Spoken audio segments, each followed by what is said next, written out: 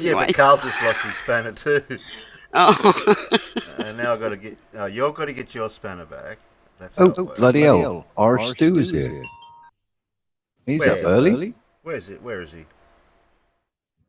Oh, there's Stewie. I've got to give him his spanner back.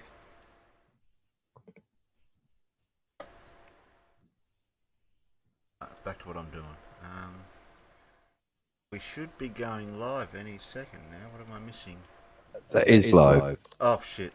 Well, don't change that.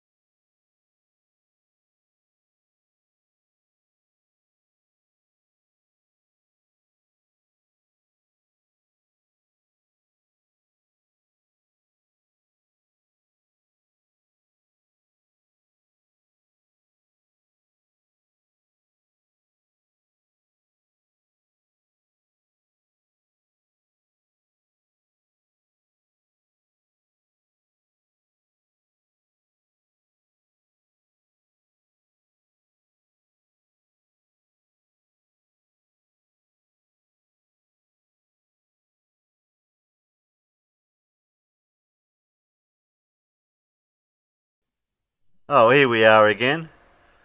Another day, another day. I don't know.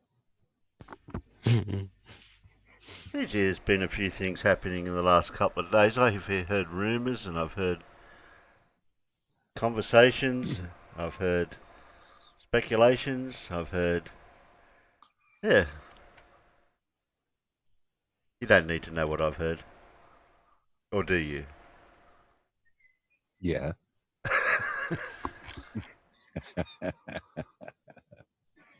I've heard that there's this Nathan Thompson getting around that's finally got into trouble for things he's done, and that's an interesting. To me, it's an interesting comparison for law and things like that to do with what you're able to do in society. Like, if he was doing something like that over here, what would his punishment be compared to what he's got? Like, I've only heard the rumor, so I'm only speculating. His mug is on their site, his mugshot, but it just says for disorderly conduct. We don't know what he's done yet. That's all it says. Yeah. Disorderly conduct.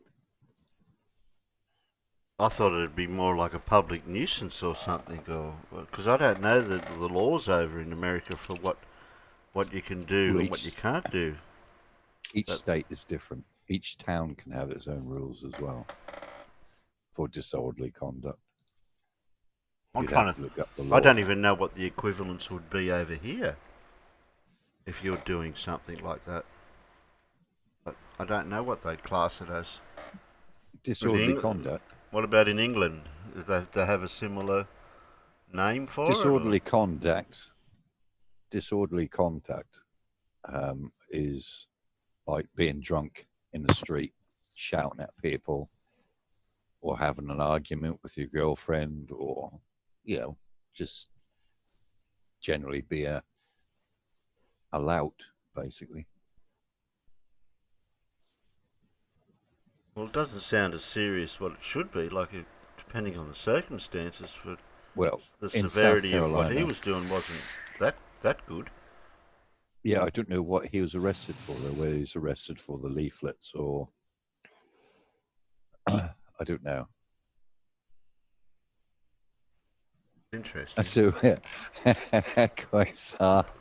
that's funny. So the police have renamed FE to being a disorder. What? What? Okay. That's brilliant. Hey.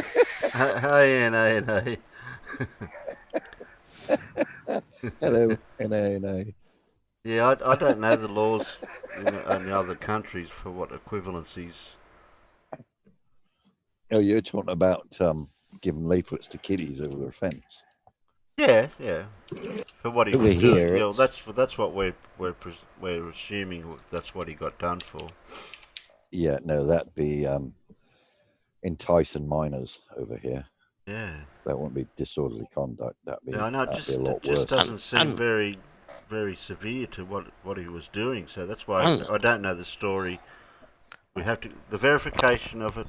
We don't know for 100%. So we're only going by what we've heard. Unless, of course, Terry, he was told to leave by like a teacher or a parent, and that became a bit of a verbal altercation. Then I'd be assuming that's probably the direction it would have gone. But not knowing, that'll come out. The charges will come out shortly today, so we should know. Well, I'll start grabbing some videos.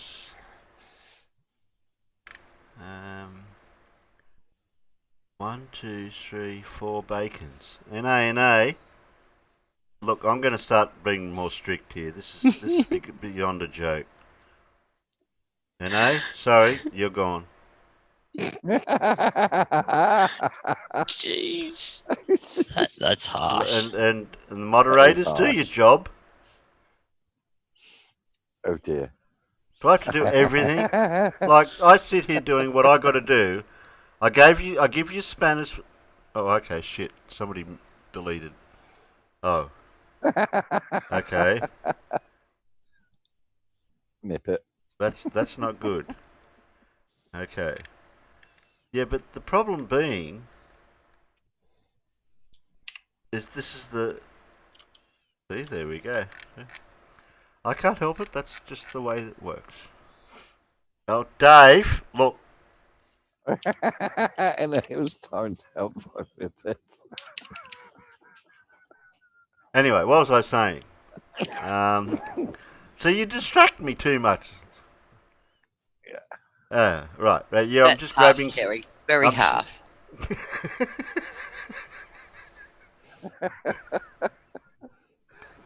Don't worry, it follows on. That's gonna be more fun. Oh, there you go. There you go, Terry. It follows on from one to the other. Terry, Global Mum just said in South Carolina, Oh, okay. a crime of public disorderly conduct prohibits public behaviour that is likely to upset, anger, or annoy others. So, if he's selling his flat Earth beliefs to other people, that could fall under the same guidelines as that. So it either upset or angered or annoyed. That's as minimalistic as what it is. Wow. But he was near a school ground, near a school, with school children. Might have something to do with coercing a minor. Yeah. I know it seems to. There's a If word it's for it. coercing a minor, that won't be public disorder. That'd be coercing a minor. Peanut Gallery, can you explain to non-sec what happened? Where was I? The real non-sequitur. Hey, what happened to my spanner? Wasn't he here? Wasn't he here the other night when all that happened? No, he wasn't here, Terry. Right. Back to what I was doing. Who else has put? Oh, where's Wally done Dim tries to curry favour to. Yeah. Oh shit! I've lost. Where'd it go? Yeah, very, very much so, Dave. Yeah.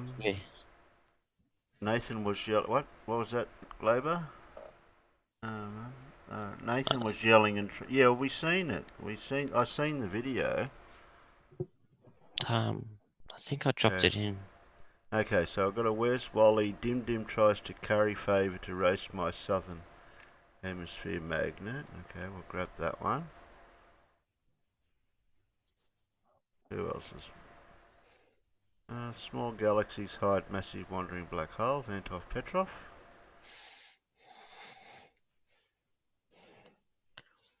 Who else has put out? Hith? What's Hith got? Does luminiferous ether exist?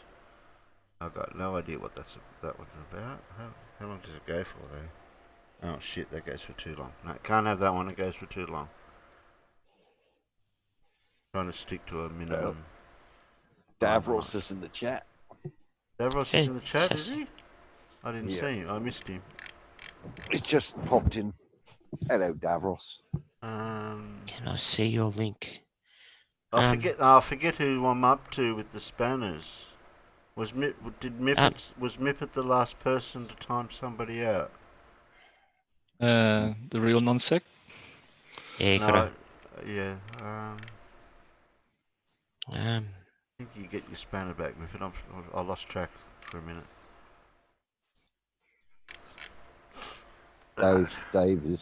Dave Cannabis is protesting against phobia. What? I'm protesting again for phobia, and so I'll have to for a lot more.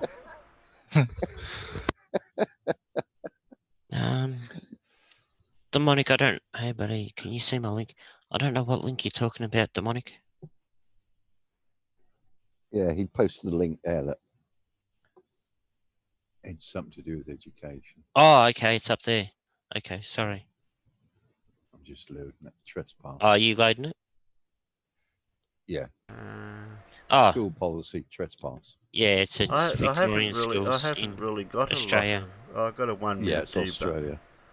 1 minute debunk. I'm definitely going to have to leave 1 minute's debunks because they only take 1 minute.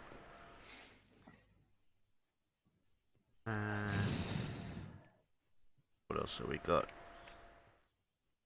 Magical? Oh, that's about. Goes for 18 minutes, so that's. Oh, we've got a Sly Sparkane that goes for. Oh, that goes for 13 minutes. It's to do with physics, nodal physics, so that's actually not too bad. That's not too bad at all, Terry. That one because he does a bit of debunking and experiments through it as well at the same time. Yep, I like that. Oh, I got another Anton here. Did he put? I don't think we watched that one. He's got a new one out. He's trying to debunk something with Bob, which is quite hilarious because he got a clue about it. What else have we got here?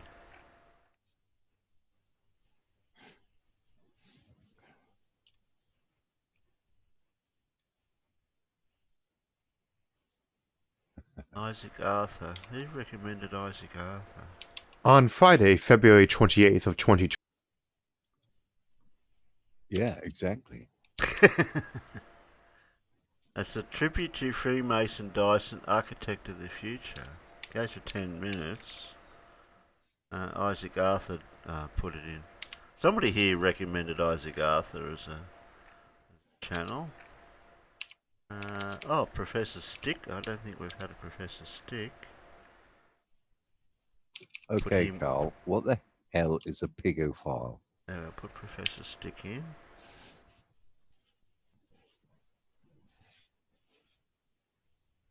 Oh, Andrea's in the peanut gallery. Hi, Andrea. You didn't ask about your spanner.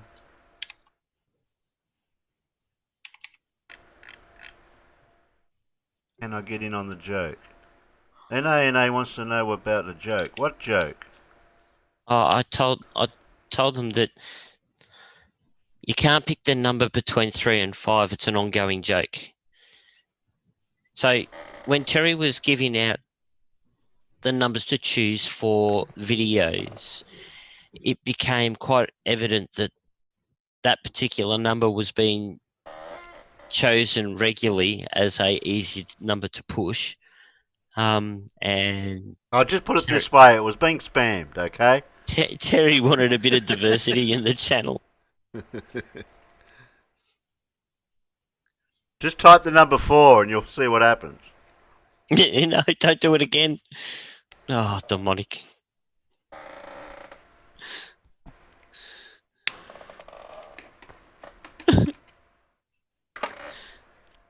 Terry. What? All right. Have a look at John, demonic. Have a look at demonic. Where is he? Where is he? Where is he? Have a look at Dave. Demonic. But that's not 4. That's 4,400,000. Dave. Oh, Dave. Dave. Click. Oh shit! Wrong one, Dave. Sorry, I clicked the wrong one. I was supposed to take your spanner off, not. Oh, you can't reverse it.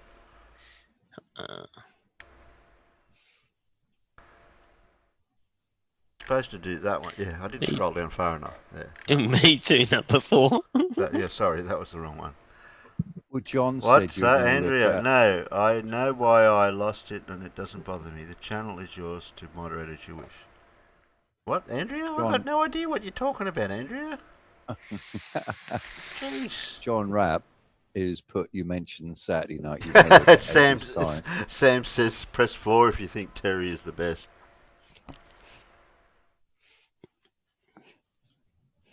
Mippet says, am I blue yet? Okay, how many videos did I scrounge up for now? Yeah, well, John, 1, 2, 2, John Rapp 3, said 4, you were 5, thinking about 6, looking at 7, AB Science's 7. latest, Terry. Okay, for well I've tonight. got. I should have had AB Science come through on me Discord thing. I didn't get one. How long ago was How long was AB Science one out? You mentioned it Saturday night. Oh, Is So that you you, might have Peter? already. Kind of cough. Who's PayPal vape juice? don't know. No. Jamie. I might have to remove them. $4 gets my Red Bull. That's got to be demonic. God. Who's got the Found me AB vape Science juice. one? Because I'll have to go and find it, will I? I'm looking, Terry. Who's got the closest? Yeah, who's the closest? That'll be I Peter. just went through me shit to see how far back we're up to. Mine's an empty bottle. No. Debunk done then. Oh.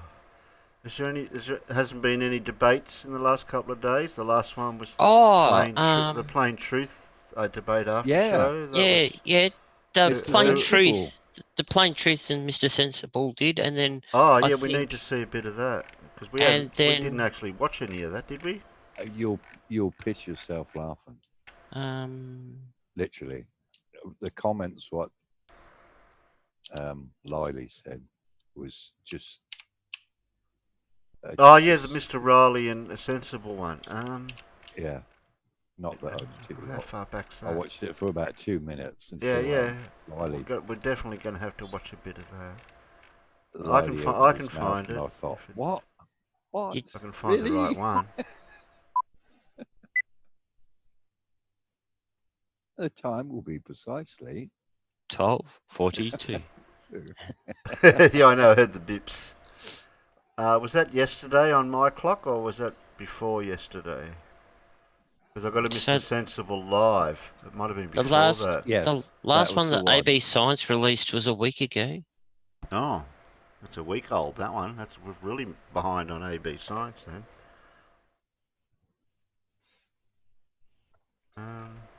I can. Where's the debate with... Well, actually, that debate was meant to be with Bandsaw Bandit, but... You've got to give Bandy's spanner, Terry. Bandy the Glober. Bandy the Glober.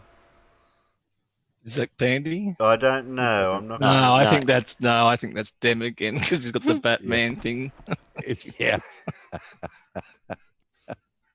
No, we don't hand out spanners willy-nilly anymore. That's harsh. Um, Funny you should say that. go. I'm glad you brought that up.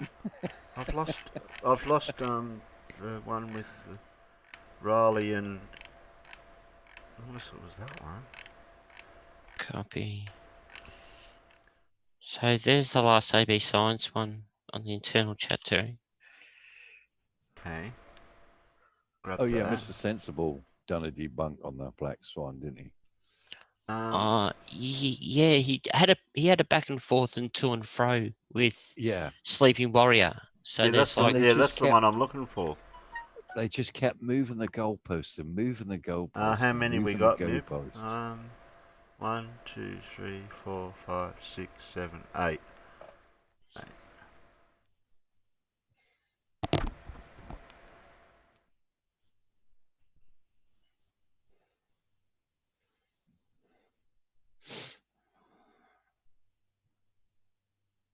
Yeah, sorry, Davros. Bandy can't have a spanner because Terry's lost his 10 mil. Yeah, I've got to find some more spanners. They're all out in the wash. I have to wait till they dry. yeah. Terry's were running out of sub money, so he had to sell half the spanners. Yep. So they're down at the local pawn shop if you want to get one. You steal, we sell.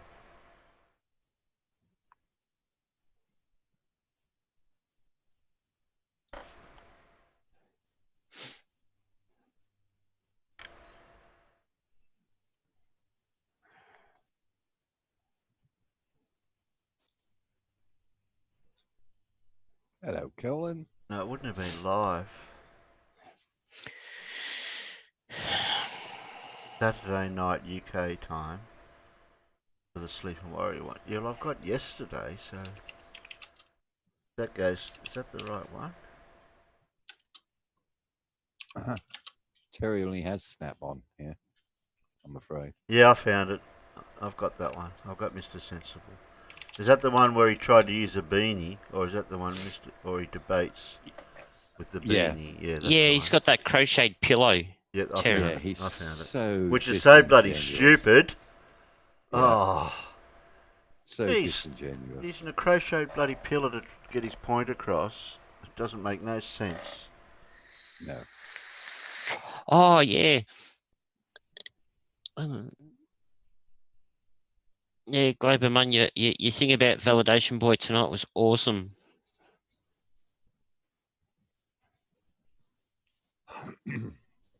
What, no sheeples? Yeah, where's Sheeples today? Haven't Okay, seen him. Davros, what you done with them? Talk to Blue Marble Science about importing some wrenches. Wrenches don't work in Australia though. They're imperial. Yep, sorry, Andrea. We don't have wrenches here.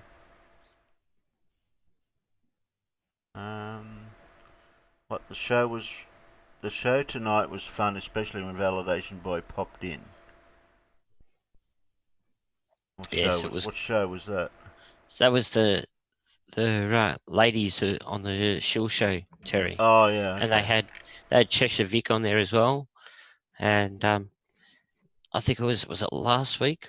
Last week they took the piss out of Validation Boy, and yeah, this week he turned up in the chat. Oh, I missed that bit. I was trying to figure out what happened for. That was uncalled for. What was uncalled for? What did I say now, Mippet?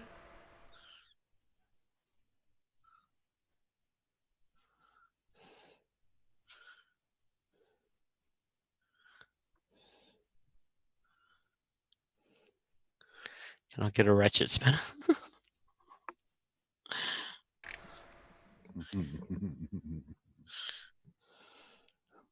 Okay.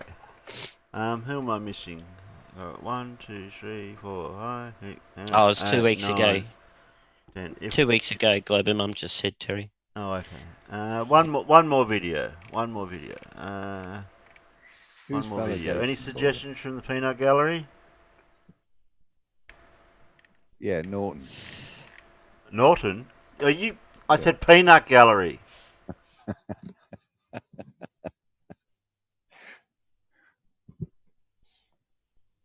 I caught Nene and I caught the last 30 minutes. Okay. Well, I've only got 9. I'll mix them around. When somebody says stop in the peanut gallery, the tabs will all get mixed up until somebody types the word stop. So you don't know which order they're being put in. And I'll keep mixing them up until the word stop is typed. No, you can't vote yet, Sam. You've got to type stop first, because I need to know when I can stop moving these tabs Yeah, around.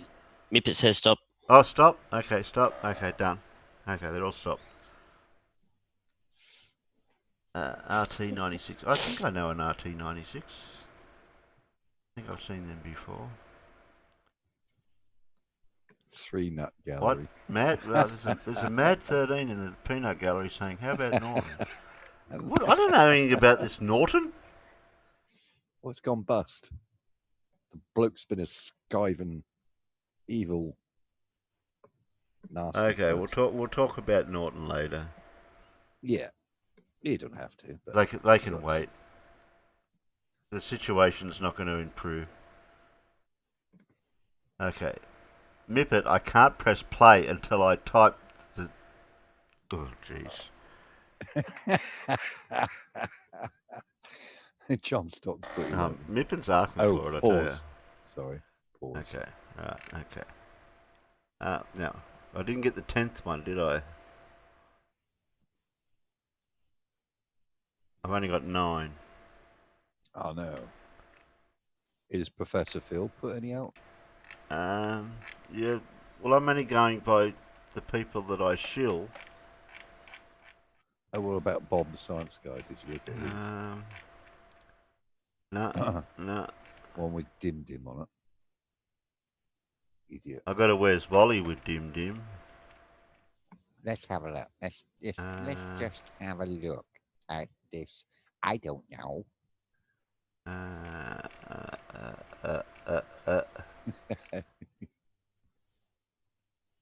No. Ooh. Yes, I did. Look, we're going to Carl. have to stick with 9. Shh. Oh, Oh, Dick. Didn't you get the Dick memo? Dawson. Dick didn't get the memo. Why isn't Big Blue here sleeping? Oh, okay.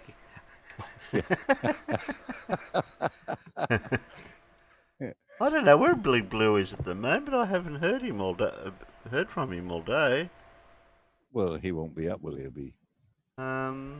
He'll be fast asleep, I expect. Yeah, what? Yeah, but it's only gone on just on 12:48 a.m. So it's only just the middle of the night. That's true. Hey, It's Dick. only middle of the night. It's nearly 1 o'clock in the morning. Anyone out in the peanut gallery can join in if they're awake enough to talk, unless they're sleeping.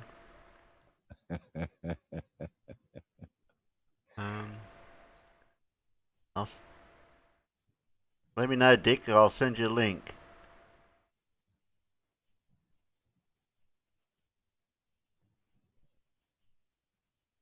Mippet, are you flirting with the peanut gallery? Doesn't he always sleep here like an Aussie? Look, Dick, if you're going to pronounce Aussie as Aussie, it's O-Z-Z-I-E. Aussie, but yeah, Glover, I've got that one in the choices. Oh, cool. I've got to listen to that Irish still.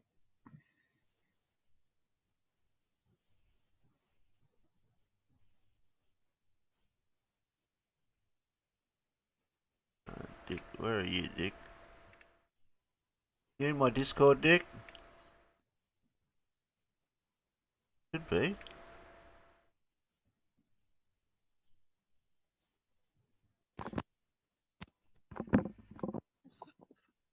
Yep. Yes, Colin. Dick, I can't find you.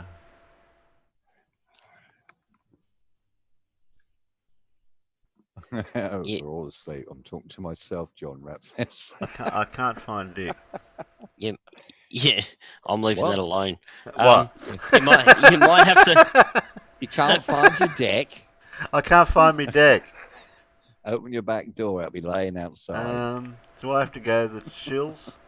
Yeah, that would be probably the I easiest might have one. to go down through the shills and find you. Where are you in the shills? Should be in the shills. Where are you?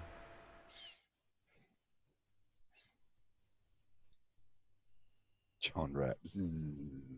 Why are people so hard to find? Who are you looking for? You might not be. What, in the shills? Or in me Discord? If I can find you in... So he's like third from the top on the shills, Terry. Is he third from the top? I didn't even notice third from the top. Oh, there you are. Well, how about... We'll get that out of the road. I'll send you the invite to mine. And... Terry's going to show you his if you show you. Oh, I'm Both leaving got to that show alone. each other's decks. I'll show you mine if you... Yeah, okay. Something like that. Let's see who's got the bigger deck.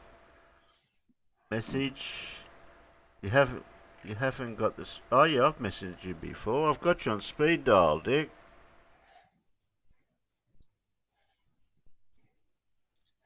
Yeah, I've talked to you before, Dick. Well, it's all right if it drives you nuts, Dick. Okay. Because Terry's giving you a spanner. Who hasn't got a spanner? Sean Hawkins No, hasn't got a spanner. Oh. Sean, type the number 4 in. No, don't, Sean.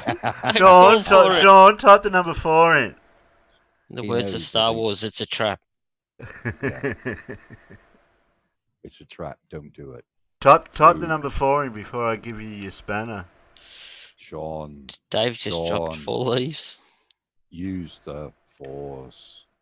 It's a trap. Zoom. I hate Zoom. Look, there's nothing wrong with Zoom. These people that complain about Zoom, they're worse than a flat earther.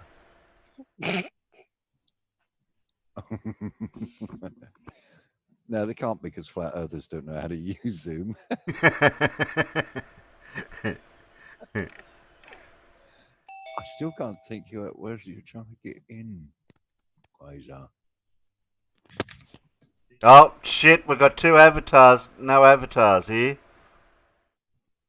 That I should have wrote the rules out. Sean just wrote the letter 4. Peanut gallery. What happens to people that put 4?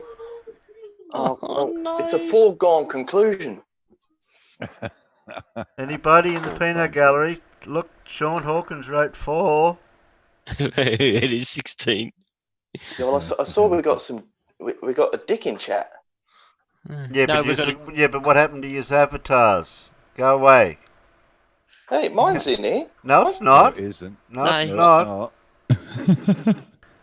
it's Carl wiped out Sean. Poor Sean. How are you, How Dick? do I give myself an avatar in this godforsaken app? Okay, who What the hell am I who doing? wants to run it by him? You have to go back out, obviously. You've Oh, downloaded. of course I do. And if you're on your computer, you have to make sure that the app has got your avatar synced into the app, where it's in the settings. So it usually Okay. usually links with Google or Chrome or whatever you call it. And doesn't he just need the Zoom app and then log in with his Google account? Hang on. Do you want to do the cheap one, Dick? Are you on the computer? Yeah. I you on the got Zoom computer? app open, but it just says my name only. Like I don't. So I'll give you the cheat, the really quick cheat. See Okay. where down the bottom on the left-hand side where it says video call? No. I see you. No, that doesn't help. Start video. Start video. Okay. See where it says start video? Yeah. Yeah, click the up button. Okay. Click choose virtual background. Am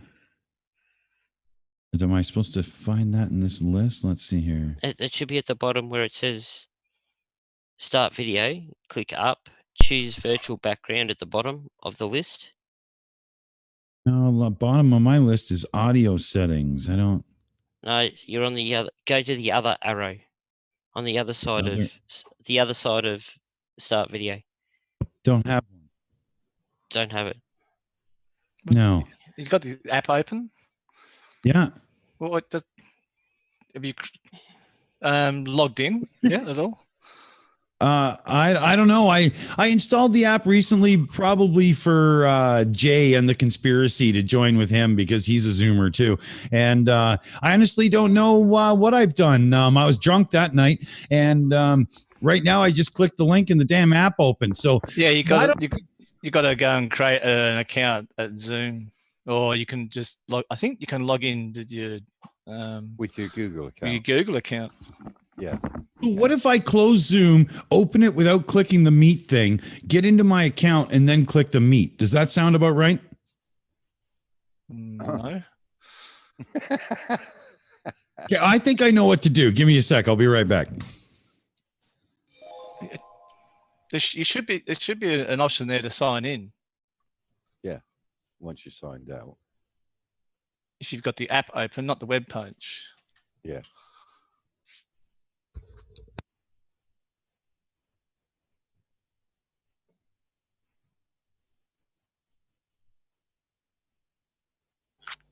Terry, check Dave's comment.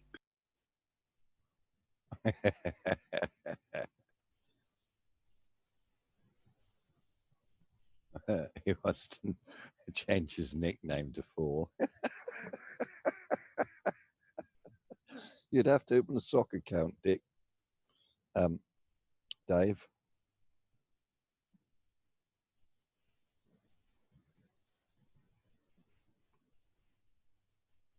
Don't tell me mine's just shit itself.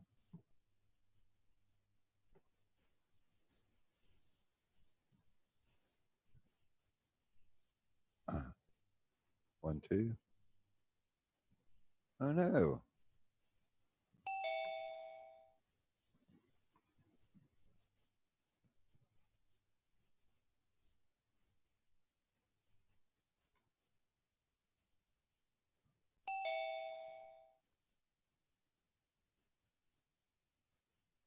It'll be right. Don't worry about it. I'm dealing with everything. Okay. What happened there? Somebody's getting in trouble. Yep. 1, 2, 3, 4. Okay, so I'm back and I'm me. So yeah, that wasn't overly painful. No, you just got to sign into Zoom. That's all.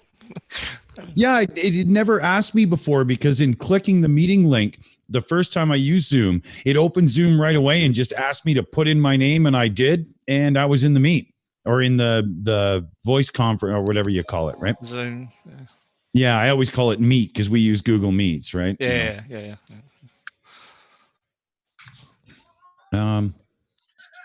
Oh, that's odd. My mute light is backwards. Okay, well, whatever. At least I know it works. Well, So what's on the better when agenda? Dick's muted. Yeah, I was muted What's on too. the And agenda here? What's everybody thinking? Dick's deaf. Okay. I was muted he's and I not didn't deaf. realise it. Okay, I'm back. Okay, did I get the... Look, I can't answer the door all the time while I'm over here. Well, if you keep shutting us out, you got to I keep didn't. answering I the didn't door. shut anyone out. I've been You over here. did. I haven't been over there. Yeah, you were. No, I was I over saw you. here. Yeah. Why don't you navigate yourself to the back of the line with your Copernicus shit? Right. Okay. Now where was I? Well, so you were navigating through some tabs and Oh, yeah, hopefully that's- going yeah. to a vote. Where'd you 1, 2, 3, 4, 5, 6, 7, 8, 9. I was going to do a 10th one, but I don't think we.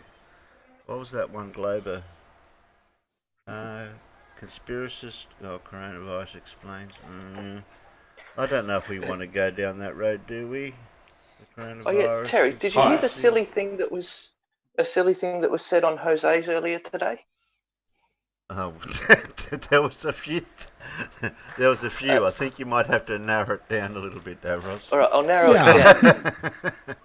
Hang on, try this on for size. I'm no expert in this, but I'm going to argue because I know the 5 different things for refraction.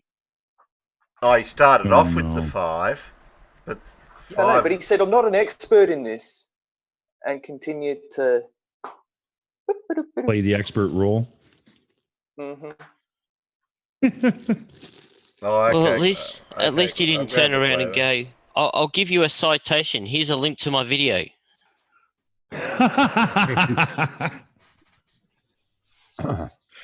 Oh, I've seen that before. That's hilarious. Yeah. Okay. Hang on, here's my printed thesis. I'm going to put hyperlinks at the bottom of the page for you. Yes.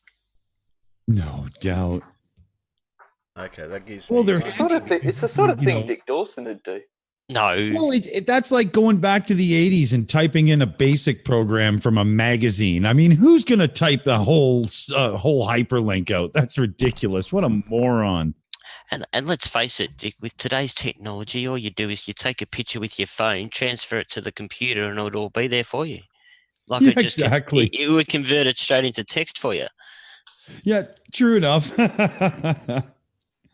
True enough. If anybody wanted to read his crap, that is. No. So watch for the voting in this peanut gallery, Dick, and if anyone puts a 4 in, let me know because that's bad. Speaking of F words, they're already starting to advertise for flu shots. Yeah, no. Yeah, be a flu fighter. They're talking about one's coming out. Well, actually, my mum had hers. What would it would have been about 2 months ago now.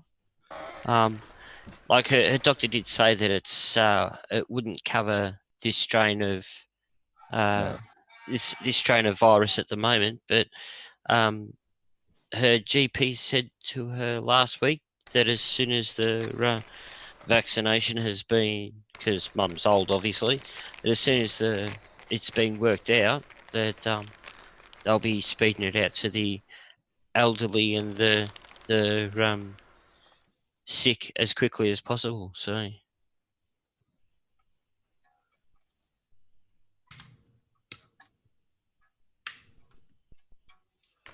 Andrea.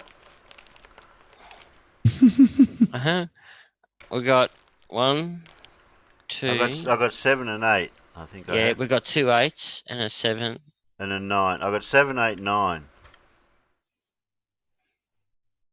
I don't know what And that's Colin's why 6 writing. was sad. Colin, Yeah. what on earth is 8 divided by 2? That's 3. Oh, That's wait. me. 8 divided by 2 is... No, anything divided by anything, the answer is 3. Oh, we've got 6. a 6. 6, 7. See? Oh, we've got 2 7s. 5. Oh. Half of 8. You're never going to get a consensus.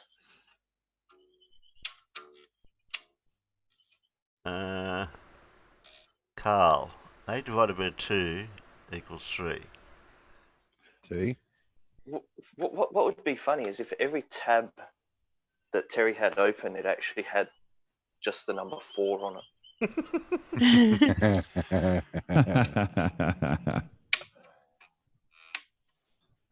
Aaron wants to come on, Terry. Yeah, I noticed that.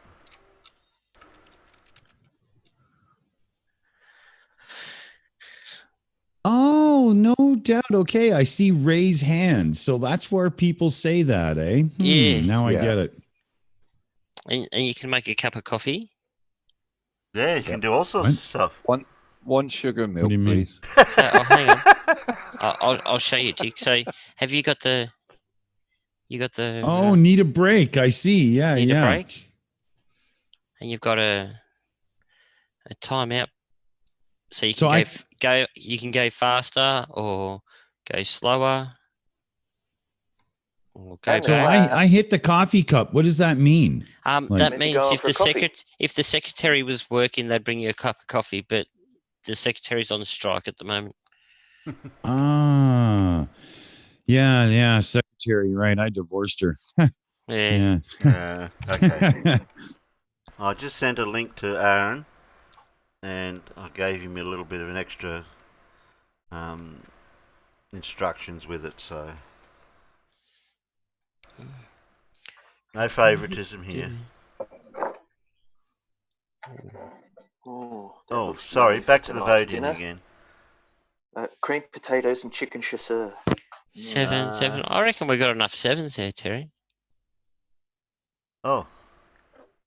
Well, lucky 7s. Yeah, but what's all this 3.33s and 7 of 9? They're trying to and make you think. 10 and something minus 117. Oh, look, give me a headache. Well, Carl's doing the classic negative number joke. Yeah, they're trying to JM it out of you. Hi, Professor Phil. Yeah, I seen Professor Phil was trying to work something out with something there. I forgot that was. What they keep? He says he don't believe these freshies don't understand index laws. Yeah, but oh my God, you're what are they missing teaching kids these days? Yeah, well, they're missing it by a plank length. So they're close, but just not quite there. That's real close. I need a bigger screen. I can't have all this in one go to count.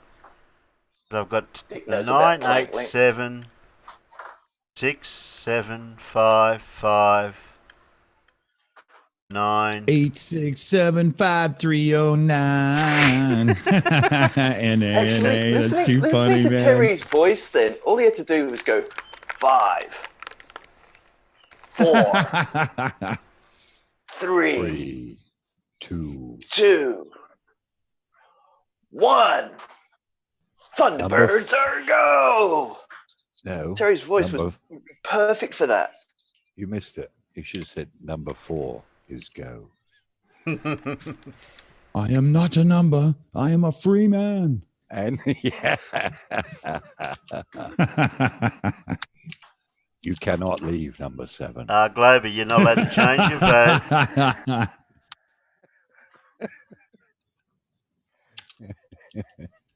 We'll send the company Gotta love balls those. out after. I only need 3 of one number. That's all we need. Yeah, we got How hard- 3 sevens. How hard? We got 3 We got sevens. three Okay, I'll threes. count them again. 9, 8, We got 7, 7, 5, 5, 9. You're not very good at counting. Terry. 9. That's all the numbers I can see. Yeah, but I reckon there was 7 numbers there. So you had 2 sevens in there with 7 numbers. Therefore, you've got 3 sevens. So Can I suggest a Streamlabs poll? Because then you could just read the tally off the screen. You know, it's just easier. Dick. No, Dick. This is now. Hard Terry you're enough. talking to. Yeah, it's hard enough getting this stream together. There's 2 more 5s, Terry. So we must This have is enough. my in-between stream, Dick. This doesn't matter what happens. I just noticed, Terry. That's why I got invited. I understand now. Well, I we're just saying noticed, 5. Terry. Yeah, 5. We're going to Go go with 5. 5. Go 5, Terry. Consensus is 5. What, we need to Terry? be 5 beers in to understand this counting method? Or Yeah, that sounds good. Yeah, that'll do. Terry, you're posh. I didn't realize you had a double-barreled surname. Huh? It's Terry Davies, host. That's quite cool. I don't know why you put host in brackets, though. That's just being really pompous. Where? it's not him, Zoom did it. You can't say it, Terry, anyway, Ken. It was laid out facetiously, right? You know. I'll fix that. Who's went for seashells? They're not in the chat. They left. There you go. I fixed it for you, man. What's that? There's nobody watching now. Top host. Okay. Very good. Terry's the top host.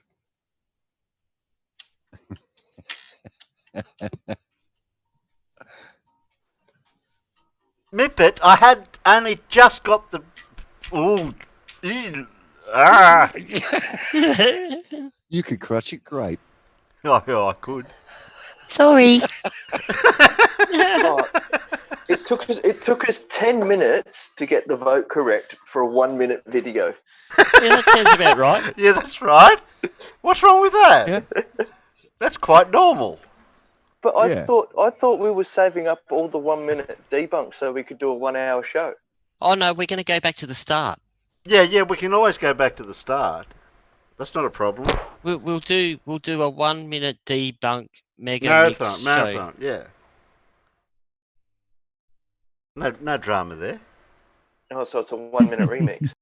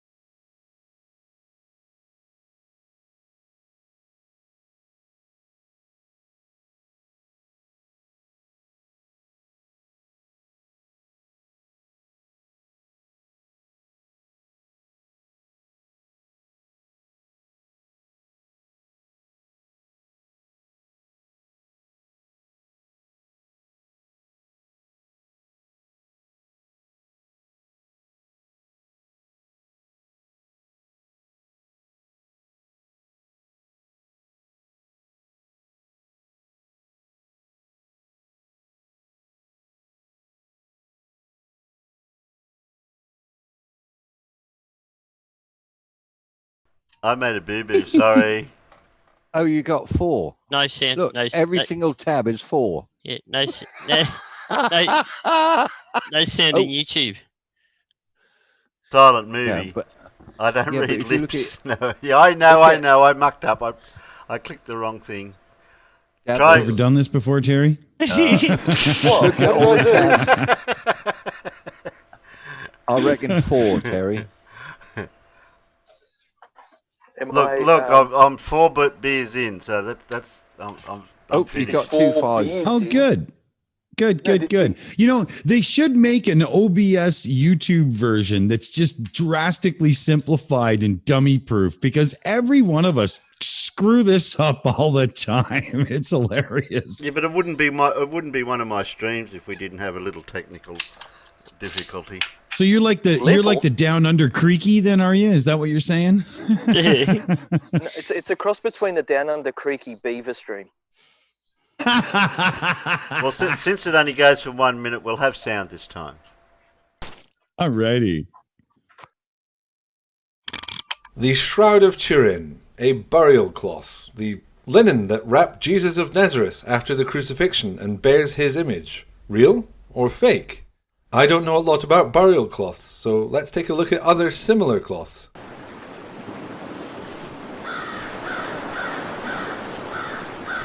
Okay, so it's kind of unique. Let's take a look at its provenance. Where did it come from? The earliest known writing about it is from 1390, when Bishop Pierre d'Arcis wrote to Pope Clement VII that the shroud was a forgery and the artist had confessed. What then is the Catholic Church's official position on it?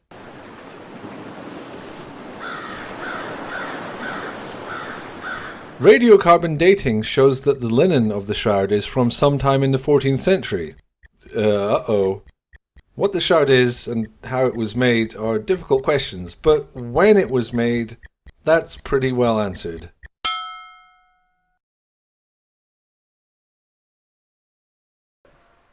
Oh, He's just a master, isn't he? How's he squeeze it in? I don't get it. It blows my mind that he can compress that down, and at the end of that 1 minute video, you're like, "Yeah, all right." You know what I mean? It's crazy. He's really good. He finished his last word right on the timer. That's clever. Very. Yeah. Anyway, To me, the Shroud of Turin is the same as the Priory of Zion. You know, popped up in history around the 1950s. Those 3 guys that pulled the hoax, and now no one will stop with it. And it's the same Yes. kind of thing. It just kind of pops up and becomes a thing, right? Yeah. I would say it really leads to the human nature, our desire for things that seem a little larger than life, and you grab onto them, but then some people turn it into conspiracy nonsense, and you end up doing what we do and slapping them around on the internet. It's kind of that, right? Yeah, that's what it's built for. Someone thought, how can we make the internet interesting? I know, conspiracy theories. Yeah, well, after the first 6 years of internet being nothing but, you know, pooping on movies and pornography, we had to have something else. So conspiracy, that's good, right? Yeah. It works. Yeah. Yeah. And then someone mentioned Anthony Riley. And they thought, oh,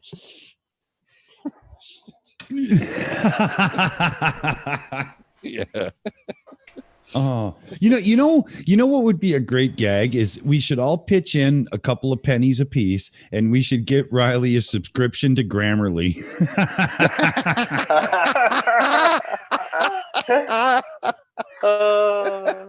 But what's funny about Grammarly is it actually uses the Microsoft Word algorithm for its dictionary. Does it? Yeah. Well, they had to get the database from somewhere, right? And of course, who's been doing it for the longest? Word. So Yeah, right. They basically borrowed the what is it, the sentence spatial demographic of sentence structure algorithm. I think it's something like that. And then Grammarly grabbed it and then added their bits and pieces to it, and then that's where Grammarly came from. So it's a similar story to nuance voice technology turning into Siri. Yeah. It's not hard. We don't So have. Shroud of Turin, you know, religious icons like the Grail and whatnot. Wow, do they ever spin the stories quickly? Like they take on a life of their own. It's absolutely crazy. It really is religious flat Earth. There was the thing to do with the Ark, wasn't it? There one time they were trying to chase down the Ark. I remember something about the that one that they time. So they went to Mount Sinai in Turkey and found. Wasn't it Ararat? Well, that's the thing, right? They thought it was Mount Ararat, right? And then someone said, "Oh, well, why don't we try this other mountain?" And then let's try this other mountain. Hang on, let's go back to that mountain and we'll try that one again. You know how these things work. Yeah, I did see a TV documentary type show once years back. I'm thinking a good 20 years ago or so, but you know, it's not like it's my field of study. And so Jonathan Frakes obviously hosted it. Yeah. Good one. And but yeah, a couple of dudes did a little expedition on Ararat because as snow was melting, there was this dark object scene, and they found some old wood, and it dated back to a somewhat appropriate time and whatnot, and it was pretty interesting. I mean, I'm not saying it was the Ark or anything because, well, that's crazy, but it was really interesting that you know, this thing popped out. You could probably find a picture of it if anybody was Googling it. I hear keyboard going, so somebody's probably on it, but it was interesting. What's the other one? I watched one recently where a couple of people were trying to find evidence of the Exodus, and they were they were looking for a sandal. Yeah. No. What they were doing is they were actually looking for chariots in the water. No shit. I kid you not. They really were. So they went on this dive. They went from the Go movie. ahead. The movie where they actually parted the waters and killed all the. Yeah, They weren't and actually being chased by anybody. Well, but this is the whole thing. Now, let me finish. Let me finish here quick because it was very interesting because I don't buy the splitting of the sea and the chariots being drowned and whatnot to save my life. There's no way. But I kid you not. If I can find this, I'll try in the background here. But these guys, they went diving, and you're not allowed to bring anything up. I think it was the Red Sea or something like that. You know, around that area. I'm not very good with the geography there. Was it the Red Sea or the Dead Sea that he parted? Which one? The red. Yeah, and so they found a spot where the ocean floor or whatever, the sea floor was not very deep and whatnot, and the mountains came into a sort of point that would, if you were marching through from the one area to the other, that's where you would end up. And there was like a little beach section where people would be trapped and felt like they were, you know, if somebody was coming at you, you'd be trapped. And the geography kind of matched the situation. So they got a boat out and they started doing some dives. And I'm not kidding. There's these weird coral formations under the water that really look like a chariot axle and a wheel with the spokes and stuff. And it's just this round thing with spokes and a rod sticking out of it. And I'm a car guy. To me, it was an axle and a wheel. Now, I'm not saying that confirms the Exodus in any way, but there could be a historical account of something that happened that led to the story of the Exodus, because it really looked like it. It was crazy. Yeah, question. How does if someone was in a chariot riding at full speed and the water was quite shallow, that looked like it's parting the waves, wouldn't it? Yeah. Glober Mom's saying she saw the pictures, and I'm not kidding. It really, really looks like man-made stuff that's just been in there so long that it's now a coral chunk. And the corals are not like evenly spread on the sea floor. There's like a little blob here and a little blob there and a little blob there, and it was crazy to see. It was absolutely crazy. But again, I'm Sorry, not saying that it, no my way. skeptic here is thinking, so how did wood last 4,500 years?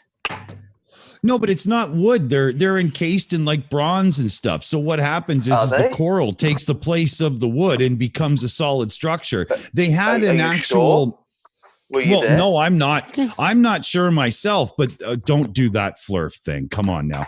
But the person that was talking did provide a mechanism that made sense in an actual scientific way. Where and I could say some words to you scientifically that would make you think that the Earth shot out of my ass.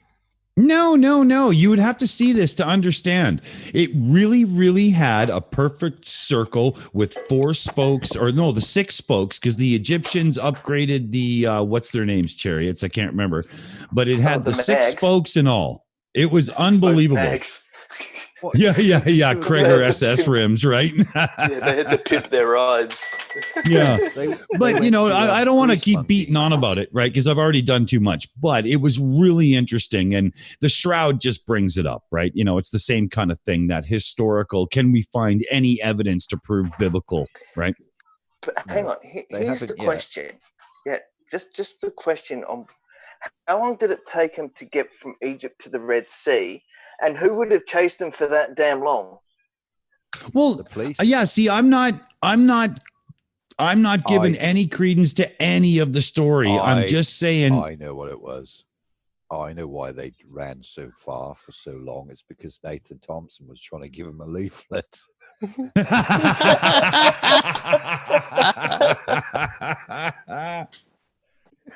Oh, that's a good one.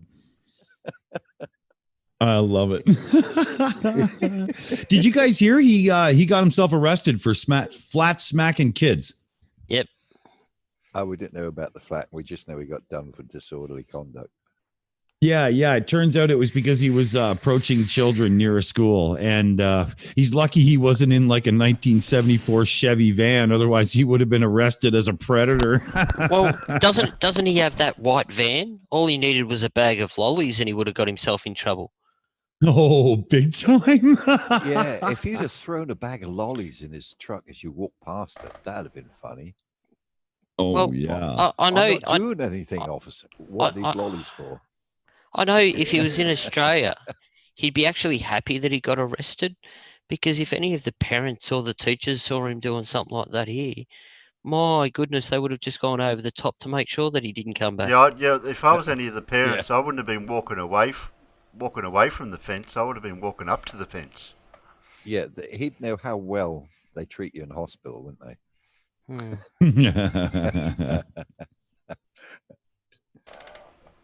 Well said. Yeah. I'm walking away. But yeah, when it comes down to the Shroud of Turin or whatever, to me, the only thing I see is a grab for publicity and whatnot. It's a joke. Come on. Yeah. It was a media thing. Realistically, even back then, it was just nothing more than a call for, look, we've got proof. Here it is. Sorry, Carl. Exactly. Okay, back to the voting. Where am I? Oh, you put all those numbers in. NA put 3.145926535897. Oh, you just copy and pasted that, Nana. He wants some apple with that. Okay, so the voting is 82151. And that's it.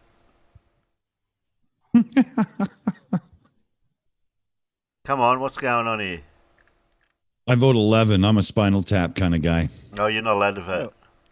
Apparently, he posted the actual arrest warrant. Yeah.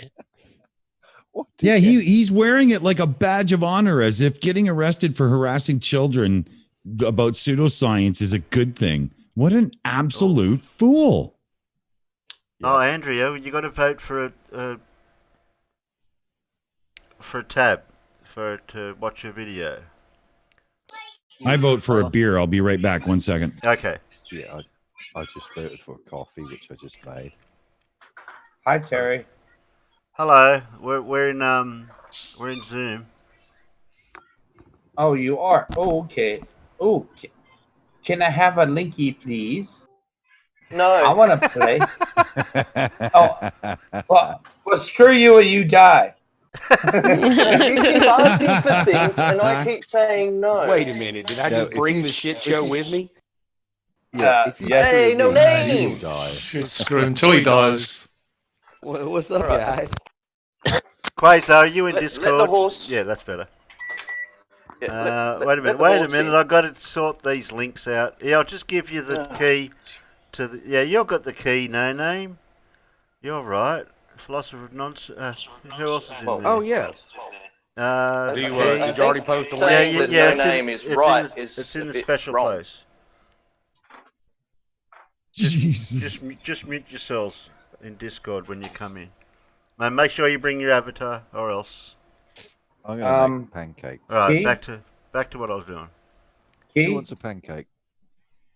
Well, I'm having cream potato and chicken chasseur, so you can take your pancakes and stick them out. Because I had pancakes last night. This is taking a long time.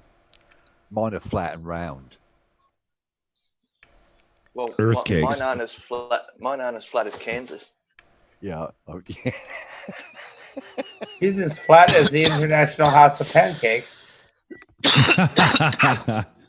Hey, NASA Black Site, how's it going? Yes. Can they hear us? Black site. Yeah, we're still open at the moment. Key?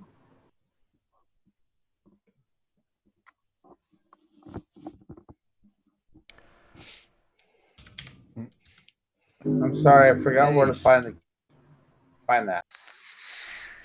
Okay. A couple of reasons. We need. I sometimes wonder Hey! if we should start charging for childcare rates. Steamy Cup of Reason, how's it going, buddy? We got a shill in the house. Oh yeah. What's that? A streaming cup of treason? What? Well, he is a Canadian in Vietnam, so you might be onto something. I'm not sure there. Mm-hmm. Yeah. Okay, update on vote is 82151. Sounds like a bloody phone number for a taxi company. Yeah, that's it so far. Come on, pick a number. 13227. 3, 4, 5, 6, 7, 8, 9, 10, 11, 12. 11, 12. I love that one. My son and I still sing it. He's 12. What aren't we meant to sing that anymore? Well, I sing it every time I see Daniel Pratt's face on screen, but that's just because I'm trying to educate the man. No, we go 1, 2, Cookie Monster don't care. Cookie. 4 and a 5. Hey, Cookie Terry. Monster don't care. Does that mean Cookie Monster's the original honey badger? Probably so. Is there a key to this lock? Now we've got a 2 and a 6 and a 5. Oh, skeptic. Oh, well, that's 3 5s. Oh, is that 3 5s? Definitely 3 5s. 5 wins. 3 of a kind. Cypher Zero, superhero landing. Good one. Yeah, 5 wins then. Where's your wench? Who's a wench? Who's missing a wench? Cypher's lost his wench. Cypher Zero's no wrenches here. Sorry, mate. Yeah, you're going to have to go to the toolbox and get the right one. Go metric. 1, 2, 3. I still don't have a key. Huh? I gave you a key. Where? In the special place. I don't know what you gave to who in the special place, but I'm not sure that should be on YouTube, buddy. In Discord, scroll down and you see where the dingo did it. Yeah, you do what look in that one. That's and then go into Oz Squad. Don't forget to hit the. Yep, like I got you. button. No, I got you from there. I got Right, you from there. okay. You don't want me to hold your hand anymore? No, but you can stop touching me in a special place. Or maybe you can continue. I know. It ain't getting any harder. Quit it. Okay. Well, if you touch it like that, of course it's going to go soft. Who have we got? Oh, we've got this one. This is number 5. Or if you touch it, it might be a really hard situation. It's not that I'm an expert on anything, you know. Oh, this goes for 1 hour and 33 minutes. We can't watch AB Science. Okay, Who gave me that? I'm gonna switch over to Zoom. AB Science, that's a good one. Yeah, but it goes for 1 hour and 30 minutes. We're not going to sit here for 1 hour and 30 minutes. Who gave me No, that? for the luck. Yeah, No, who that's. gave me that? No, Did we can't do already that. cover Nathan Thompson? Cover him in what? Tar You've and got feathers, some, of maple course. syrup.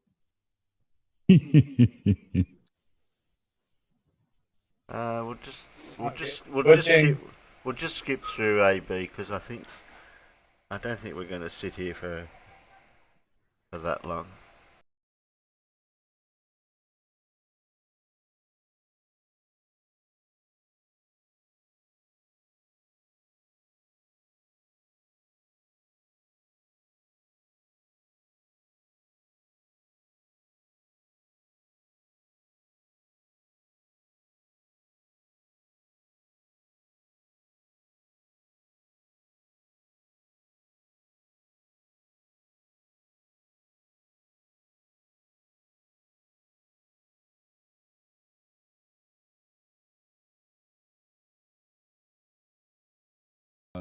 I reckon I could kick its ass. However, I did go scuba diving once, and I did get slapped by a fish, an actual stray. Well, it was fucking massive. Apparently, it was a tuna or something like that, and it swam past me, and yeah, it actually. I turned around and it actually whacked me in the face with its tail and dislodged my mask. It was kind of cool, but I didn't know that tuna was that fucking. Well, it's not even that big. It's fucking massive, right?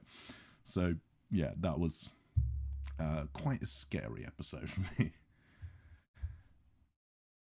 Right, so for any questions that you've got, I need to make sure that I've got Discord open so people can punt me questions. So direct your questions either at me or at Logical Troglodyte or Amy Hogan as well. All right. Okay, so we've got some decent questions coming in. Let's see. So yeah, I've answered that question.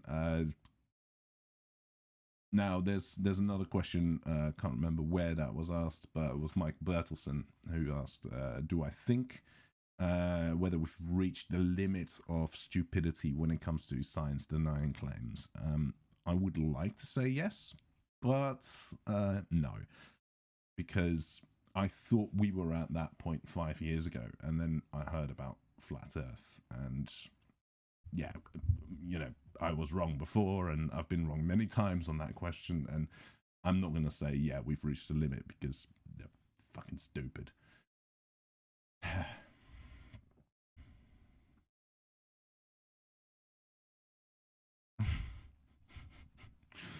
Okay. Ooh. Right, okay, so Barry On asks, if the Earth is really spinning, why do farmers still have to rotate their crops? I think that question, yeah, I can't, no, that's a good one, and I don't think I can come back with a funny response to that. Maybe try some vortices or something like that, I don't know.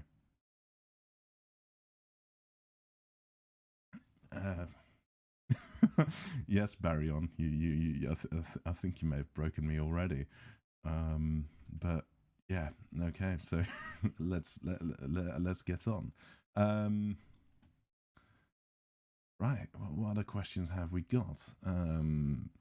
Harold, he asks that if you'd have to get rid of one language in the world, how fast would the French have to learn a new language?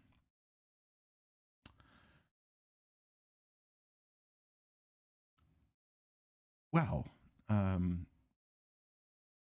presumably, if you're getting rid of French, then they would have to come up with a new language very quickly. But you know perfectly well that the French will resist to that quite heavily, and they will refuse to learn a new language. So that could take forever. So the French society will probably just collapse. Sorry, French people, but you know it.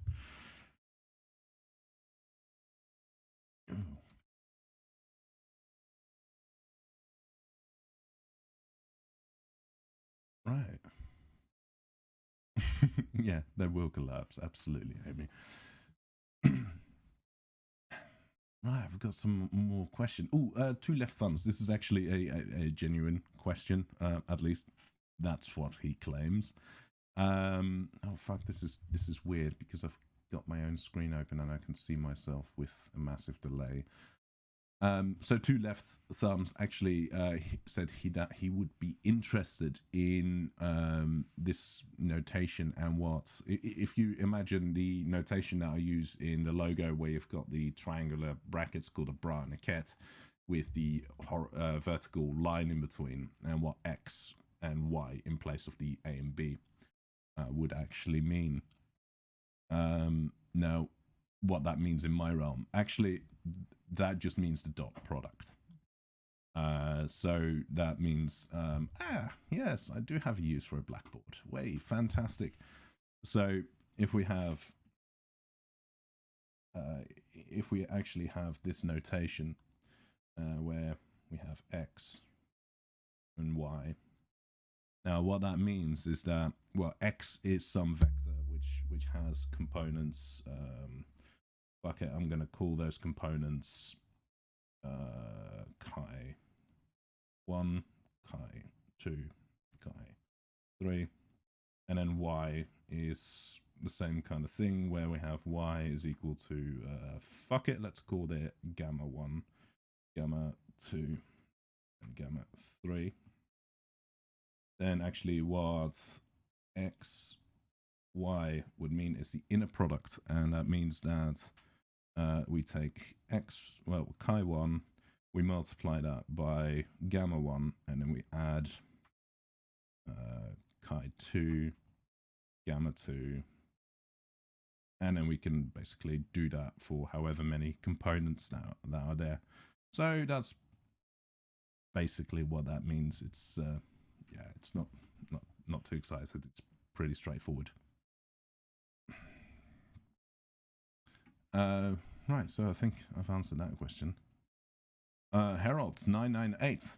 If you were to look at my amazing horse and give it a lick, what would it taste like?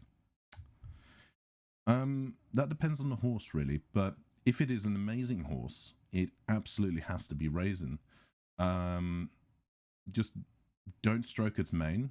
That might take up quite a bit of space in your house. I don't think you have the space to store that. And I definitely do not have a look at where the lemonade is made.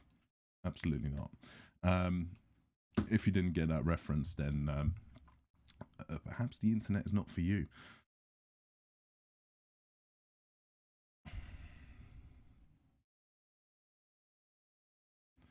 Okay. Right, a few questions that are coming from the live chat straight away. From Logical Troglodyte. In order to become a physicist, how sane is too sane? You have to be a little bit weird to be a physicist, but you know, sanity is defined by societal standards, and yeah, definitely scientists do not kind of meet what those societal standards are, you know, consider as normal. But that is more of a question on what society defines as normal. because who would willingly do so much work so many hours in a week for such little pay? It's I think that, by what is generally considered the sane in society, and I think scientists completely fall apart there, because you think about it, you talk to academics, you talk to them about their work, and it is mental. Why would anyone work that many hours for such little pay? But that's because societal standards state that you don't need to have joy in your job. So yeah, we are definitely a weird bunch, absolutely. Right, Michael Dan Olsen also in the chat. So is Ken Wheeler Botnik AI the script writer for Theory Hypothesis? Well, I would say no, because I based it on his book. But in the latest video I reviewed, he said that there's no space for time in Mother Nature or whatever, because time is the number 4 for some strange reason. So it could very well be that he created those videos which let me use his, and he created his book that allowed me to feed the Botnik AI. And because time, is not a thing, he's managed to actually use that to create the book. So we're kind of in an infinite loop, a kind of paradox here. So Mike Bertelson's wife wants to know whether you or my wife plays all those guitars. No, actually, they're mine. Mr. Science plays the piano, but yeah, I play the guitar and the bass and lots of other things, but mainly because, well, I do music production. I write music. I'm not a particularly good guitarist or anything, but it's good enough for what I need it for when I write music. So yeah, that's awesome.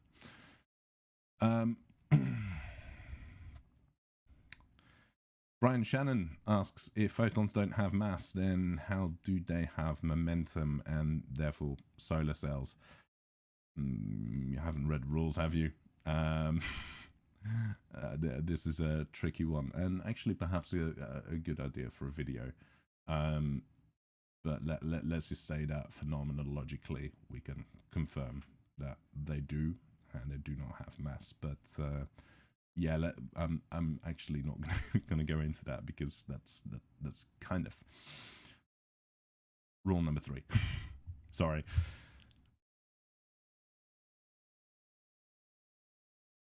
Should we just get John Watson? Should we just get over with it? Get it over with, and ask Darren Brown to tell us what quantum entanglement is? Yeah, possibly. I don't think he'll have an answer, but we do like Darren Brown. He is fun.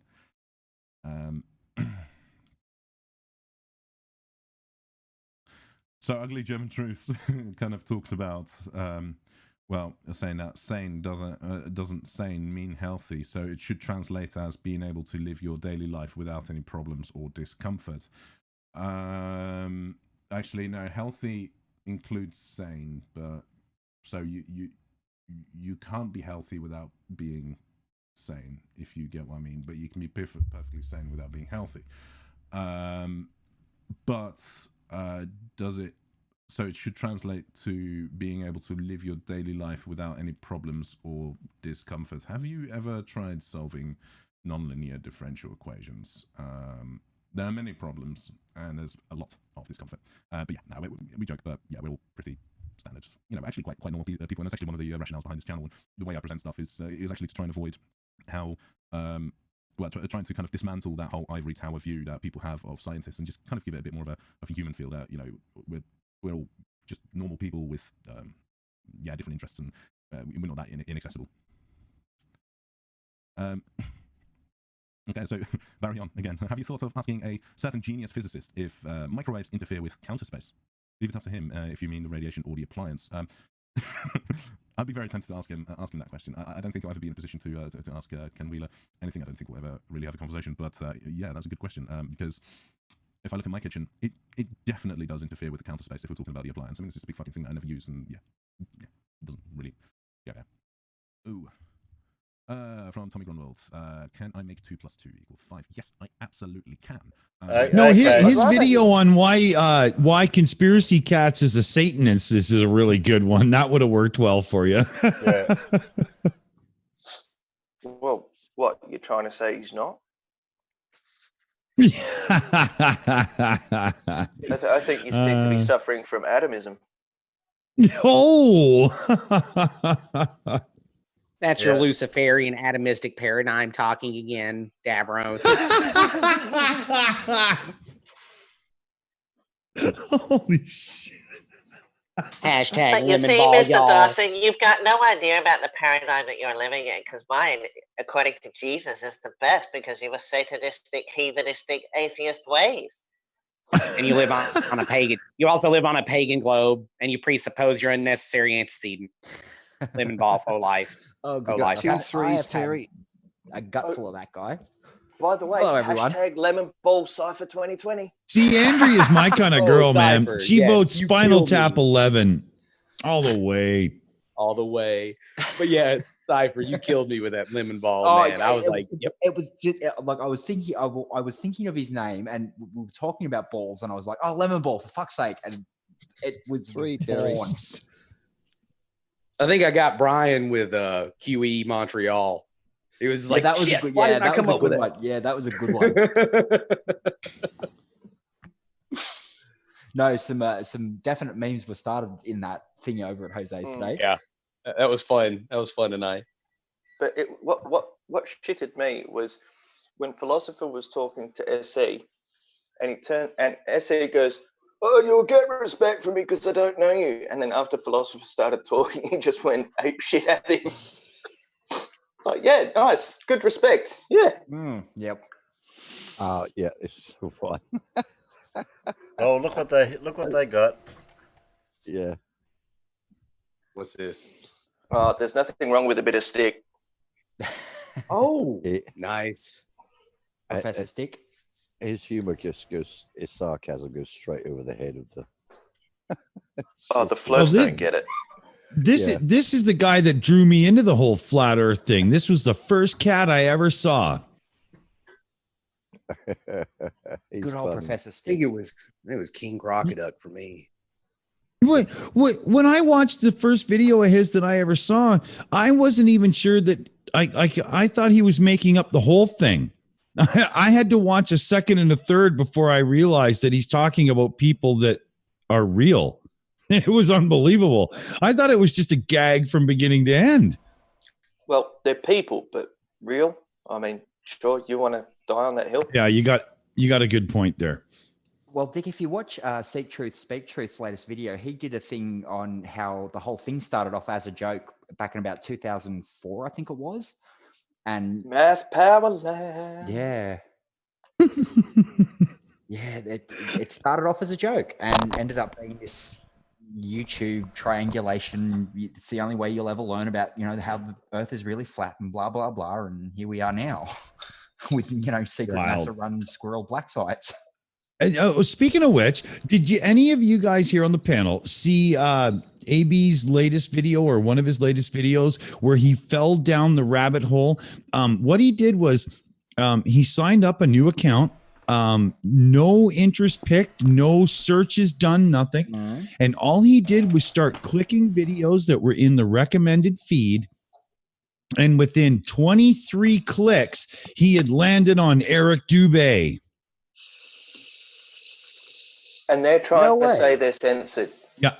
Yeah, they're trying to claim that they're being stuffed and this and that and whatnot. But if you watch AB's video, literally within 3 or 4 pages of recommended, he was already being served up BS. And it didn't take long before him to be fully in the rabbit hole of conspiracy nonsense. And it was unbelievable. The shills, like we have a little private Discord. Oh, it's totally worth it. We have a little private server for Discord where the shills chat amongst ourselves to plan our shows and this and that and whatnot. And he let us know as he was doing this little experiment what was going on. And we were blown away because how fast he got taken to the extreme depth of the rabbit hole was mesmerizing. Absolutely crazy. That would have been before they changed the algorithm, though, to stop them. That was 3 weeks ago. Oh, really? Oh, shit. That was 3 weeks ago. I'm not kidding. Wow. Hey! You just got told because you wouldn't stop talking by a 5-year-old to shut up. Oh, well, we had something to say. What are you going to do, man? Dave, tell Nicholas to say press play. Yeah, Rennie, rename me. Hang on. Rename me. SC. They said he's been studying astronomy for the last 40 years, yet he doesn't own a telescope. Yeah. I find that a bit hard to believe. Yeah. He's such a liar. He is so dishonest. Press play. Press play. Hey, Nikki. Press play. Hey, Nikki. It's Uncle No Name. I heard press play.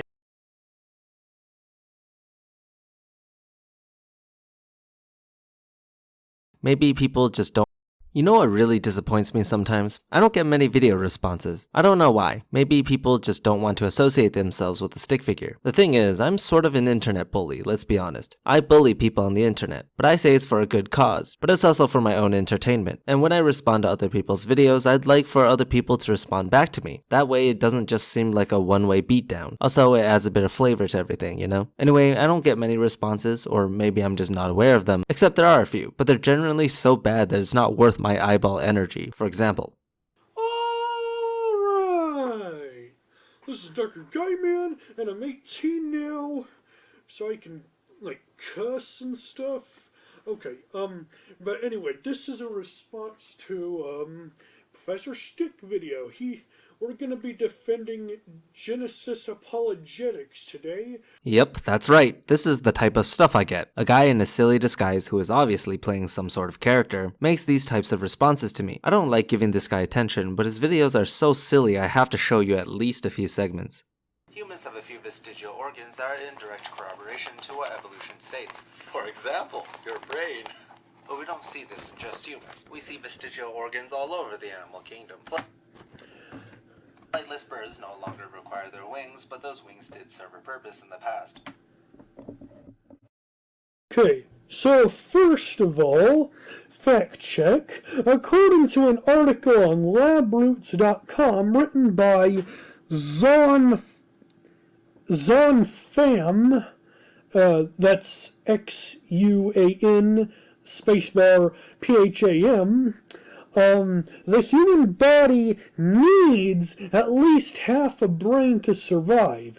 So when you say creationist brains are vestigial, what you're really saying is that creationists are not humans, and you want to kill us all by removing our brains and replacing them with bullets. Of course. How could I have not realized it myself? I actually wanted to remove your brains, despite the fact that, I really wouldn't find anything there. Silly how that's not what I was thinking, nor did I say anything to imply that, but now that you've mentioned it, that's exactly what I wanted to do. Brilliant analysis. Except for the fact that, it was meant to be a quick insult towards creationists. I'm that type of person, by the way. I love jabbing people, verbally. Put them on a rotisserie and give them a quick roast. I prefer my creationists well done. Okay, I have to explicitly say I'm kidding, otherwise you'll think I actually cook people. The only thing I cook are the tears of flat earthers and creationists. It's a good source of NaCl. As you are watching this video, I'm actually collecting your tears in my little tiny cup as we speak. Oh, but only if you're a creationist. Atheist tears are too manly. I'm sick of all these atheists threatening to take away our human rights just because we don't bow down to their political agenda. Okay, we're not even talking about politics, first of all. We're talking about the existence of an invisible sky daddy who watches your every move and every thought. Which is, the silliest thing ever, but it has nothing to do with taking away your human rights. You can believe whatever you want as long as it doesn't bother me or anyone else. That being said, I'll be voting for Andrew. I'll be voting for Andrew Yang. Oh wait, he dropped out a while ago. Darn it, I really thought this would be the first step for Asians to take over America. I'm kidding, alright? I'm kidding. We'll do it in 2024.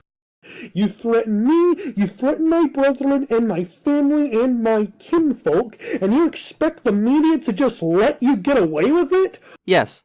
Second of all, flightless birds, such as penguins, do still use their wings for important tasks, such as swimming and hugging each other to keep warm. So when you say penguins' wings are vestigial, what you're really saying is you're plotting to chop off penguins' arms so that they drown in cold water and never get any love and die alone because nobody can hug them, because nobody has arms because you chopped them all off.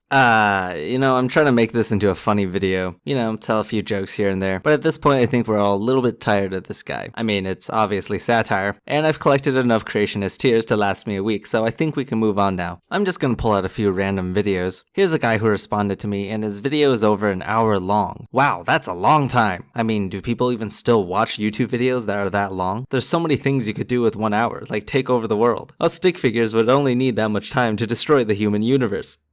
Greetings, flat earthers and realists alike, and globelings, if there are any globelings watching. Then we're going to listen to Professor Stick, who very kindly, for his viewers, portrays things like emotions in the simplest possible way so that his viewers can keep up. Hey, my viewers are very smart. I'm sure they all have at least double-digit IQ. And I'm just going to show this now, and then I'm going to close this because I think it's going to be using resources. This is called aquacalc.com, where you can see how much various different things, what the weight or mass. Yes, that's right. They are interchangeable, No, they're not. Sometimes you can use them interchangeably in casual talk, but in scientific terms, they're very different. Except for a specific instance in which it is 0. So basically, if you looked at your brain, the weight and mass are the same. Yep, that's right. Weight is dependent on gravity. Mass isn't. So if you were on Earth, your mass would be the same compared to if you were on Mars, but your weight would be greater on Earth. Easy to understand, right? I have here 1 cubic meter of lead. Kilograms, 11,342. Okay, so I'm going to close this and now go back here. So here we go. That, by the way, is an iron ball and a football. The iron ball landed much sooner, much earlier than the football. And if you keep playing it, you'll see that your brain landed last. Okay, that's enough. Of course, an iron ball is going to land first. It's not full of air like the football is, in which the air is actively counteracting the fall of the football. The mass has to be considered then because you have to measure the forces against each other, which is dependent on the mass. Now, if you kept playing that video, you would see that they did another experiment, this time dropping a car and a tire. They landed at the same time, surprise, surprise. But because the tire is much heavier, it has a greater force than what the football had, so it could counter any opposing forces to a greater degree. Therefore, its acceleration did not significantly reduce. I didn't show the clip here because the clip is from some show and I'd rather not risk a copyright strike. Now, air is something we very much have to consider when conducting these experiments. As we can see, it can skew results. However, if you drop objects in a vacuum, they will always, without a doubt, land at the same time. Here's a video showing just that. In fact, there are so many videos on YouTube in which they drop a feather and some ball in a vacuum and you can clearly see they land at the same time. Air resistance is just too unpredictable sometimes. Turned out the heaviest object landed first, so they then go on to compare with 2 heavy objects because they say, well, what happened was this. Air resistance kicked in with the light thing, like the ball. Air resistance kicked in. The other thing that had roughly the same size, air resistance did not kick in. So it looks like air resistance is about as arbitrary as gravity. Neither is arbitrary. Air resistance is hard to intuitively predict sometimes because you can't possibly measure it, especially since it applies different forces to different objects. The only way to hold this variable constant is to conduct the experiment in a vacuum chamber. Where has that been done before? We're going to go into Professor Stick, who I said, we have to value his genius at using an image, to retain the attention of the globelings, okay? I mean, if anything, the stick figure is kind of boring. Let's think of it this way. Sound waves require a medium to travel. In this case... That's right. So in my drawing, I have a medium in which waves can travel. It's air. Sound is basically a compression of air that travels as a wave away from the source. Great theory. Carry on. The atmosphere is part of the Earth. When the Earth spins, the air spins with it. Otherwise... That's right. Oh, wait. I won't do so much cutting. Let's just listen to him. Yeah, just play my video without interruption. My voice is so much sexier. Sound is basically a compression of air that travels as a wave away from the source. The air within the atmosphere is part of the Earth. When the Earth spins, the air spins with it. Otherwise, we would have devastating winds that would destroy everything. Okay, because the air is... Oh, wait. What about the high winds in the south and the north that go eastwards? Faster than the rotation of the Earth. That kind of poo-poos your theory. I mean, if you think wind that travels eastward is automatically faster than the speed of the Earth's spin, you'd be deceiving yourself. Movement must always be considered in a relative manner. There is no absolute. You make the same mistake that many other flat earthers make because you can't seem to grasp the concept of relativity, despite it being one of the most basic concepts in physics. Along with the Earth, that means sound cannot lag behind the Earth's spin, because the sound uses air to propagate. So as long as the air isn't lagging behind the Earth's spin, neither will sound. And you don't feel any wind when you're sitting in a car with its windows rolled up, do you? Here's a great example. Instead of testing with, say, very long trains that travel very fast and speak at one end and at the other end, or something to see whether the concept is true, let's make it a car. Let's say a car. It's the exact same with the train. While you're sitting in a train, assuming the windows and doors are closed, you won't feel any wind. Just like in a car. It doesn't matter what example you use. Sitting in an airplane, you won't feel any wind. Amazing, right? It's like you deny everyday phenomenon because that's just how desperate you are in trying to prove your flat Earth hypothesis. Next you're going to say that the Earth itself is an illusion and is actually flat in reality or something like that. I hope you realize that your argument has very little to do with the Doppler effect. The Doppler effect talks about the apparent change in frequency of a wave for the observer due to relative motion. You were talking about... No, it doesn't. It's not apparent change. It's real change. Like a decibel meter would detect it. It's not subjective to the ear of the human. It's not an apparent thing. It's not a subjective phenomenon. It's an objective phenomenon. Never mind. It's not objective, it is apparent, because the frequency change also depends on the observer's movement, not just the source of the wave. So when we observe the Doppler effect, that in and of itself is subjective because if we were moving differently or at a different speed, the wave frequency would be different. Educate yourself. I do want to bring up an observation that supports a round Earth that was mentioned by Vsauce, and this is the Eötvös effect. This is the fact that... The Eötvös effect. This is the fact that, and here comes something that's not a fact, become lighter and heavier depending on its movement eastward or westwards on the Earth. When moving east, the object increases its centrifugal speed, so it is able to escape the Earth's gravity just a bit and becomes slightly lighter. While moving west, it has the opposite effect and the object becomes slightly heavier. This effect is only possible because the Earth is spinning counterclockwise when viewed from above. On a stationary flat Earth, this would not happen at all. I'd like to see you flat earthers debunk that one. And this time, try... Okay.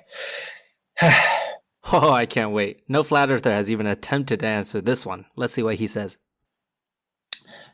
Let's bear in mind this. The Eötvös effect also says the Earth rotating towards you makes you have to aim high on a target.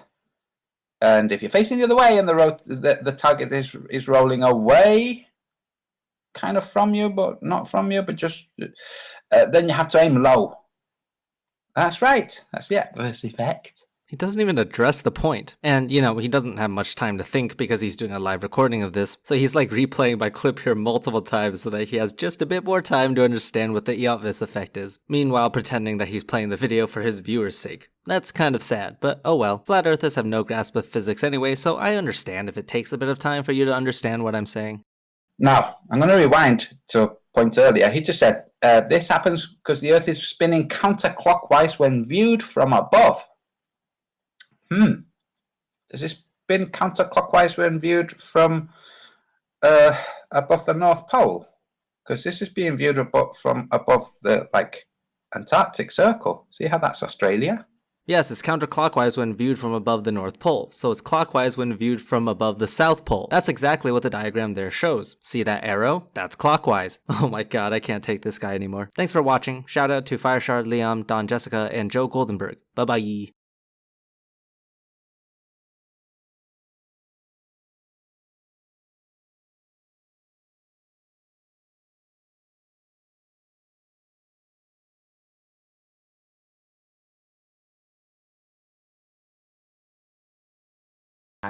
Flurf being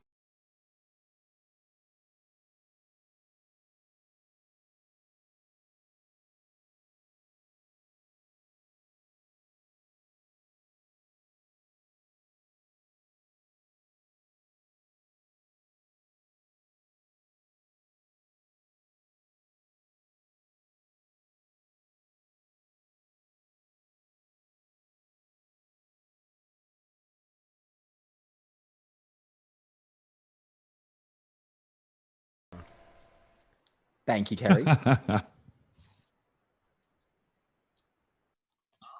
Dim dim. That was unbelievable.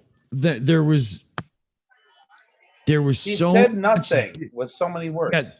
yeah, that was the disingenuous nature of the delivery was also astounding, because you could clearly see when Stick called him on it and he was doing the rewind and whatnot, he was clearly using that as a way to gather his thoughts and try to wiggle his way out. That's You why could as hear soon it as in I his caught him- voice. As soon as I caught him, he was like, right there. He was like, crap, quickly, find a way to say, make some time while I try to figure out an argument to this. That voice. Yeah, it was just. Oh, sorry. I was just going to say that voice is on the punchable scale, right up there with Wotan and Oakley. Oh yeah. No, Wotan's what I definitely was on top. hearing there, was Bob and his, if we detect this drift, we're in big trouble or whatever he said. Right? It was the same, man. Yeah. We've actually cut together a very special version of that that has that clip. It also has the clip at the barbecue afterwards, but in between it's got this little snippet from the FEIC last year where Bob turns around and says, the Earth isn't curved, it can't be measured, and rah, rah, rah. So he says, we're going to measure it with this gyroscope. And then, the drift looks bad. But in between, there's a bit where Bob says, none of it can be measured. Disingenuous liars. Yeah, absolutely.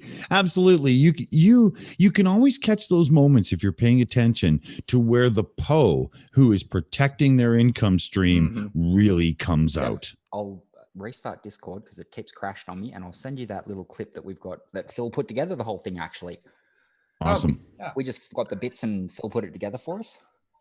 Yeah, actually, the shills need to put it in just at the start of the intro. I reckon. It would be. I'm about to I build. can clip that up for him. I'm about to build a new intro, so send it over, please, because I'm about to build up a new one right now. Cool. Oh, just nice. Once you see the video, just give me a sort of a storyboard of what you want. I will gladly put that together for you. Awesome. It's about halfway through, so when I get to about 3/4, I'll send it over, and then that way there's room for the bounce back and forth and whatnot, right? Yep. Perfect. Yep, we've got all of that. I just have to track it down. So yeah, we'll get it to you. Cool. All right. Collaboration coming up. Love it. Chicka wow wow. That was a good one. No flurfer porn. No flurfer porn. Flat Earth porn. By the way, guys, if you're out there in TV land, don't look up flat Earth porn. Don't do it. No, really. No. Don't do it. We did that. Totally don't do it. Yeah. No matter how much you think they look good, don't go in for Mensa Girl and her two friends that control the stream. Don't do it. Mensa Girl confuses me so much.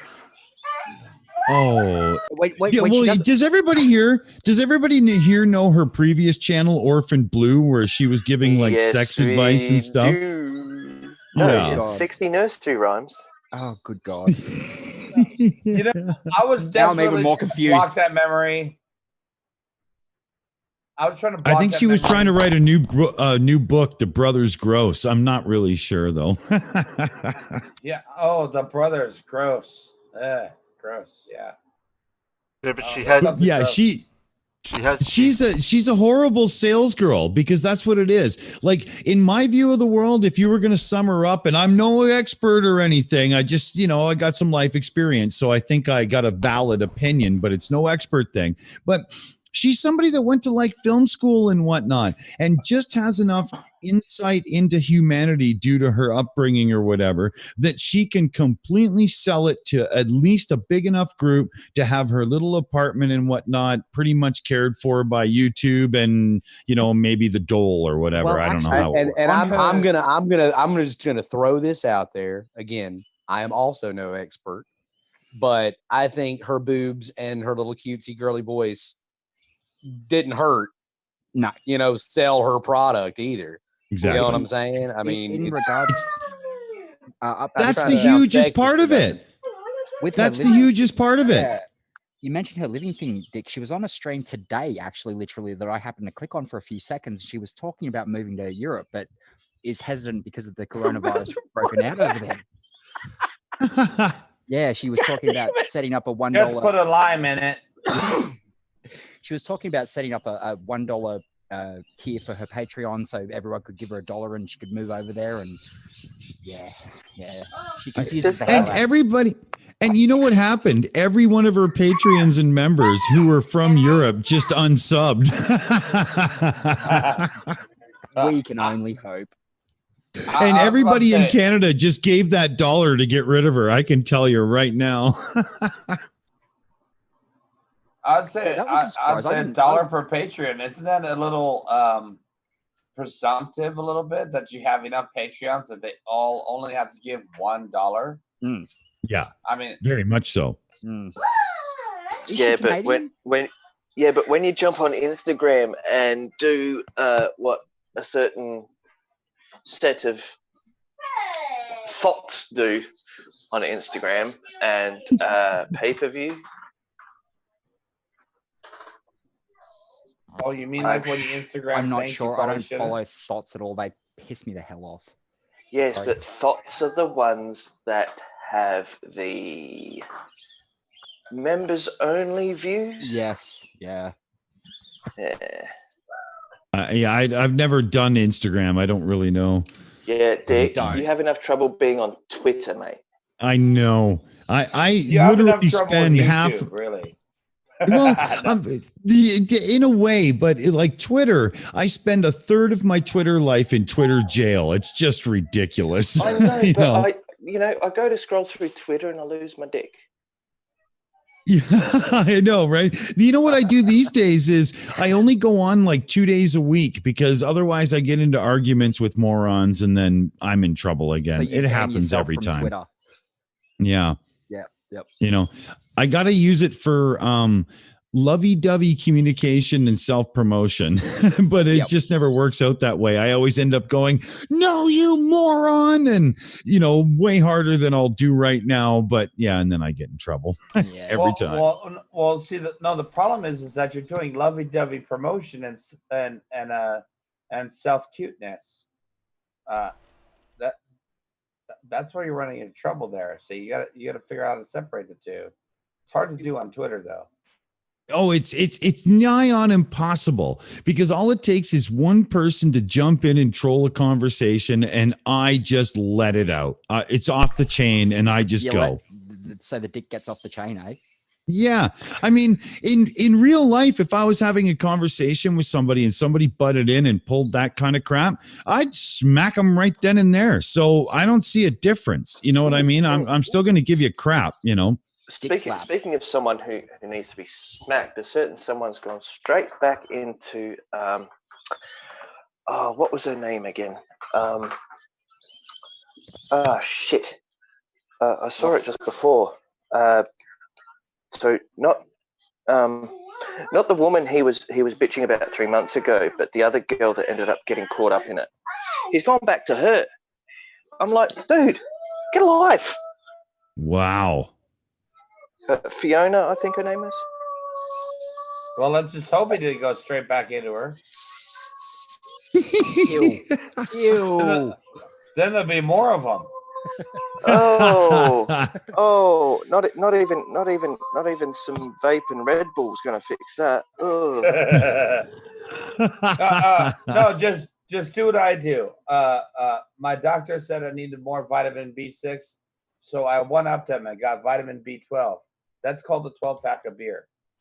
Yeah. That's my version of taking care of yourself. Hey, vitamin beer. So I got a 12-pack. That's vitamin B12. What's that? Yeah, That's I my mean, you know, aversion.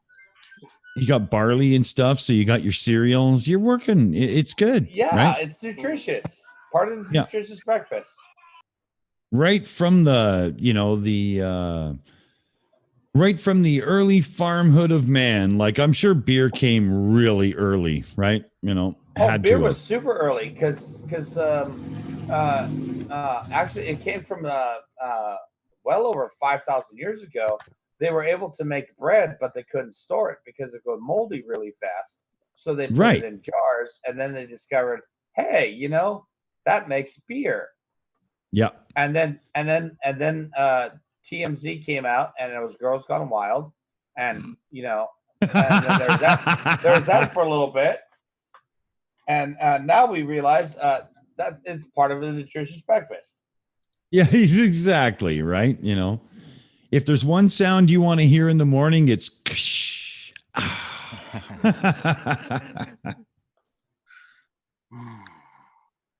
I would do so great at drunken history. I'm sleeping. Who's sleeping?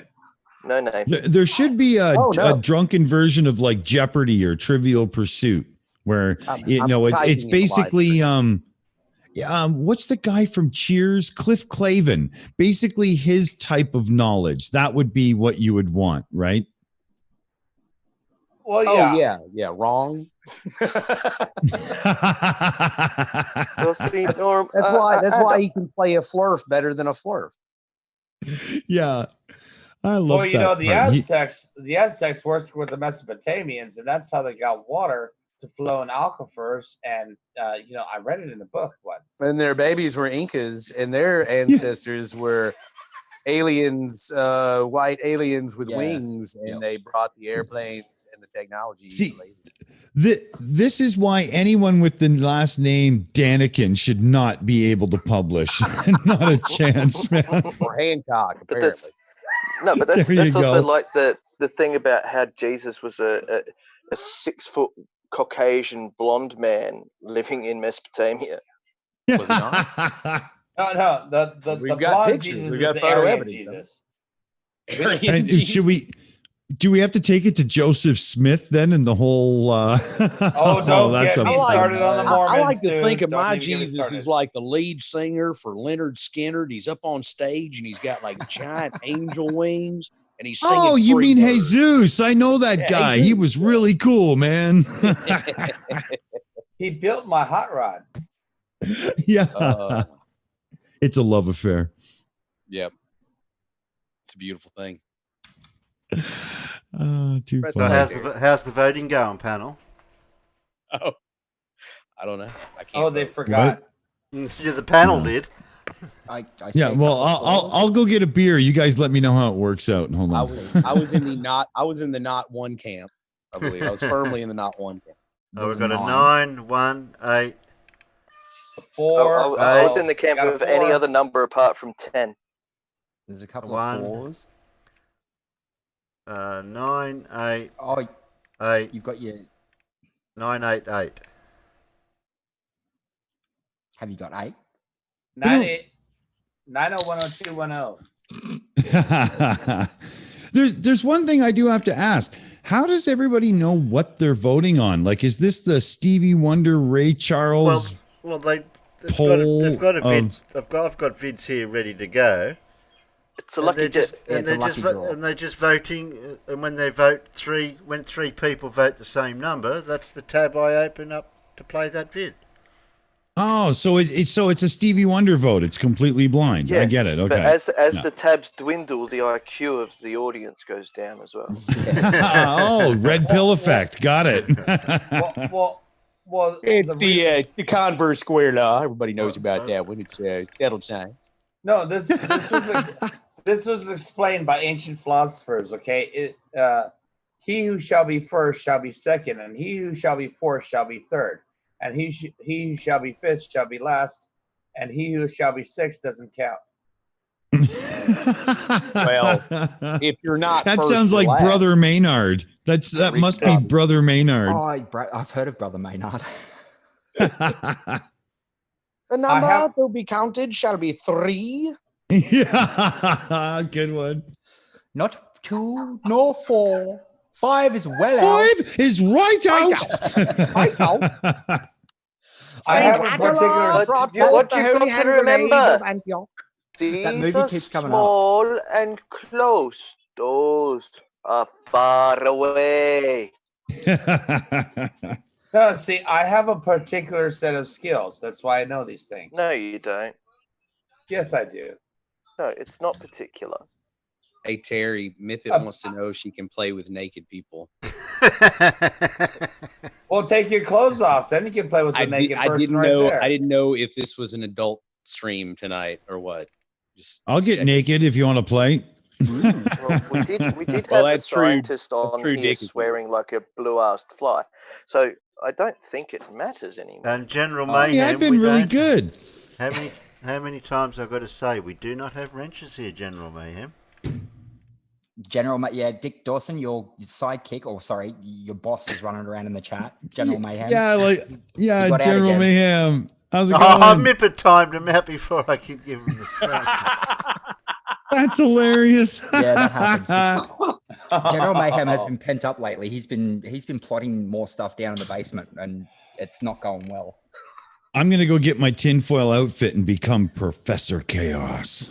Who's the courier? I don't know who the Oh, courier yeah, but is. then you have to watch out for the coon. Gonna turn the water on in your backyard. No, the one where he gets the ninja star stuck in his eye is one of the most hilarious ones. The anime one, that one is hilarious. Let's go fighting Kikasu. That's the one. Let's fight in Pokemon. love. Yeah, Chip let's Pokemon. fighting love. That's the lyric. That was too funny. Let's fighting love. Yeah, that was amazing. They look so awesome as like anime characters too. Yeah, it was so well done too, right? Cartman was all like sumo. Yeah. But they still had a bit of that South Park animation going on. They didn't completely leave their home turf. It was really well done. I was impressed. I preferred their World of Warcraft episode. Yeah, that was. That was great. Yeah, that was pretty good. Hold. Yeah, but right click. Hold. yeah, but the Game of Thrones take was good. The Game of Thrones take was really good, and the wrestling take was unbelievable. No, Lord of the Rings, where Butters turned into Gollum. Oh, we've got 3 threes, Terry. Cartman kept taking people to the garden to punk them off. That was good. Oh, you might have had more ones before threes. Yeah, I thought I was close to ones. No, I think there's 3 threes. The general voted for 3, and there's some other 3s in there. Okay, I'm pretty sure I voted for not one. Don't trust, so that don't trust the mayhem. Oh yeah, my God! Don't listen. And don't listen to whatever you do. Don't listen to No Name, right? Because he's just an internet atheist. Whereas when he's not on the internet, he's a God-loving Satanist. Love Satan. He's a God-loving Love me Satanist. some of that devil. So That red porky tail. 8. Oh, that tail. 8. Them horns. 1. But I'm actually thinking 7, 1. I'm thinking of using that against 4. Lemon Ball. It's okay. I'm sorry I didn't interrupt your middle of your sentence with the beginning of mine. Oh, he tuned him. He tuned him. What? I interrupted your ramblings of a madman. That's okay, Terry. He was counting. Nobody was listening to either of you, by the way. Yeah, fair. And now, what was Davros saying? What was Davros saying?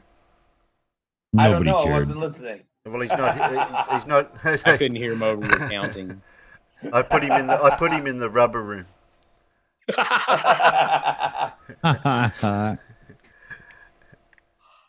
a 4. He's Mel Mippet, Gibson on a bad were you day. counting Mippet? Dave 4, Cannabis 4. voted for 4. Oh, you know, well, we were talking about South Park, so don't get me started with the whole Passion of the Christ episodes either. No, that was a good one. I think my favorite is either the Sir. Christmas one. Sorry, sir.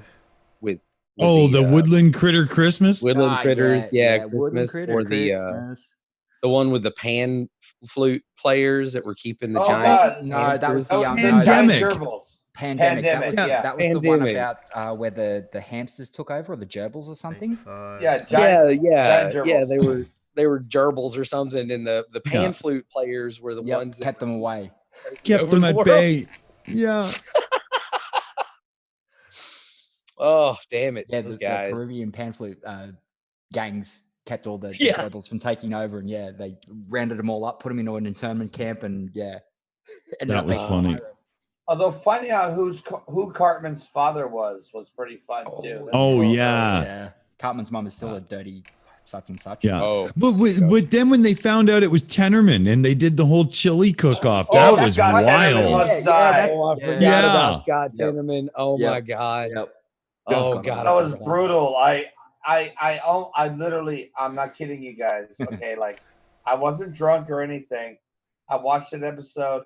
I laughed myself so hard. I literally puked. I literally puked. I laughed myself so. When Carmen said, "How your parents, Scott?" Yeah, well, I ground up your parents and I fed them to you as chili. And Yeah. that's what killed me right there. Or what about the one with the guy with the books having sex with chickens from way back in the day? Oh, yeah, and trying to get them to Cartman is rate. on his fucking Yeah, Cartman's on the big wheel and he goes, "You get by, yeah, you get by one day at a time," and he's just riding down the road.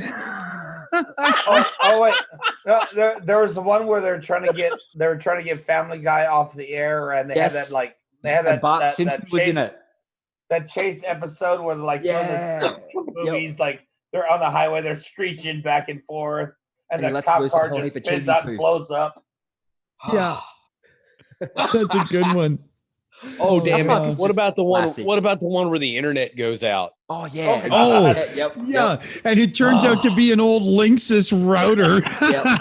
Kyle walks up and just pulls it out and plugs it back in. Yeah. Oh, No, I love that scene where they walk in on Randy. Yeah. And the room was like, Oh, it was a ghost beaming everywhere, and it was a ghost. It was This a is ghost. ectoplasm. Yeah. He just burst all over the room. I haven't masturbated in over 3 weeks.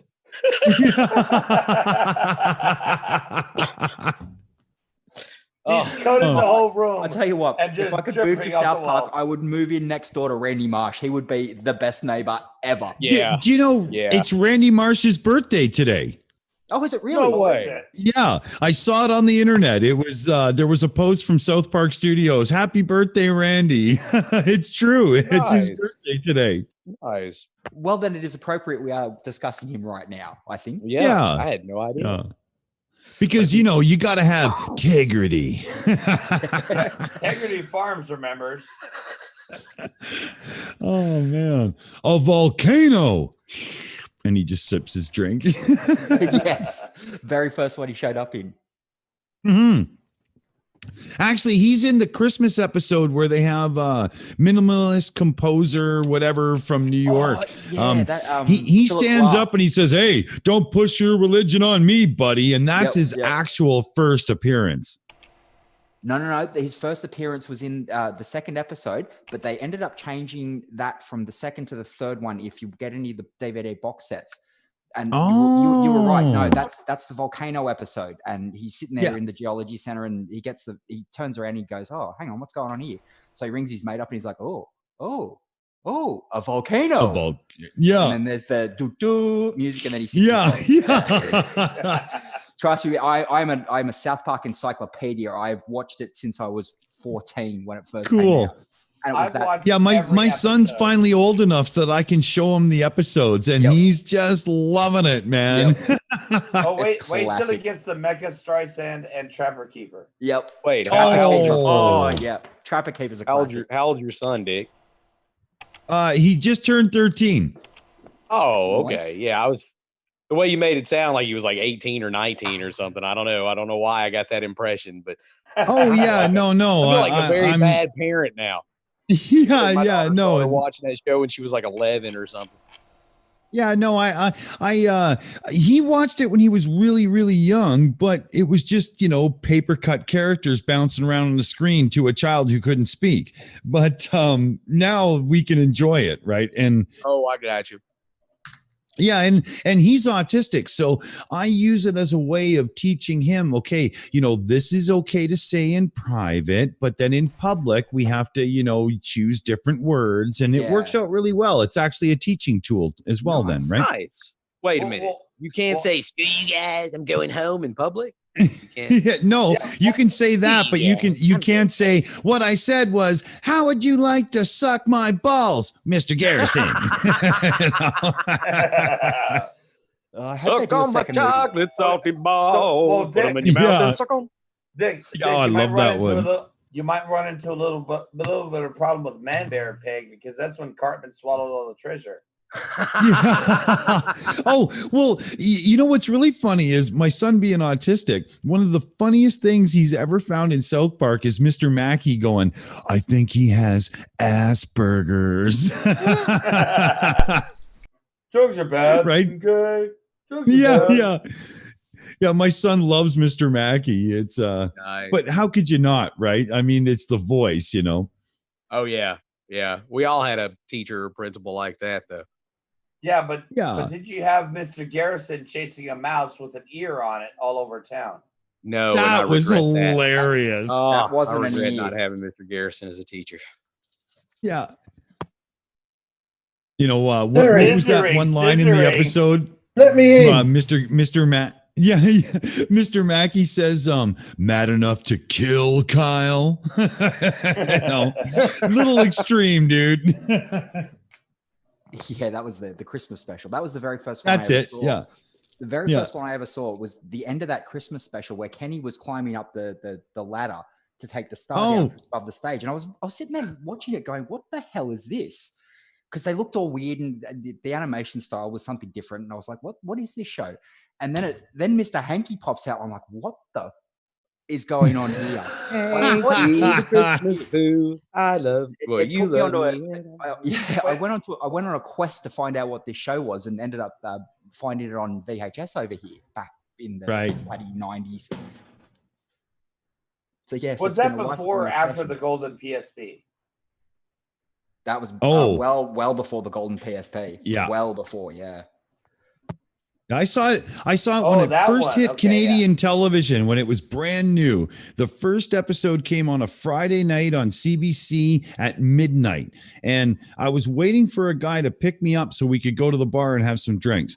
And my doorbell rings. I run to the door and he's like, "Let's guys get the fuck in here and watch this." And I sit him down and we watched the last 20 minutes of Cartman Has an Anal Probe. And we were both stunned that we even watched that on television. Yep. I could not believe what I had seen.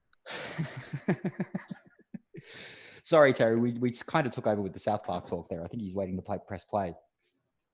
Oh, yeah. I'll shut up now. South Park will do that. Yeah, well, the voting didn't seem to go down as well that time. Oh, really? Yeah, Let's focus on voting then. Come on, people. We need some numbers. Dewey. Well, how have you gone this far in life and not seen Star Wars? I thought it was an 8, but I didn't have 8. Why is 6 afraid of 7? Because 7, 8, 9. Get your numbers in. Good morning. Good morning, Pip. Hey, Pip. And Alan. Good morning. Granddad. How's it going, Pip? Not bad, Mr. Dawson. How are you? I think we'll go with one. Oh, very well, thank you. I think I've got enough ones. Yes, there were 3 ones earlier. Right. We're going to do an... Dave wants to know if 4 won. 4's been banned, as far as I know. Oh, and Andrea also voted for 4. Well, she won't be voting for 4 much longer. No, she'll be talking we got a Stu who voted for 3. Right. Was that put 3 up to? No, 1 wins. Finished now. Oh, hey, Stu can play guitar like nobody's business. I think we should just honor his vote and move on. Ooh, that sounds like a good name for a band. Nobody's business. Oh, sorry. Hey, that is good. I like that. I hate to torture you guys, but I think Dim Dim might be back again. Oh, Jesus. Oh, God. Bring it. This is Is no it time where for is it? prayer.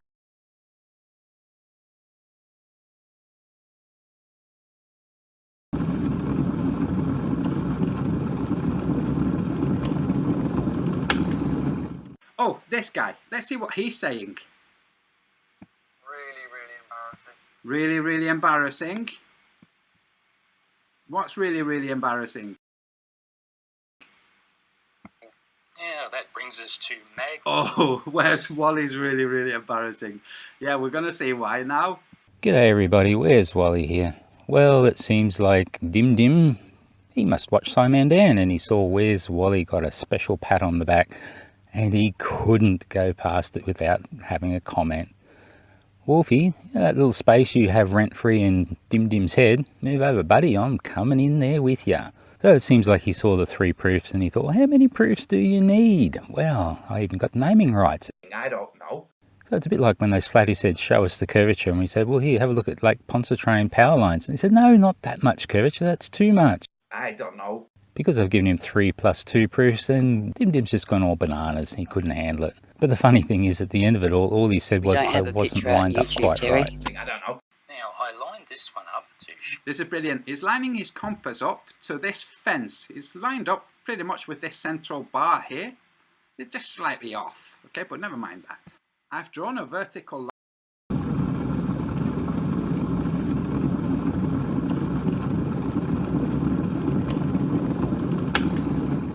Oh, this guy. Let's see what he's saying.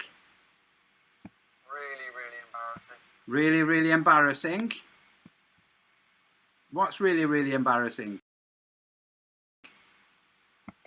Yeah, that brings us to Meg. Oh, where's Wally's really, really embarrassing? Yeah, we're going to see why now. G'day everybody, where's Wally here? Well, it seems like Dim Dim, he must watch SciManDan and he saw Where's Wally got a special pat on the back and he couldn't go past it without having a comment. Wolfie, that little space you have rent-free in Dim Dim's head, move over buddy, I'm coming in there with ya. So it seems like he saw the 3 proofs and he thought, well, how many proofs do you need? Well, I even got naming rights. I don't know.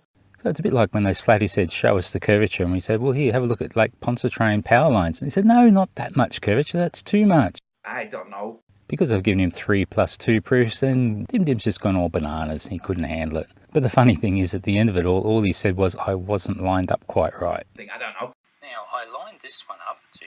This is brilliant. He's lining his compass up to this fence. He's lined up pretty much with this central bar here. It's just slightly off, okay, but never mind that.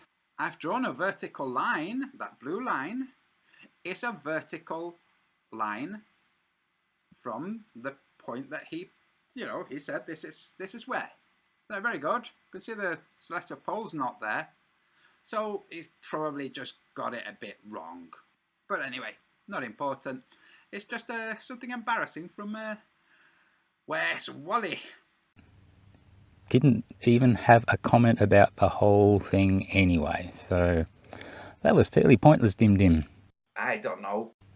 Well, Dim Dim, those proofs were for that guy. And what that guy did do that Dim Dim didn't do is actually show some intellectual honesty, because he took down his channel when he realised he was actually very wrong, unlike you. And it's really interesting, Dim Dim, what you didn't say when you criticised that one particular proof. You didn't explain why the centre of rotation was actually matching my latitude. And you didn't explain why when you go further south, that angle goes higher and higher in the sky. And guess what, Dim Dim, you know what I'm going to play next, don't you? I don't know. Any guesses, anybody? Yeah, what happens when you get to 90 degrees south? What do you see then? Oh, Dim Dim, so much fail. I don't know. Oh, I see Harry tried to get a word in sideways about the 90-something, 100-something thumbs downs that were happening to him, but sorry, Harry, you didn't really get much of a look in at all with your friend Dim Dim, did you? Yes, Harry, there was a whole pile of dislikes on your channel, but you weren't really wrong when you said you hit a nerve, because it was really the ulnar nerve, particularly right at the end of the humerus. I think you'll call it the funny bone, and it wasn't really a hit, it was more of a tickle. We were just all laughing. Sorry about that, but them's the breaks. But at least think of it this way, you got some really good interaction for a little bit, unlike your latest videos. And just one final little bit of funniness with Nathan Oakley and his e-begging. Oh, what a funny guy this guy is. Doing a GoFundMe so the fundies can fund his little iPad. How about that? Anyway, I saw a couple of interesting names in there. So I said to SciManDan, I said, Dan, is this you doing this? And of course he was much affronted. He says, absolutely no way. But then I said, oh, hey, I see an interesting one at the top of the list here. Wolfie Nassershaw. I betcha that is my mate Wolfie. And sure enough it is. So Wolfie's reason for donating was, and I quote, I feel sorry for his family and it might give them some respite from his tantrums. Fair enough. Good call. Okay guys, that's enough of this silliness. Time to go and play family. Bye.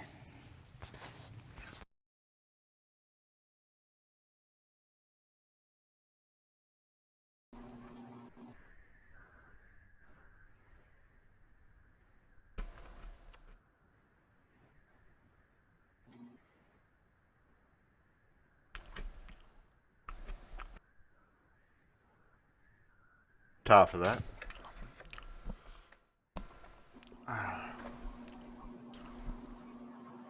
You're all unmuted, you know. Oh, there we go. I don't know. No, I wasn't. I was eating. That's what I'm trying to do. Sounds like it.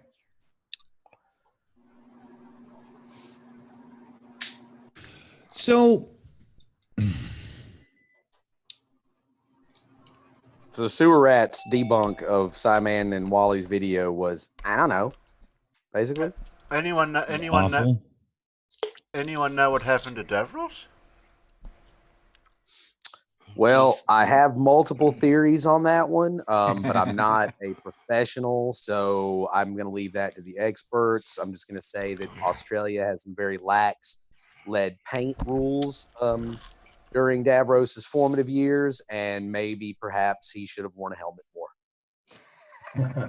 But other than that, I mean, I'm just kidding.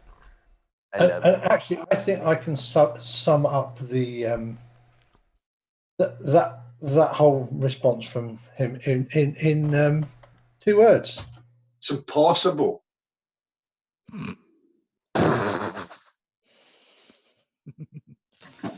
Yeah. No. No. No.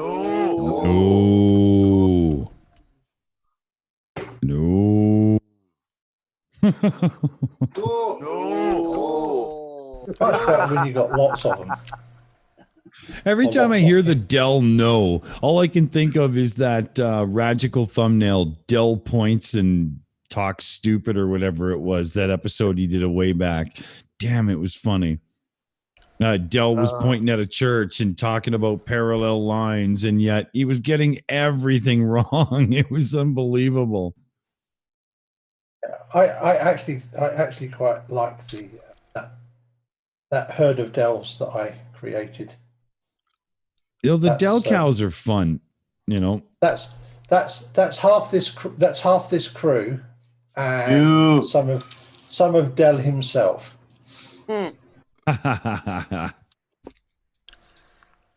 We should sample that and figure out a way to put it into a song. No. Yeah, well, if anybody wants it, just message me on Discord, and I'll drop a link to the file. Well, you know, there was a song that was called Ball, Sphere, Induction, Ball, Sphere. You remember that one? No. No. Sounds funny though. Oh my God. Okay, I have to find this. Hold on, I got this. Or of course the other answer is blah blah blah blah blah. That's actually my favourite. Yes, no, that's the best answer. Blah blah blah blah blah. Dave Cannabis, if you either ping me a message via Terry's Discord or join my Discord, you can get a copy of the file. Let me drop you a link to my. Here we go. Quick link to my server. Yes, Aaron, I did. I'm sorry I haven't replied. It's been a bit of a busy weekend for me. I shall try and get on it as soon as I can. I do apologise. It's one. My headaches have been playing me up more than usual, which means I can't spend all my time sitting at the computer.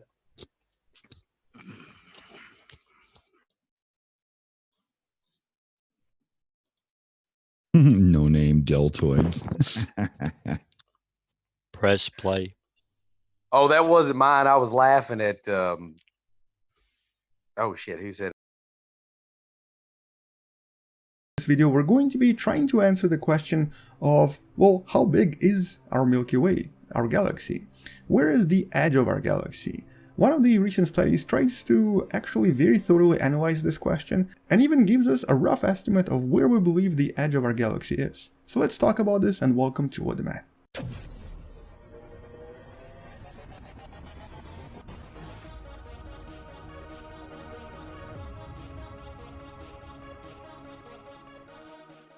Well, it should come to as no surprise to you that we don't really know what our galaxy really looks like, mostly because we're looking at it from the inside. We've seen a lot of spiral galaxies that we think are possibly similar to the Milky Way, like this one right here, and we've even tried to simulate what this might look like by looking at it from the inside and then trying to basically extrapolate the outside. But so far we're not really sure on the shape, the number of arms, and obviously the actual full size of our galaxy. One of the recent studies from only a year or so ago actually established that our galaxy is very likely at least 120,000 light years in radius, which is practically the double the distance of the original estimate. In other words, even though we thought it looked kind of like this, in reality, it's practically double the size. We've also reanalyzed the mass, and today most scientists believe that Milky Way is probably the largest and the most massive galaxy in the so-called local group. We've always believed that the Andromeda galaxy that you see right here was larger and more massive, but most of the recent observations seem to tell us otherwise, so it does seem like Milky Way is larger and also more massive. But all of these observations are not really accurate, mostly because as of today we haven't really established where to stop measuring the actual edge of the galaxy.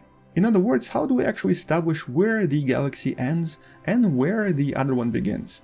And so this is what the recent study that you can find in the description below decided to do by both doing a lot of simulations using 3 different simulation systems and also trying to establish a kind of an official edge of where the galaxy should technically end. And it's very, very surprising because it's a lot farther than we initially thought. And one of the main reasons is because this, the sort of prototypical galaxy that we're all used to, is actually only a very, very small piece of what a true galaxy is. Today we know that apart from the actual galactic center and the disk itself, there are a lot of other structures inside the galaxy that are technically also part of it. There's obviously things like globular clusters that are connected to the galaxy. There's also a lot of gas around the galaxy itself, but most importantly, the vast majority of the mass is actually in the so-called halo. Now today, most scientists believe that this is consistent of dark matter, but there hasn't really been official proof of the existence of dark matter just yet. At the same time, apart from dark matter, halo also consists of a lot of individual stars, a lot of globular clusters, and a huge amount of dust. As a matter of fact, if I were to try to simulate what all of this looks like without trying to crash my computer, if this is a typical galaxy here, here's what all of this might look like if we were to kind of zoom out of here. This huge spherical object you see around the galaxy is essentially gas, stars, globular clusters, and dark matter. And the amount of gas and stars here is very likely at least similar to the total mass of the actual prototypical galaxy that you see right here. In other words, if you were to take all of this and turn it into a bunch of individual stars and gas, you also get a very similar amount of mass in the halo as well. And this is of course not including the mysterious dark matter. But one thing that this study confirmed is that it's very likely that none of this looks like a sphere. So this halo of gas, stars, globular clusters, and of course mysterious dark matter is very likely very differently shaped for every individual galaxy, depending on various galactic interactions that happen in that particular local group. So for example, for the Milky Way galaxy that's right here and the Andromeda galaxy that's right here, because there's a lot of gravitational interaction between the two, and also because the actual dwarf galaxies that you see right here also interact with the halo, they do sort of turn this into a somewhat different shape, and it's very difficult for us to predict right now what the halo of Milky Way currently looks like. I guess for now this is the best I can do because we just don't really know what the real shape is. Now at the same time, because the distance here is roughly around 1 million light years, it's practically equivalent to half the distance of Milky Way to the Andromeda, and assuming that the Andromeda galaxy also has a similar halo, they're probably already touching and interacting. And this also confirms another study that very recently discovered actual newborn stars being formed pretty much in the middle between the Milky Way and the Andromeda galaxy, which very likely resulted from the collision between two halos. So in other words, what all of this suggests is that not only is our galaxy much bigger and its edge much farther than we initially thought, but at the same time this also tells us that both galaxies are already colliding and creating a lot of new stars and a lot of new globular clusters. So even though we thought that this is maybe what the galactic collision would look like, it's already started, it's already going on, and a lot of new things will be generated in the next few billion years before these two galaxies finally finish combining and turning into a single galaxy, most likely called Milkdromeda. But I think what always surprised me is how much gas there is in this halo. Like I said previously, the total mass of gas here is essentially similar to the whole mass of the galaxy that we typically see. And although it's kind of difficult to understand or explain at first, but in reality it really makes a lot of sense, mostly because of how galaxies are born, how they grow, and how they interact with other galaxies and gas around them. So today we actually know that once in a while a typical galaxy will become what's known as an AGN or active galactic nuclei galaxy, or essentially what we sometimes refer to as quasars if you look at them from far away. These AGNs are normally defined by an extremely active supermassive black hole in the center that absorbs a huge amount of mass from all of the gas that flows into it, while at the same time creating these very powerful astrophysical jets.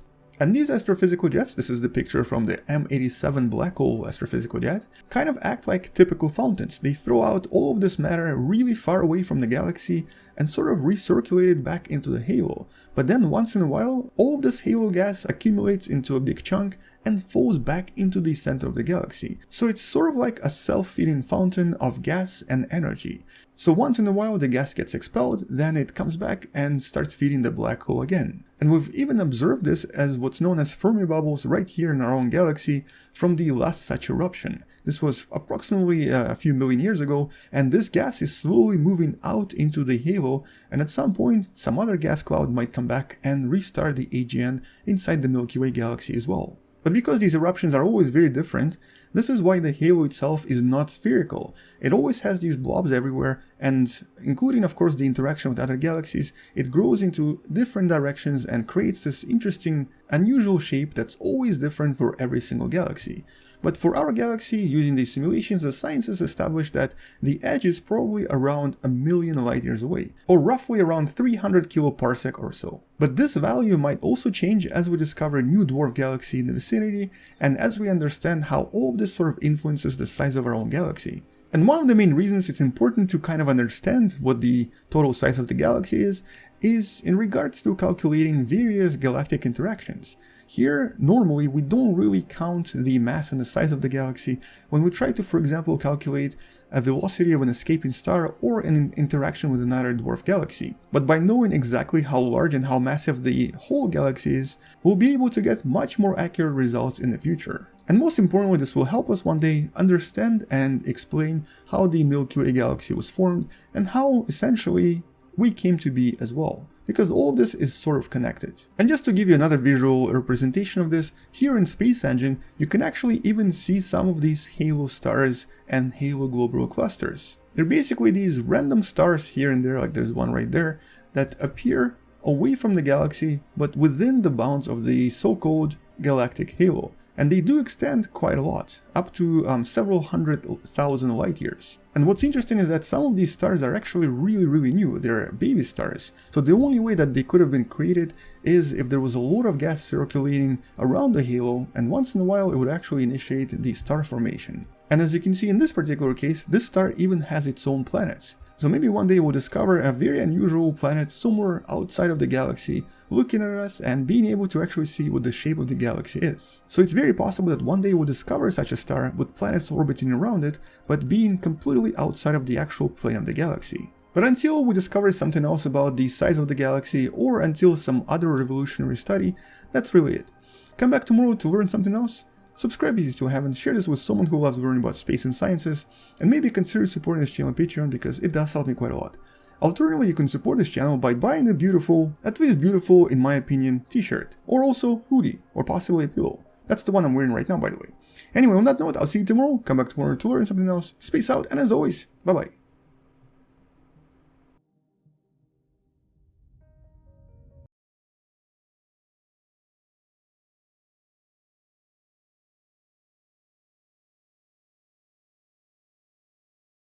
Sphere of influence that would be, I guess, the atmosphere of the sun is seriously big compared to what we thought. Yeah. And right. And then, we've discovered that our solar system has nothing to do with ending at the end of Pluto's orbit. Right. So now, the discovery is, the galaxy actually is way bigger. It totally makes sense. Right, because as our ability to detect the small, as our ability to detect the small gets better, we realize the real sphere of influence. Right? Yeah, we can see. There was something I was watching on Dr. Becky the other day that showed where you can see where something punched a hole in a big ring of dust in the Milky Way. Right? They did all these measurements and observations and everything, and you can see where like a glob of something ejected from the Sagittarius A star eruption, right? Like it was a really cool thing, and that's how good our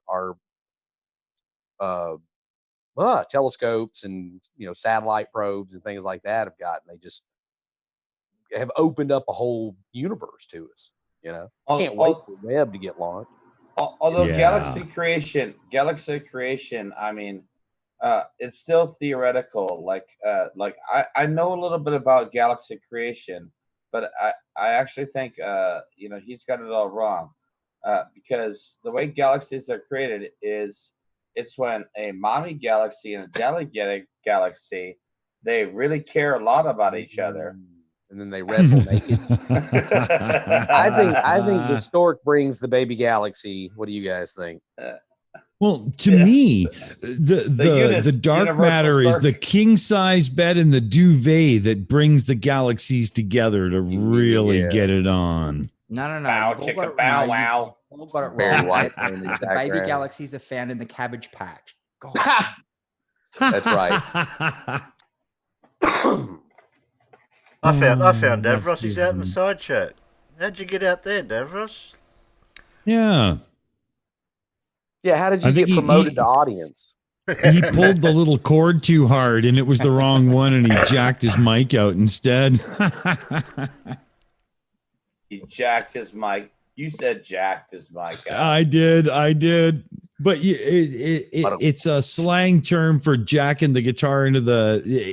It actually works from back in the day. But I have to say, sorry, Terry, I got to bow out. It's midnight, and I got to be to a client at 6:30 a.m. in the morning because they got an inventory server computer that's not working, and literally they're starting inventory tomorrow. So I have to be there. No, that's fine. You don't need to justify the reason to leave. You're allowed to go. You're not a prisoner. No, but I would have really liked to have stayed. Anyway. well, you also don't have to cover it up with some sort of like cheap like VHS porn story as to what it's exactly like. Yeah. No, it's the story of my life. Though. Yeah, Yeah, I'm really going to fix a Betamax machine that has some old Electric Blue movies on tape. Nice. Yeah, and they can't pay, so obviously they're gonna have to pay by other means. Yeah, I'm going to take it and trade. But I had a blast, everybody. Thanks so much. And Terry, I'll talk to you real soon. We have to do some more of this. Oh, Absolutely. Okay, Dick. Before you do jump out, Dick, I've got to organise to some time this week to talk to you and about that stuff we were talking about a couple of weeks back. Oh, well, tomorrow when I get back from doing that gig, so I'll be back by noon Pacific North American my time. Yep. I'm child free all day. So if you want to just get it done, let's do it tomorrow. Yeah, that's a good idea. I'd love to. Yeah, perfect. Ooh, Okay. temporary pseudo-bachelorism. And yeah. And I take advantage of it when I can because I homeschool as well. So I really need that break. But remember, I'm a butterfly chaser. So PM me tomorrow Yes, for sure. I will. Yeah, I've got a doctor's appointment in the morning, but I'll be free after that. Yep, shouldn't be a problem at all. Awesome. Take care, Thank everybody. you. Have a good one. See Good you night. later. Thanks for coming.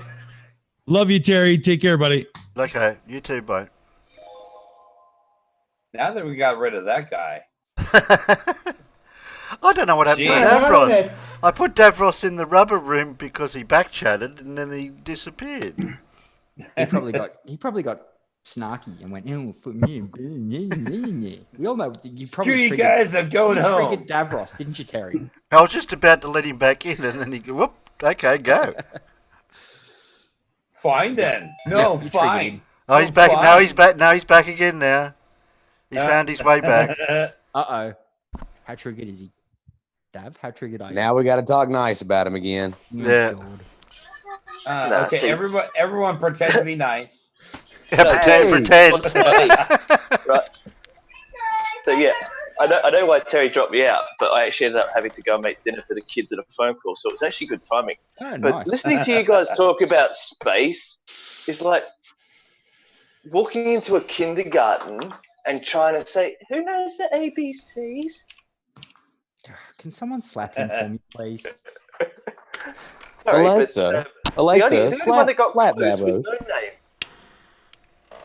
No, I could have sworn there was a thing I was watching where they showed where the ejection of mass from the Sagittarius A star punched a hole in a spiral arm of the Milky Way. Am I In a hole in a ring in a spot. Well, you know what I'm saying. Phrasing. Yeah, it was phrasing. So I think it was Sabine. I can never remember her last name, but she's bloody brilliant. She spoke about it, how from Sagittarius A star, which is the reason why there's a couple of these massively elliptical stars that rotate around it. That was because of this punch, as it were. Oh, so all the particles have started forming stars around that hole that's been... that makes sense. Yeah, well, if you see one of Anton's videos, he talks about a star that does about 10% the speed of light at its perigee. Right, so when it's closest, it's at 10% the speed of light. It's the fastest moving thing. Oh, I did hear about this one. Yeah. Sorry, go on. Fastest moving thing, but because of the eccentricity of its orbit, that's what makes them think that it's partially to do with dark matter, but it's also to do with however that black hole amassed itself. Yes. Yeah, I did remember watching this video. Yeah. Because watching how he talks about I think it's the 4 different types of black holes. So you've got the ones that are just this basic stellar mass, so they're really small but really heavy. Yep. And then you've got supermassive black holes, which are like our sun in something twice the size of Earth. Galaxy type black holes. Yeah, like Sagittarius A star. But it's that sometimes you get a black hole orbiting a black hole. Can you imagine how crazy that would be? Oh man, that's like dividing by 0 almost. That's all sorts of exciting. It's 5 divided by 0 all over again. That's just 5. Everybody knows that. Everybody would if right I've got 5 coins and you divide it by nothing, I've still got my 5 coins. Well, not if I turn them into nothing, you don't. Yeah, see, just put these 5 coins in a jar. See, now they're turned into nothing. Thank you. Have a nice day. With my Ultimo Defraginator Ray. Where is the kaboom? Where is the boom? But this Where's the earth-shattering kaboom from my PX39 Earth modulator? Yeah, that's the one. But the black hole, they think it's a new type, don't they? That's I can't remember. Well, we've got 2 in our galaxy. Yeah. We've got Sagittarius A star and this other anomaly that they found in one of the arms. Like, what the hell? And it's giving off all sorts of weird ratings. Just generalizing here, but they were picking up some new type of I think gamma or beta wave from it. Yeah, but they didn't calculate the density of flurfness that's happened in the last 2 months. Yep. So, you know. Well, no one ever does We're that. in March. We're in March, right? We've just hit autumn here down in the south, you know, where real time and real measurements are made. Yep. Oh, please. The density of this black swan, I don't understand how something can loom, because that's what happened. Can we call it a Riley hole? Because nothing could be denser than him. No, because I like black holes. Press play. Well, no. Cool. See, don't talk too much about black holes. The flurfers will get ideas. You know, we already had enough to do with space comma. You know, if they see a black hole, it's like, oh no, space ampersand. Oh god. Hashtag lemon ball. Much. Hashtag lemon ball. Lemon ball. Lemon ball 2020. But it was worth it. Definitely. Definitely. Actually, I think Terry needs to make that the thumbnail for his Wednesday show. A lemon baller. Yeah, lemon like, get a melon baller. Yep. Right. Scoop it into a lemon. Lemon baller. Lemon ball. Yep. Can we press play? Press play. No, we can't press play. We can too. It's forbidden. Oh, Terry, can we play Sly Sparkane? I like Sly. I've been trying to say press play, but I don't know if you heard me. No, we couldn't. Oh, I couldn't tell if I So was read muted me or a not. story. Yeah, you got to unmute yourself to do that. Oh, is that what it is? Yeah. Some it does work better when you plug it in. I was trying to tell you to shut the up so I could press play, but none of you heard Oh, it. well, you see, if you don't use the Alright, stop expletives, talking. Terry, Press play. Stop talking. I can't hear you say play. Stop talking. Press play. Stop talking.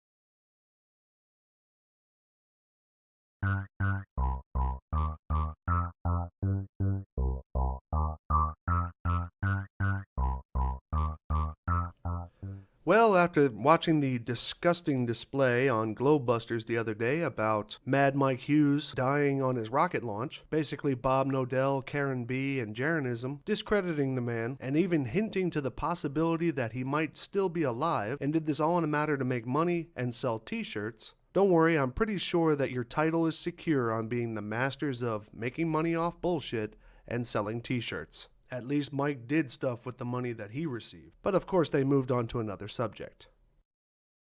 Okay, so basically, you know, what Zach wanted me to point out there was the inconsistency of the arguments that even Walter Lewin himself and the mainstream have to address when it comes to gravitational versus electrodynamic type of forces, right? Again, there is absolutely no field to measure. You know, the only thing they can do with gravity is describe what it does. What does it do? Well, it accelerates things at approximately 9.8 meters per second squared towards the Earth. Hey, thanks, Bob. Nobody is denying that there is a downward acceleration. Except for an overwhelming majority of flat earthers. But what is causing that? It isn't this completely new and unproven thing called gravity. It is a product of electricity and magnetism. Bob, Isaac Newton's work on gravity and the publication called the Principia was published in the 1600s. However, electromagnetism wasn't actually discovered until nearly 2 centuries later. So, which one's new? The only reason that we are even allowing it to be called gravity is because it does in fact create an acceleration towards the Earth. This is undeniable. Well, nobody except for the dozens, if not hundreds, of flat Earth believers who say that objects fall because they are returning to their source, or the others who say that objects are just seeking their equilibrium, or other ones who say there's no such thing as gravity, there's no measurable speed, up is up and down is down. You really need to define who it is that you mean when you say nobody is saying that, because that's coming from a lot of your followers. But thanks anyway. Is the question that I asked my friend, the PhD electrical engineer. I gave him the whole spiel about, helium. With all due respect to your PhD in electrical engineering friend, who I'm not certain you have, when you call out somebody's credentials, that really only has an advantage when they are actually related to the subject matter. However, helium is a gas, which is more related to chemistry than electrical engineering. For the same reason I wouldn't ask my dentist about video game design. It's just not his field of study. Is that if you have 2 balloons and they're not blown up at all, you drop them, they both fall to the ground at the same time. Hey, Bob got something right. If you blow them both up with air, let them go, well, they kind of float down to the ground. Hey, that one's true too. Now with Bob being a commercial pilot, as well as military airborne experience, of course he knows why. Tell him, Bob. Because there's an element of buoyancy going on there. An element of buoyancy. And which element would that be, Bob? Because the balloon, filled with air from my lungs, is actually heavier than the empty balloon.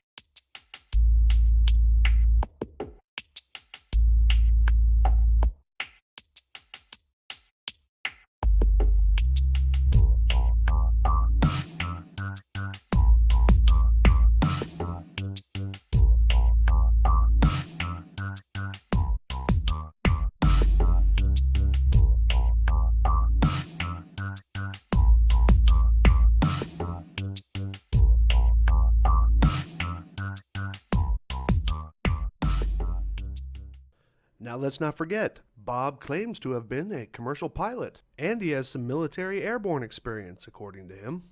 The reason why a blown-up balloon falls slower to the ground, even though the gases inside of it are heavier than the air around it, is quite simple. It has to do with aerodynamics, given that there's more surface area, and of course, drag on the opposite side of the balloon from the direction of travel. It has nothing to do with buoyancy. Drag, air resistance, and surface areas are things that a commercial pilot and a skydiver should be quite familiar with. Don't you think? Let's keep going. Now, if you take helium and you take an empty metal container and you fill it up with helium, guess what? The weight of that container actually increases, right? Why? Because helium has mass. Helium has weight.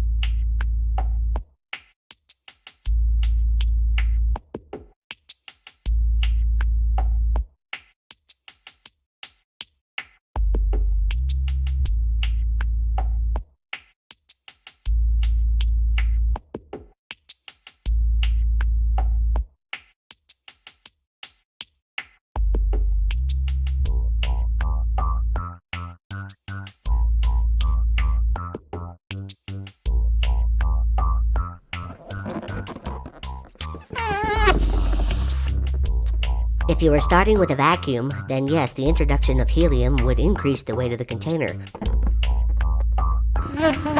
But if you're starting with a container that has unpressurized air in it, then no. The container will not gain weight until the molecular density of the helium equaled that of the surrounding atmosphere. So, sorry, Bob. You're wrong. But when you put it inside of a balloon and you blow it up to an identical volume on the outside, the helium goes up and the air will still go down. Bob, an identical volume to what? That comment made no sense. Why is that? Well, again, the mainstream is saying that this is a product of it being more buoyant. I've looked at other possibilities in that helium and hydrogen are both diamagnetic, and they are essentially repulsed by electromagnetic fields. Know what other gas is diamagnetic there, Bob? Nitrogen. And yet it is the most abundant gas at sea level. If your diamagnetic claim were true, it would have been repelled from the Earth's surface a long time ago. And you know what else is diamagnetic there, Bob? Water. So if your claim were true, water would have been repelled from the Earth's surface a long time ago.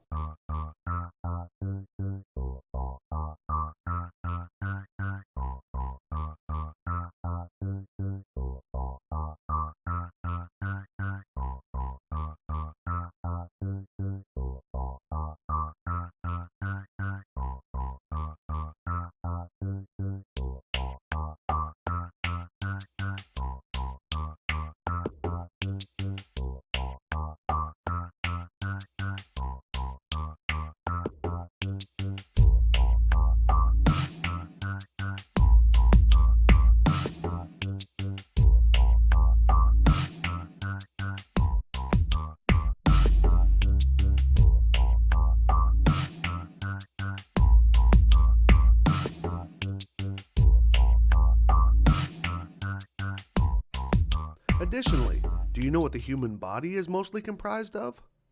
Water.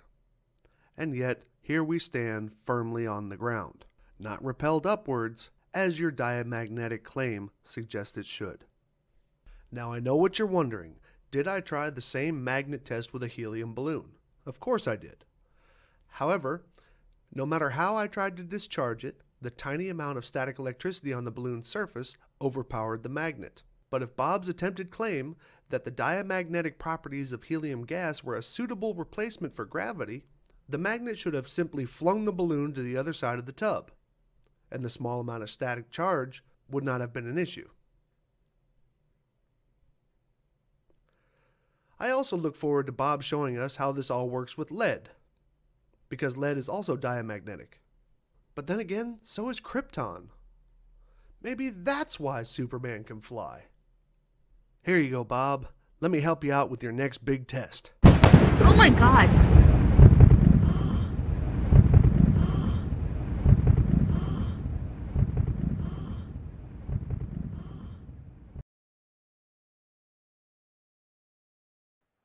There.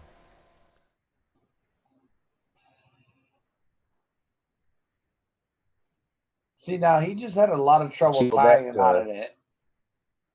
Sounds like he killed that idea dead. Yeah. DOA. That's deader. That's deader than that dead black swan that we've all been eating for the past 2 months. We got a lot of leftovers out of that. Yeah, a big ass didn't we? swan. Did I see a farmer's boy in the chat? No. No. No. I didn't see him out Can in I show a chat. picture? Can I show a picture of the farmers? Be my guest. Where is it? It's over here. Yeah, gallery. Which one's the best one? There he is. There's my puss. It's a bit sideways. No! There's my puss. That's my puss. That's Mr. Sooty. Oh, Mr. Sooty the black pussy. Yeah. Oh, he's cute. My black cat 7? doesn't look quite as cute. He looked like he was about ready to stab you in the eye. Yeah. Yeah, Get that damn camera out of my face. Exactly. Well, Cats That was- always look like that right before Yeah. they push the glass off the table. Yep. Oh, he's a Himalayan. Oh, I don't want to know what he's been up to. Well, see, that's the thing. He's in Tibeting. No one gets it. Yeah, No no, one that gets was it. a, that was I a, do. I got it. Can I make your cat go wolf? Oh. I'll get a Jerry for you, Terry. Hang on, I'll get you a picture of me pups. Well, yeah, that is a pretty pussy you have. I can make them go meow. Do you pet your pussy every day? We have to. Well, yeah, because the pussycats, they get pretty they get pretty needy sometimes, Yeah. and then they start clawing at your leg, and then they start climbing up on you like you're a telephone pole. Oh no, that's the worst thing. Saddam Hussein. Oh, that's the best cat name ever. Bear weapons of mice destruction. Oh damn, that's a good one, Dave. Saddam Hussein. we gotta take care of him, right? Meow. Right, meow. Right, meow. That cat should be tried for war crimes. Hang on. There's me puppies. Maybe puppy monster. I think I figured out why cats don't like me now. Now that I think about it. We can clearly see which one is the short attention span theater one, because that's the one who's like squirrel. Okay, so the big black one, that's Princess, and the lovely tan one, that's Phoebe. Oh, their face. I still have this idea of making life-size gummy dogs. Well, because when they're adorable, like, I don't know what it is. It's like some primal thing. It's like you just want to like. Oh, you stuff just them want to in your chew mouth their and chew ear them up. off. Yeah, you just want to bite them, right? So the life-size gummy dog, okay, you can bite them. In fact, you can eat them all up. You'll be sick as hell and probably a diabetic, but you will love chewing on. Well, I found out tonight that they make bags of gummy dicks. So there might already be life-size gummy dogs out there. Well, I don't there are know. giant gummy bears. There are giant gummy bears, but I don't think anyone's made a life-size gummy dog. Fair. You might be onto something there, or on something. I'm not sure which. Hi, Mippet. A little bit of both. Say hi, Terry. Hi, Terry. Hi, Nicholas. Hello, Nicholas. Hello, Ellen. Hello, Ellen. Ellen. Ellen. Ellen. Ellen. Ellen. Ellen. Nicholas. Say No, hi, it's no Alan. name. Hello, name. Hey, Nick. Oh, name. Oh, name. Mr. Oh, Philosopher. name. Mr. Watson. I'm not a falafel. Say hi, Cypher. Hi, Cypher. Hello, Nicholas. How are you, buddy? I had a good day. You good? Good. Yeah, I had a good day. How's school? Yeah, and it's not flat. Not flat. Not flat. No, you're right. You're much smarter than people Oh, hang we on, know. hang on. Come here, Bob. Say hello, farmer. Hello, farmer. Hello, Nicholas. Say, like a good neighbor, a farmer is there. There we go. Right, I didn't miss anyone. Well, you left out Pip and Well, Pip's not Mad there. Bee. And Peter. Pip's not here. And Quasar. And Peter and Quasar. Mad Bee, Quasar. Pip's in the bar. Just half the panel. But other than No that, big deal. It doesn't And matter. he's gone back to Legos anyway, so you'll never get it back. He'll for another he'll hour. get the rest of you tomorrow. Yeah, Anyway. you can't expect too much of him all at once. No, Fair. that's right. Yeah, fair. I got a shout out. Ha ha ha ha ha.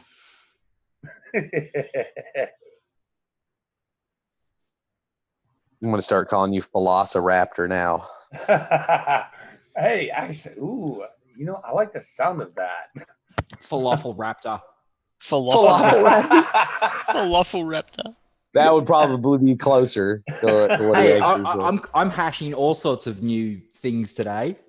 Whose side are you on? Hashtag lemon ball. Faux life. Velociraptor. I kind of like that. Actually, I really like that. You should get with Skylar Fiction and do like a Raptor Jesus crossover. or Dapper Dino or something.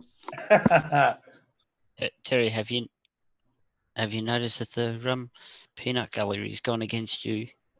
Yeah, well, they've lost their spanners. They all voted for 4. Have they lost their spanners, or are they all spanners? He said there's no Pippi.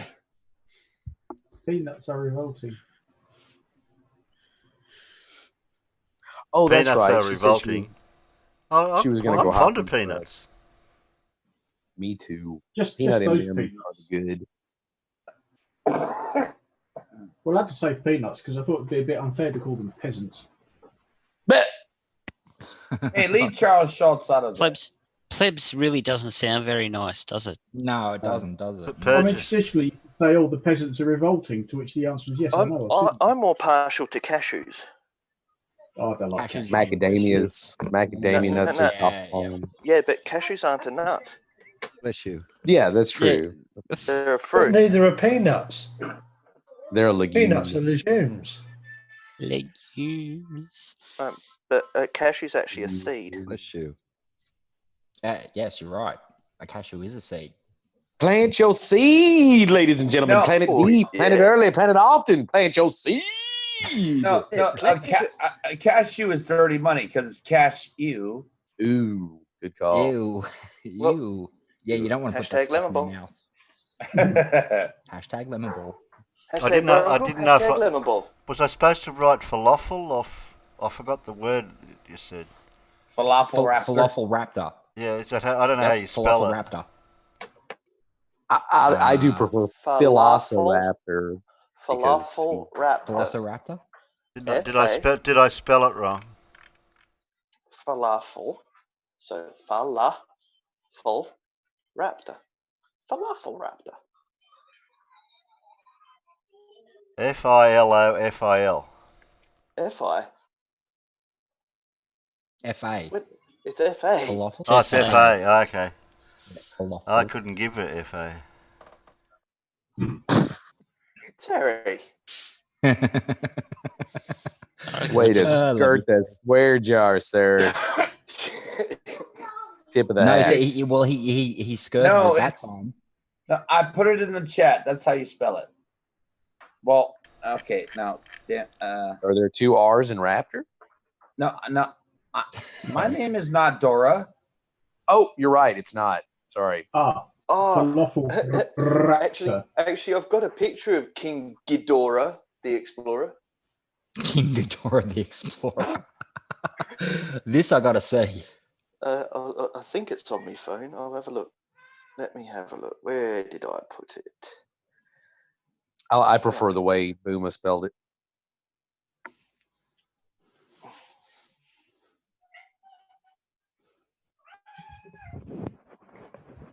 Man, all these 4s and 33s in the chat. I think Phil and it's got off in it.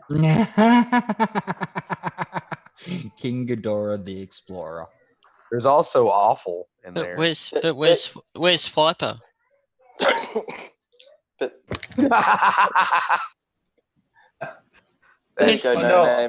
Swiper the Fox? Well, I like that. I have a feeling Dora may have stepped on Swiper. I was just about to say, I think she stepped on him. Yeah. Swiper, no swiping. I do that with my daughter. No Swiper, no. No Swiper, no swiping. Oh, she got the damn. That and Blue's Clues. Yeah. Oh, I still watch Blue's Clues with Nicholas. But where is I King watched the hell out Arthur? of it. Where's My daughter King was Arthur in the horrified. Knights of Camelot? What's that? Where's King Arthur in the Knights of Camelot? Charge! Attack! Run away! Run away! Run away! Perhaps if you built a large wooden badger. Gojira! Gozira! Gozira! Gorzira! I actually have eyewitness that Huey states that Fukushima wasn't a tsunami. Well, what the heck was it then? Gojira. Unicorn farts, of course. Godzilla. And you can't prove me wrong. Oh. Press play. I haven't got a vote yet. He hasn't got a video. There's a I've got a video. 33. That's 2 3s. Oh, we just need one more. You see. Well, just tie a knot in it. So what was that QE Wait. Montreal? What? Blue got hooked on heroin? When did this happen? Hey? What? Blue? Oh no. Hannah said, yeah, Blue Clues until he got caught high on heroin. Yeah, And I'm- yeah. The guy Steve on Steve. Blue's Clues. Steve was on And then- Smack? Yeah, And then Joe took over. because let's be honest. 90% of all of those children presenters, they either need to be rolling drunk or on some type of other prescription or non-prescription medication, just so that they can walk into a room and go, "G'day, everybody! How are we all today? I can see Jeffrey. I can see Bobby. I can see." Oh, that explains Romper Room then. You could. There's no Yeah. way you can pick that up every day.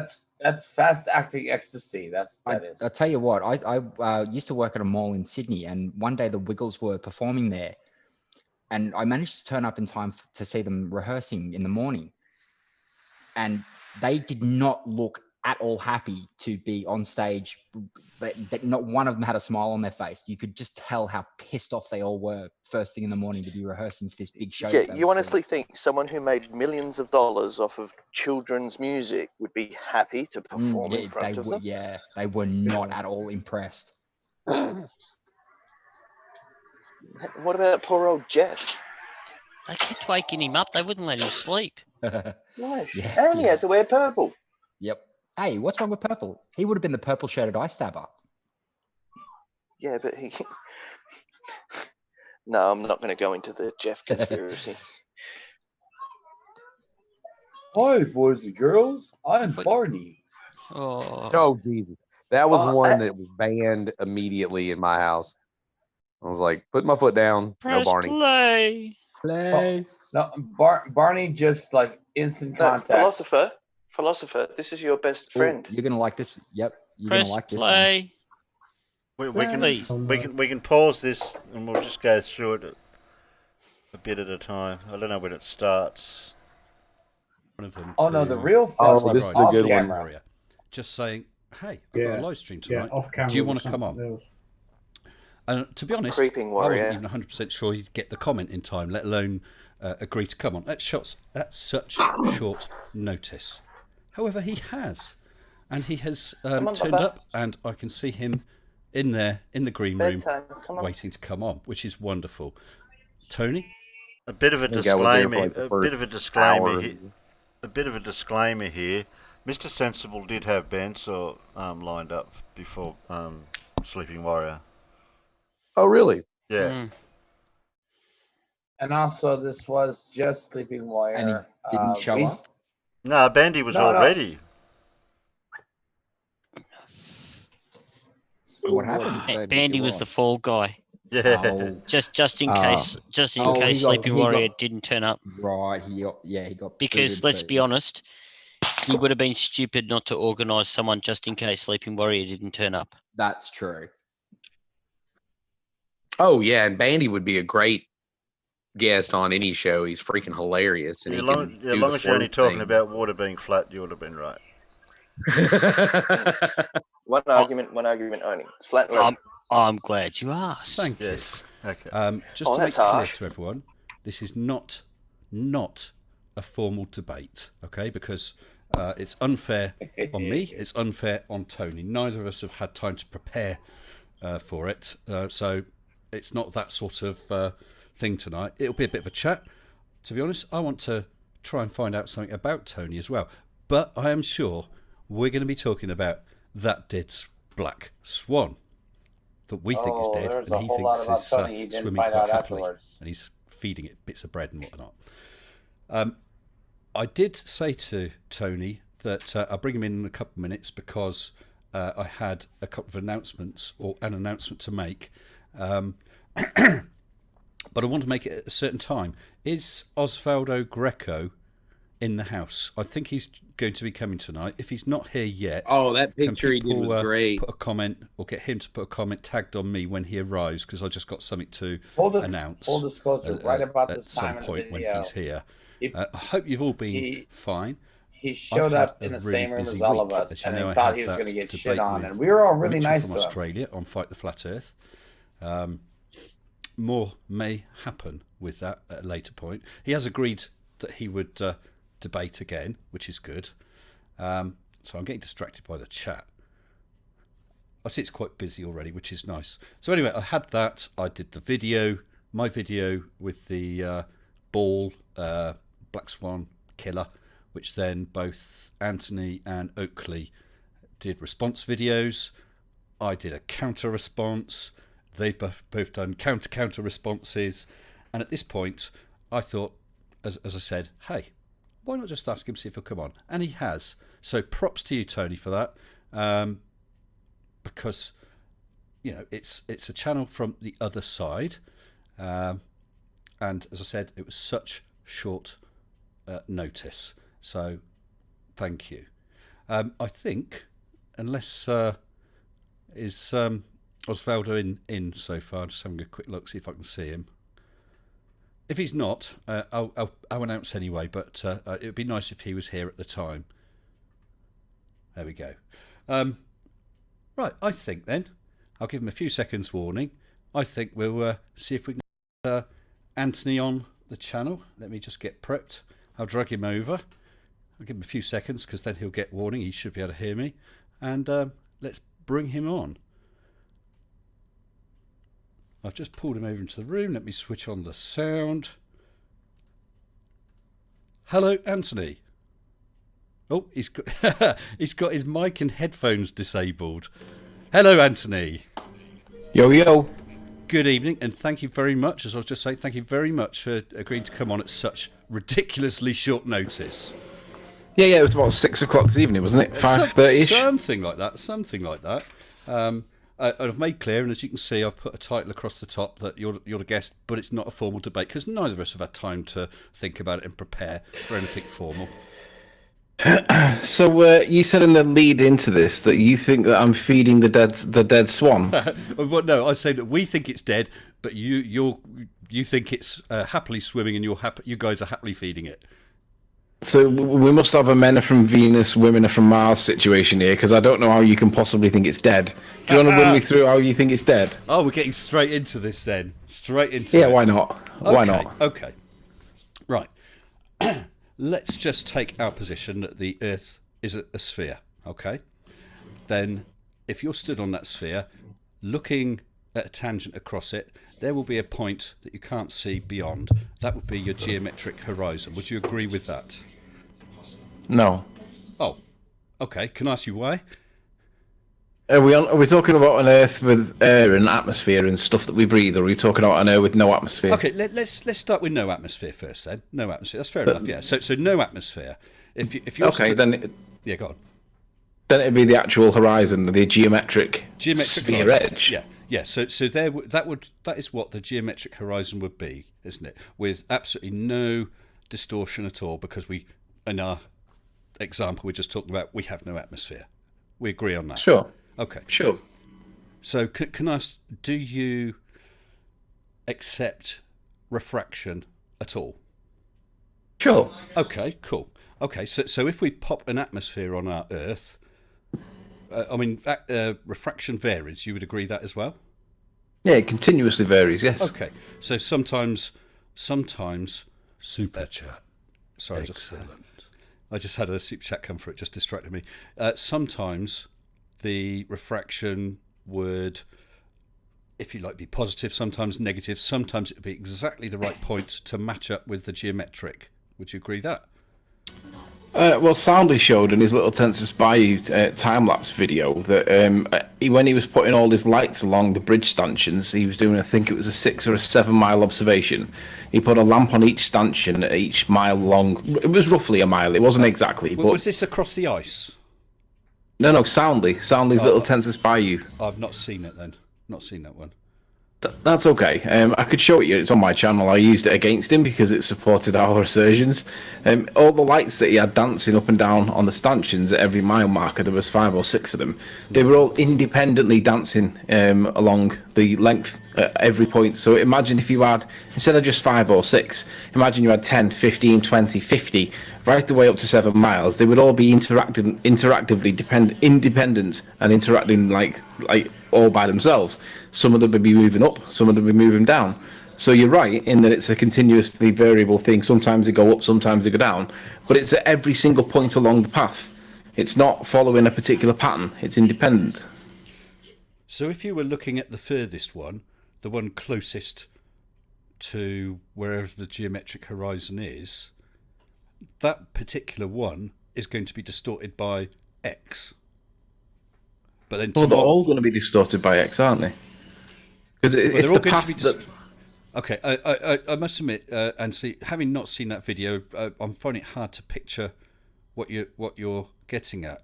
Can we go back? Can we just carry on with just running through to see where we can get to before we fundamentally disagree? Well, I think we've just found it, haven't we? It's the point where the light all starts to behave however it behaves. But I think we could both agree that the light behaves the same on both models. Is that a fair statement? Sorry, flat and spherical? Yeah, regardless of the shape of the Earth, the way that light behaves, it'll behave the same on both models. It'll dance up and down, it'll do what it does, however, influenced by temperature, humidity, density, all the things that influence the real world light. I would agree that on a flat model there would still be refraction, but for any given temperature, any given temperature gradient, you would have different refraction. Just because the angles would be different. So from coming across a flat sphere, if the light was travelling up at 1 degree and then bounces down at 1 degree, that would be different than if it was on a sphere and you were slightly around a curve, if you see what I mean. Yeah, but with regards to the behaviour of light itself, regardless of the shape of the Earth, it does some weird and wonderful things. We should both be able to agree that, regardless of the shape of the Earth. Well, light can get bent. I'd agree that. Do you agree that light follows Fermat's principle on the trajectory of light, where it deviates from a straight path in all directions at all points along the path, and it deviates, and I'll quote, from a straight line? Do you agree with that? What do you mean, from the source object? The path that the light takes from A to B, right? It comes into your eye or into the sensor of the camera from the oil platforms. At every point along that path, the light's deviating from straight at every single point. That's what Fermat, because it says Fermat's principle states that it's the path that the light travels in the least amount of time. Well, I would say that that's never ever going to be a curve, because a straight line is always the least amount of time. Well, the light. What I would say is from your platform, that let's say the one at 9.5 miles, whatever it is, the further one, the light travels in a straight line and is then refracted downwards, and that happens to then meet your eye. What if it was refracting downwards? That would create a gradual curve, right? Right. That's not what Fermat's principle on the trajectory of light states. It states that it will take the path that takes the least amount of time. If it was doing that, according to Fermat, it would be a straight line from A to B, but no curve. It wouldn't be the way you're saying. Well, I think to be honest, I think we're getting away from this whole thing about the Black Swan with regard to my demonstration and you guys' response to that demonstration. Because with the first demo I did with the actual tin tack, I was not trying to loom or do anything with the tin tack itself. You had the tin tack, an area of yellow behind it, and then an area of blue or purple, depending on your colour blindness, beyond that. And with that lens, we were able to not only see the yellow, but see some of the purple that was beyond the tin tack. Now, that was what I was originally saying, but then you and Oakley both came up with response videos to that, didn't you? Sure, but I mean, I think it makes sense, given that it's our assertion. Maybe we should start with our assertion first. Could we start with our assertion and then see where that takes us? See if I can say whether my demonstrations have shown anything about your assertion. Okay, go ahead. So, would you agree that I tell you what? Let's do what John suggests. Quantum Eraser says get them to recite the arguments so that you both understand the argument from the start. I actually agree with that. If we're on the same page to start with, there's only one place this can go, and that's the reason why it's been formulated using modus tollens. So, would you mind? And if you can't, just tell me and I'll do it. Okay. My understanding of your claim, is that according to the calculations for the size of the Earth, those platforms would have been beyond the geometric horizon, and yet not only could you see the platforms, you could see ocean and a horizon beyond those platforms. Is that it in a nutshell? Not really. It's formulated using modus tollens, and it starts with if the Earth is a sphere of a given size, then at a given height, then the horizon has to be at a set height. The horizon has to be at a set distance. So when you put geometric horizon, can we be clear each time you're saying geometric? Okay, yeah. Yeah. So basically, if the Earth is a sphere of 24,980 whatever it is miles, that gives us a radius that we can calculate. Now it means that if the observer is stood at less than 1 foot, which he was, I know Rumpus claims it was 5 feet, but I think John calculated it with 5 as well. But we're all going with 1 because not many people agree with Rumpus that it was 5 feet. Most people accept it was right on the water, it was a foot. The horizon is geometrically locked. The geometric horizon is locked at 1.2 miles from a foot high. Now, if the Earth is a sphere of that size and the horizon is set at 1.2 miles, why do we see the horizon behind the second platform? Because that's in modus tollens. That means that it is not at 1.2 miles, it's actually at 10 miles. Therefore, the Earth cannot be a sphere of a certain size. So that's why we formulate it that way. Right. So I would agree that assuming 1 foot, that the horizon is at that calculated or a calculated distance, and okay, let's say 1.2 miles. That's where the geometric horizon is. However, with refraction, the light from beyond that geometric horizon is being bent round so that you can see it. If you can see it, then it's in your field of vision. So what was beyond that horizon? The platforms, so you can see them. What was beyond those platforms? Some water, so you can see it. And eventually you reach the point where the bend of the light with a K value, I can't go into all the maths of K values because I'm not a mathematician, but the bent light, eventually you reach a point where it's not bending enough, so you see an apparent horizon. The problem you've got is on Mick West's magic curve calculator, when you put in the numbers 10 miles 1 foot observer height, he actually calculates for your standard refraction, and it changes it from 1.2 miles to a measly 1.3 miles, which is kind of consistent with the video that you demonstrated. Sorry, I just heard that. Do you want a wee? The dog's asking me to go out for a wee. It's all right. It's all right. Hey, we're not going to go into bottles and all that sort of stuff, Anthony. He just heard you say, "Do you want a wee?" It's all right. Don't you worry. No, it's not. I'm just telling her that she's live and she doesn't realise she's live because she can't hear you. You see, I've got earplugs in. Yeah, that's cool. Sorry, you're saying about using standard refraction. That's right. Yeah. But you also note that it says the calculations are not accurate for use low over water and near the horizon. Yeah, of course. And that, do you know, Hang on. Do you know the historical reason for why that's there? And it doesn't matter if you don't. Would you agree that if it's not accurate, what value does it have?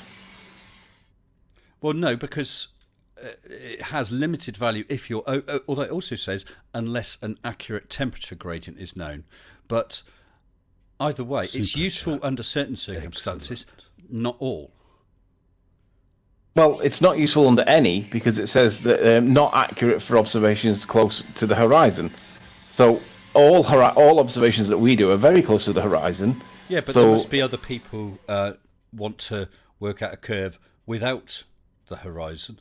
But I mean, there are, what's the word? Those are the things you've got to watch out for anyway. According to that, it's the calculation is with standard refraction, which may not apply because you may have unusual conditions. You need to know an accurate temperature gradient, and it's not accurate over water and near the horizon. Okay, so we know that if it obviously doesn't, standard refraction obviously doesn't cover it because it moves the horizon to the geometric horizon from 1.2 miles to a lofty 1.3 miles. Okay, yet we see the horizon at 10. Just to jump in, so if it's moved it from 1.2 to whatever it was, would you agree? 1.3. Okay, and I know that it's not much more. I've used it as well. But would you agree that if that was the refraction on that day, and that's the distance you were looking, would you agree that that is then an apparent horizon? Are you talking about if the picture wasn't the way we see it? Yeah. Forget your picture for a second.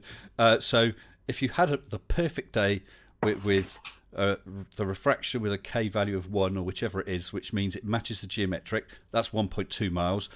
Later on that day, it's changed, and now you've got the standard level of refraction, and you're looking 1.3 or whatever, that is then an apparent horizon. Well, all horizons are apparent. Yes, that technically yes, even if they match the geometric. Okay, sorry, you said all horizons are apparent. Okay, so you agree in such a thing as an apparent horizon, just to get that out the way. Well, the horizon is defined by definition as apparent. Well, we only ever see the apparent, don't we? Even if it matches the geometric, we wouldn't know by eye. Correct. Yeah. Okay. I think to be honest, we pretty much agree on that. Yeah, but you're saying that though as though that's a point that we can agree on, but actually it devastates your argument if you agree with that, because we never ever see a horizon that's consistent with your model. And even if it was, we could never validate or verify that the horizon that we're seeing that's supposed to be consistent with your K value of 2 rather than 1, we could never we could never validate or verify that that is still the curved horizon that we're observing. You're only telling us it's curved because it matches your model. I'm not quite sure what you're saying there. I mean, the Earth has a physical size, and as we said, without an atmosphere, we could calculate that with that curve, you could see 1.2 miles, assuming no lumps and bumps and dips and all that sort of thing. Sure. But the problem is, if you're going to argue that if on certain occasions the K value of 2, as MC Toon calculates for, matches the curvature of the Earth and therefore you can see infinitely far, if you're going to argue that means that we then see the horizon at 1.2 because of the conditions at the time, then the fact that we never see that means that we would never be able to tell whether we were looking at a geometric curve or not. Because on the one occasion... Sorry. Hang on. Because on the one occasion... On the one occasion where it seems to match your model, just because it matches your model does not mean it's a geometric curve, because the refractive conditions at the time happen to support your model. It doesn't mean it's a curve, it just matches your model. No, I'm not saying because there's refraction that proves the globe. What I'm saying is, based on other evidence, I would say it's a globe with and so therefore there is a geometric horizon, but because we're looking through atmosphere, it's always distorted to a greater or lesser extent. Sometimes it would happen to match the geometric, but just by eye, you would never know. That's all I'm saying. I would agree with that, but would you that it therefore follows then that you must agree that this is fundamentally, well, at least on this point, it's an argument of equivalence in the sense that sometimes it appears to be curvy, sometimes it appears to be flat. Can you agree to that? No. Why do you say sometimes it appear to be flat? Well, what's the explanation for the appearance of the horizon behind 10 miles, and it fade into nothing if it's not to be described as appearing flat? Right, so we're now getting on to the black swan, yeah? Sure. I would say, for instance, you must have seen those other photos with the horizon well in front of both platforms, cutting off all the legs, I think, even of the nearest platform. You must have seen that photo. Absolutely. Okay, so can I ask how you would explain that?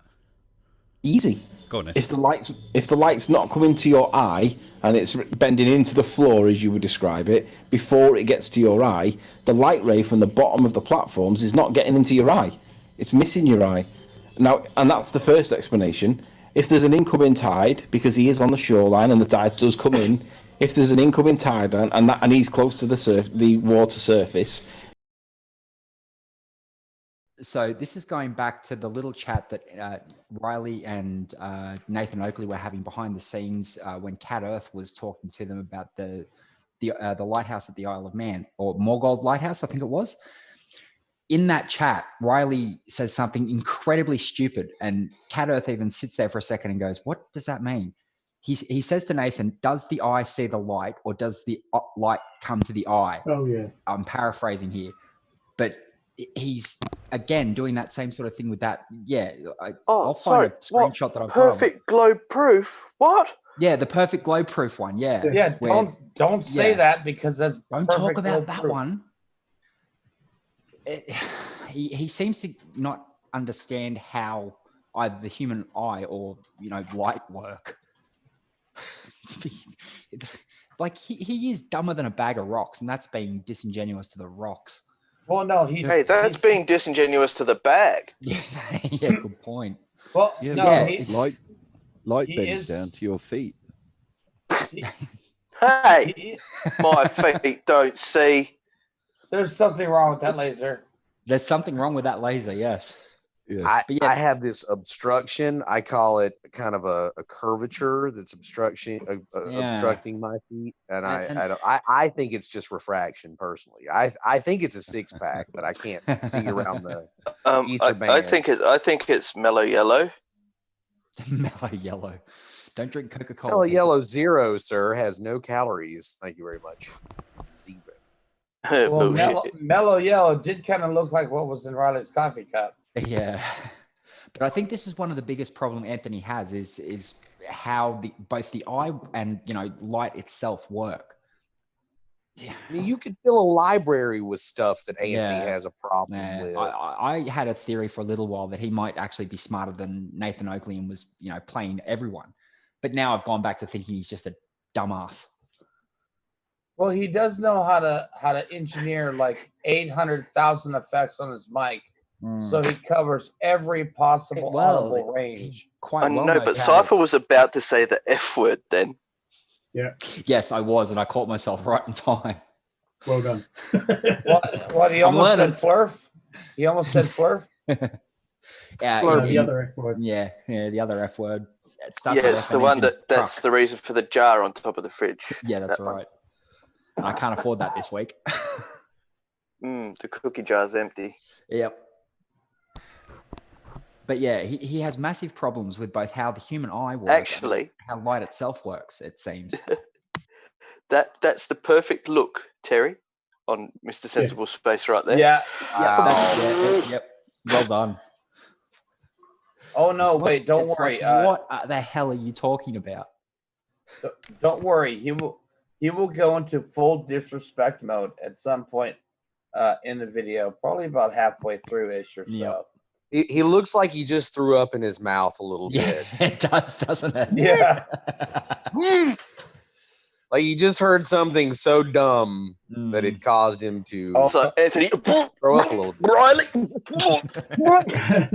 No, don't worry, ladies and germs. It's all downhill from here. I guarantee it. Yeah, it only gets worse. I gave up after about an hour. I don't know if I made it much further than that. Oh, you should. If only you knew what was going on behind the scenes. That's because No Name's internet atheism couldn't handle it anymore. I couldn't. I got triggered. Yeah, he stayed in Discord for what, an hour and a half or something after. Oh god. 2 hours. Oh, my 2 hours. crack's here. Hello, I just crack. found How out you going? I got fed up. I'm going all right. Going to work soon. Ah. Hey, Pip. Old MacDonald had a park. E-I-E-I-O. I'm going to regret that for the rest I of my life. fell out of bed, what- y'all. She knocked me out of bed. I was laughing so hard. Don't worry. You have to get. Don't last long. Yeah, I'm still waiting you for have to these get far out motorboats. Brussels sprout. You do good reading that. I looked for it the other day and couldn't find it. So if you find it, let me know. We'll find a copy and post it over to you. Thank Oh, you. what was that one that John Oliver did with the gay bunny rabbit? Vice President Pence's granddaughter, Bundy or something. Oh, it's on the tip of my tongue. It was a funny name. You're right. It was a play on. I think it was his real name, but I can't think of it. Yeah, because he used government money to fly his pet bunny rabbit around. This one is about gay marriage. The one that John Oliver did, or was it Stephen Colbert? Crap, maybe it was Stephen Colbert. My brain is wrecked. Anyway. Well, it's 3:00 in the morning. I need to go. No. Oliver had it, we'll the come back to Bundy rabbit. He actually made a whole book about it. He made a whole book, and it went on Amazon, and it blew up on Amazon immediately. Yes. Okay. I was questioning my memory. That was Oliver. Okay. Okay. How's the ice? Back to the street.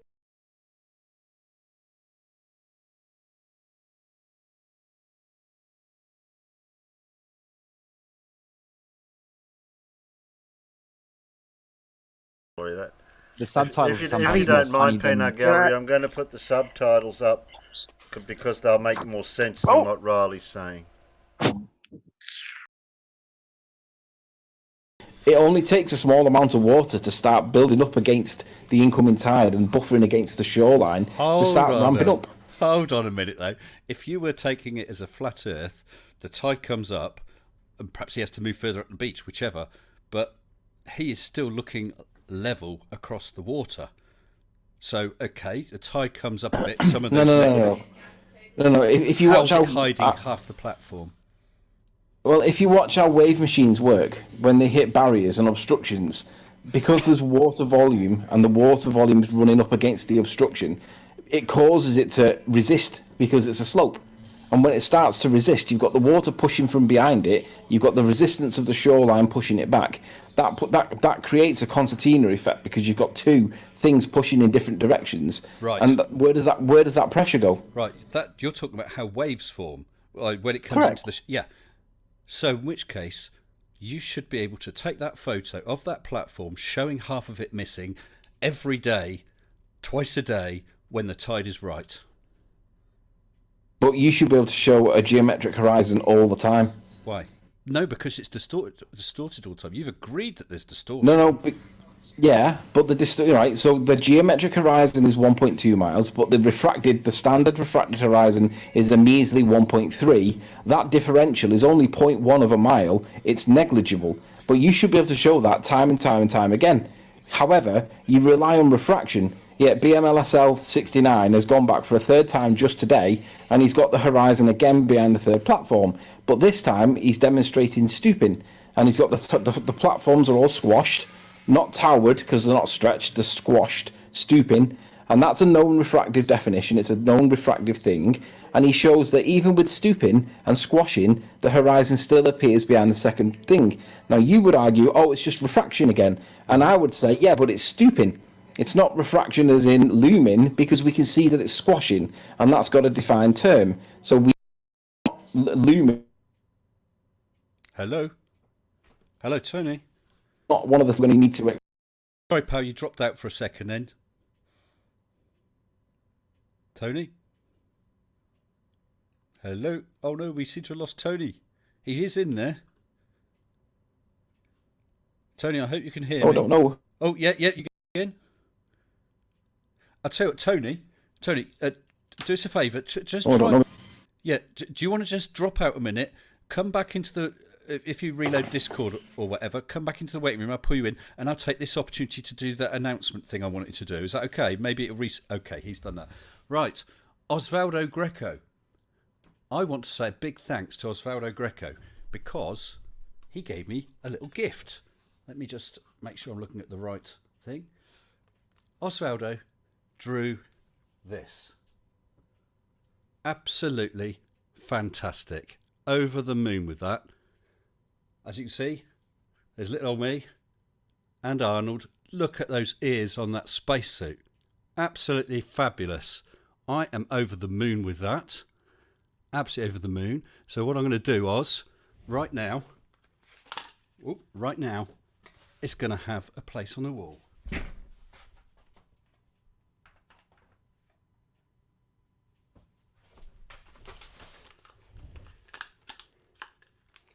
Oh. Absolutely fantastic, Oz. I really, really appreciate it.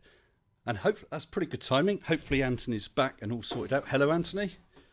Hey, just before we start back into it, let me just ask you a question. Yeah. Lizzie Beth in your chat says, a flat Earth has no horizon. So if a horizon, then no flat Earth. Do you agree with Lizzie Beth? I would have to say that sometimes we can see really, really crisp horizons. Like, for instance, that one with the horizon in front of the platforms. Never mind the distance, how far away it is, but it's a really crisp horizon. And actually, it's a horizon that's closer than the nearest platform, 6.5 miles. Yeah, but hang on. Do you think that... Well, I was going to say, I would find it hard to equate that with a flat Earth, because my expectation would be that you're going to see a bloody long way, because there's nothing to get in the way, and to eventually everything fades into an unresolvable blur. That's what I would think. So you don't think a flat Earth has a horizon, really? I would think that if it was perfectly flat, and let's say you're at the edge of the Pacific Ocean or something, so it's several thousand miles, you are always going to see. Well, it's going to. That's where your horizon would rise up, and it will reach an unresolvable blur. But you would certainly never see a ship go over that horizon, or if it went out of sight, you could pull it back with a telescope. But we do see ships go beyond the horizon, and you can't pull them back with a telescope. So is the answer to my question yes? You think a flat Earth would have no horizon? I think it would be an unresolvable blur. So that right. Yeah. Okay, so that basically means no, you don't think there would be a horizon on a flat Earth? Not a crisp horizon. Never a crisp horizon like that. So, if you look down a tunnel and it's perfectly straight, yep. Do you not agree that everything appears to focus at the middle when it's our point of convergence? Of course, yes. Well, that would be your horizon if it was landscape. But it would, looking down that tunnel, let's say that there's pillars or something all the way down, they would get shorter and shorter and closer together until you couldn't tell the difference from one to the next. It would be an unresolvable point. That's right, and that's what we see. But what we actually see is more like with that Pontchartrain power line going across the lake. The furthest ones, they got smaller and smaller, but they're actually then going downwards as they're going over that curve. So you think the Pontchartrain pylons are proof of curvature? I do think they show curvature. Yes. Right, that shocks me. Okay, so do you know there's two names for the phenomena that I'm about to describe? Three. One would be an inferior mirage, another would be dirtier, and a third one would be ether band. Right, are you familiar with that? Let me just note those three down you mentioned. What was it? Mirage?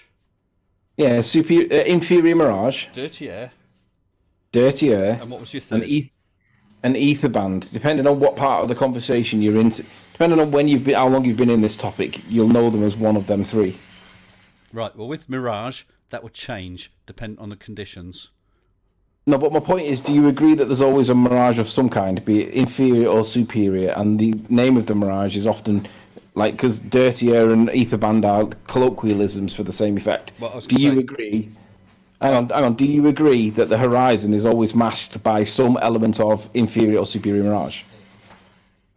first thing, Tony, someone said to me before, you watch out for Tony, he'll say, do you agree? Do you agree? And you said, do you agree quite a lot. What I would say is a mirage, to my understanding, is a specific type or types of distortion due to refraction. Like you get superior, inferior, and God knows what else. Yeah, but my question's specific. Do you agree that the horizon has always got an element of mirage to it? Oh, hold on. I thought you were talking about just the pontchartrain things at this point. Horizon in general. The word horizon has got an element of some... What I would agree is there is a fixed geometric horizon, a calculated distance away. We're saying it's 1.2 at a foot high. With air, we get distortion, refraction, which changes your apparent view, giving you an apparent horizon. Depending on the level of the distortion, you can see further still. And even to the extent where you get things like those mirages floating in the air. And something like the Chicago skyline, you look on an ordinary day, you will not see it. And then there's that one occasion every however often it happens where you get a beautiful view of Chicago right across the lake. But you don't see it other times. But it's not because of clarity of air or anything like that. This is it, Tony. If it changes, then it's got to be down to the atmosphere, hasn't it? Right, you've not answered my question, and I really want you to answer it. Okay, I'm not trying to avoid your question. Perhaps I'm misunderstanding your question, okay? I wouldn't try and avoid it. Try again, rephrase it maybe. Do you think the horizon has some element of superior or inferior mirage always, yes or no? I would have to say, Tony, I can't answer that yes or no. Not because, but I would say there is always some element of distortion. Whether that counts as a superior or an inferior, I don't. I actually don't know. So it's not. I'm trying to avoid it, but I would say there is always some distortion. So there's always some distortion, right? Yes. It varies. Sometimes there's a big thick band of it, sometimes it's less of a band, but it's always there. Now, when it's refracting the sky, you can't tell when it's there or not unless there's a boat on it. But when it's refracting the water up, the boat that you think you're looking at that should be there is not there because there's a refracted horizon above it called a fata brumosa. So my point is, it doesn't matter about the names, my point is, when you say that if the Earth is flat, there shouldn't be a horizon, yet every horizon that we ever look at is apparent by definition and is subject to refractive effects known as mirages to some degree or a lot of a degree, then we don't have a point that is defined clearly for a ball or for a flat Earth because it's completely destroyed by the perception of what we call dirty air, ether band, mirages. There's this element, this area of land that it's called the circle of confusion, Aries diffraction. It all blends into one mush. Now that's the convergence point for us, but there's no explanation for that on a sphere Earth because if the horizon's only 1.2 miles away and you're going to say, well, it's refraction, well, that type of refraction needs to be explained because we need to know what type of refraction is it and how does it work. And we know that looming, which is the common answer that we get back from you guys, has a defined... It's a common form of refraction. It is a common form of refraction, but you guys don't apply what the meanings for looming is. You change the meanings of the word looming, and you give it the one that suits your narrative, but it's not actually the one that's defined. Well, no, there is different types. I mean, like I would be saying that photo with the rigs and beyond was loomed up, whereas towering is something slightly different. Towering is something slightly different. In fact, I do think looking at those two rigs, there is some towering because one looks more vertically stretched than the other, and you've got to admit that especially the left one, the further rig, that was distorted to buggery. The cranes were twisted and bent all over the place. No, it wasn't distorted to buggery. Right, first off, towering. Towering is the flat Earth version of looming. Obviously, it's just not looming behind an Earth. Towering is something different. I can find you. I actually came across an interesting. Have you got a view? Sorry, Tony. I will let you finish. But have you got a view of this stream so you can see it? Yeah. He's recording this stream. He's recording the stream so he can use it for his own purposes. He completely denied the visual effects of those further oil rigs with the outer boom and everything all distorted because of the atmospheric conditions. He completely Well, ignores that's what that. QE says. It's about the horizon. Ignore the rigs. Yeah, ignore that rig that looks like it's melted and distorted. Yeah. Yes, They that's both look melted and That's distorted. just dirtier. That's just dirtier. Yeah, the only bit that's actually not distorted is the bottom of the front rig, where you can see the legs actually looking straight. But then you look at the top right hand side of the forward rig, and it's bent to buggery. It's like that's not steel. Well, here's my question: Has he started Peanut to believe? butter. Has he started? Have they started to claim this ether band that Travis and Lemonbird think exists and is the reason for this refraction? Yeah. Travis is trying to become the next Interesting. globe buster, man. That's why he's been on all Because the I- debate circles lately. He's trying to get his name out there, prove himself. Because I to do remember Bob. a few weeks back, Nathan Oakley was blasting Lemonbird about the ether band and saying that it was No, total just crap. about I've got ether. some sound No, clips. it was just ether. Ether. No. Lemon is an ether advocate, and that's different from Travis's ether.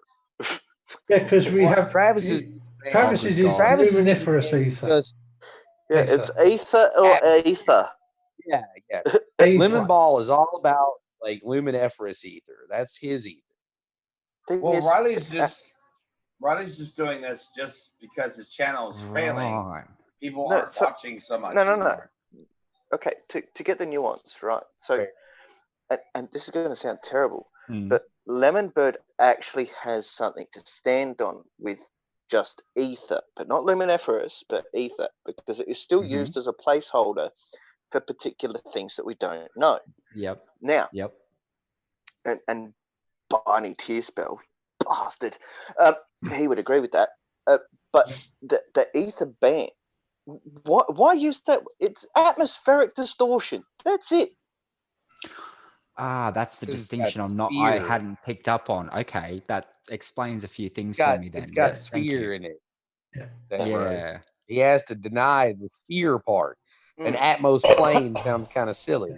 So an ether's got that woo element to it. Because of course he's courting the woo crowd. So you throw ether in, and honestly, I think if I ever started a flat Earth channel, it would contain ether and truth in it somewhere. But I wish the ether. I just wish they would pronounce it Whatever. right. Ether. Yeah. Aether. Well, I mean, Yeah. again, it's Greek, so I've heard aegis and aegis. I've heard that word pronounced both ways. Because it starts with it actually in English it starts with the letter ash. Yeah. Yes. Yeah. It's one of the few words that still starts with the letter ash. Although It's rather ash- egregious, if you ask me. It's all Greek although to the me. letter ash has generally fallen out of use in English, it's still used in a few places. Yeah, but translation in English would basically say more of an aether than an ether. Ether is a hard E, Yeah. and that's not a hard E. It's sort of like a very soft E, like aether. Does this rag smell like ether to you? Can we just call the whole thing off? Yeah. Tomatoes. Yeah. Anyway, I stopped arguing over it really, but Right. That's just a change from what I've heard. It is just atmospheric distortion. Yep. That's all it is. And it includes refraction that's working in the vertical plane and refraction that is working in the horizontal plane. He admitted one night on Jose's or something that yes, the ether band was simply another way of saying atmospheric effects. Like refraction, gotcha. And we all it's just a catch-all for everything. And so they've incorporated this into their model and or worldview or paradigm. Sorry, paradigm. They've incorporated it. Paradigm. But again, it's just a way to skirt a word that is inconvenient for them, so they can make their own little mystical. Yeah, science. gotcha. Yeah, a little woo science. Because it's just blah blah blah blah blah. blah blah blah blah I blah. remember. I'd never heard him refer to it or even try to use ether or aether as a excuse for anything before. So it's interesting to note that he's doing that now. Oh, I wonder who the parrots are. Yeah. Which is funny. It's sad when you're a Travis parrot, though. I mean, every time we get asked a question, we word it differently each time, right? And they That's say we're double speak. parrot. No, that's flatter. That's right. Glober's double speak. Is it open or closed? White night. Yes, it's open White and night. closed. Okay, so shut the fuck up. Sorry for swearing. Right, it is open and closed. Okay, in the universe, it's closed. It's closed. It's not I didn't mean to sealed. trigger you, Davros. I was joking. No, in the universe, the total universe, it's closed. Right, but locally, it's open because shit comes in. Right. Like there's always media. shit falling to Earth. Whether it be atoms from the sun, or meteorites, or bits of satellite, or Davros littering. Gamma rays. Teslas. Well, not yet. Not yet, but just saying. Not yet. Sometimes things leave too, and they never come back. Yes. Could be aliens that come to visit, but then they don't realize that the gravity of Earth is a little stronger than they anticipated, so they burn up in the atmosphere. So we have plenty of chances for first contact. Or the aliens tap into channels like Riley's and go, "Nah, this is too stupid. We're out of here." Or they rock up about 540 million years ago and go, RNA anybody? Yeah. Well, see, that's why I don't believe in alien visitations, because an alien, if they could travel hundreds of thousands of light years or whatever just to come to Earth, and they happen to know that we're here, they would look down and be like, no intelligent life here. Yep. Fair. Wouldn't blame him. Anyway, keep going. Play. Press play. Yeah, press play. Damn it. I think I asked to listen to Anthony Riley on purpose. I'll skip ahead a bit. What is wrong with us? I'll skip ahead a bit because we already know I think about. we're masochists. And I have a theory about why he agreed to this conversation with Mr. Sensible, but I can save that for later.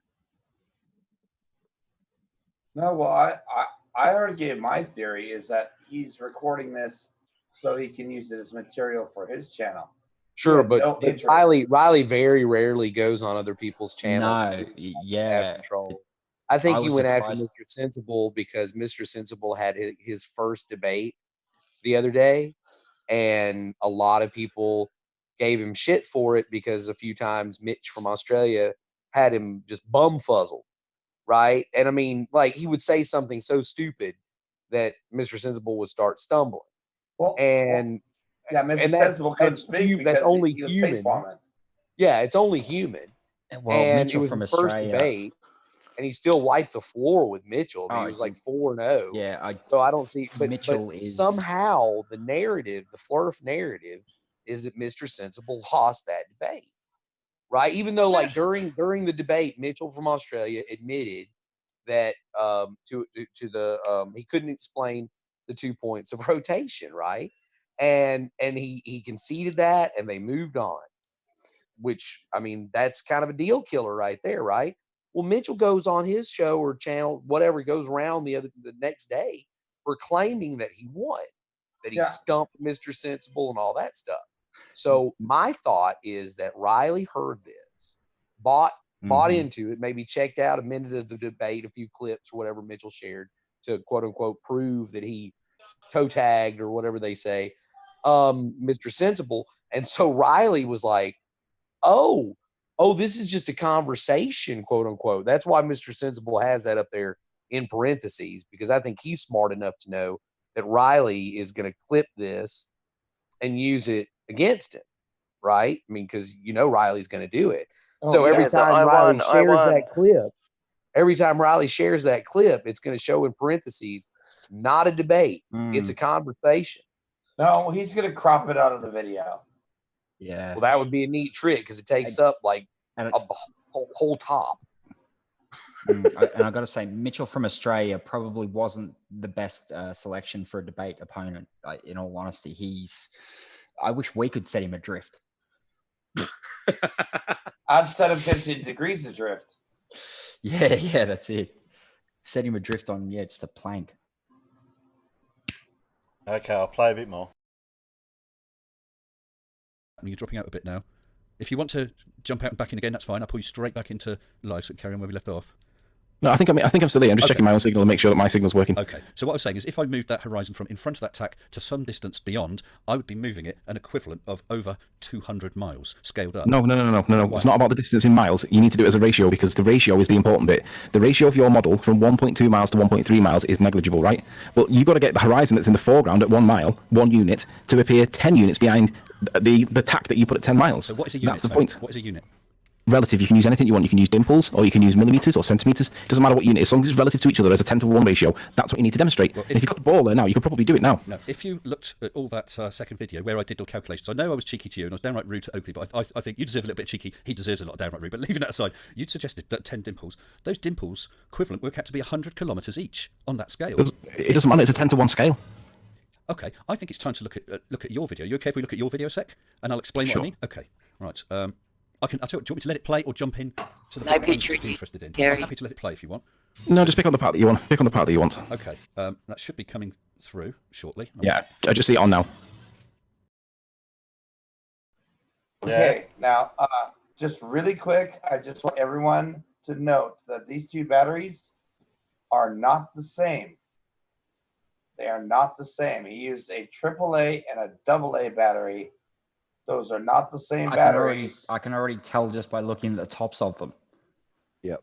Yeah. He deliberately did that, and now he's trying to claim that that's going to somehow show some sort of perspective. Look at the different colors.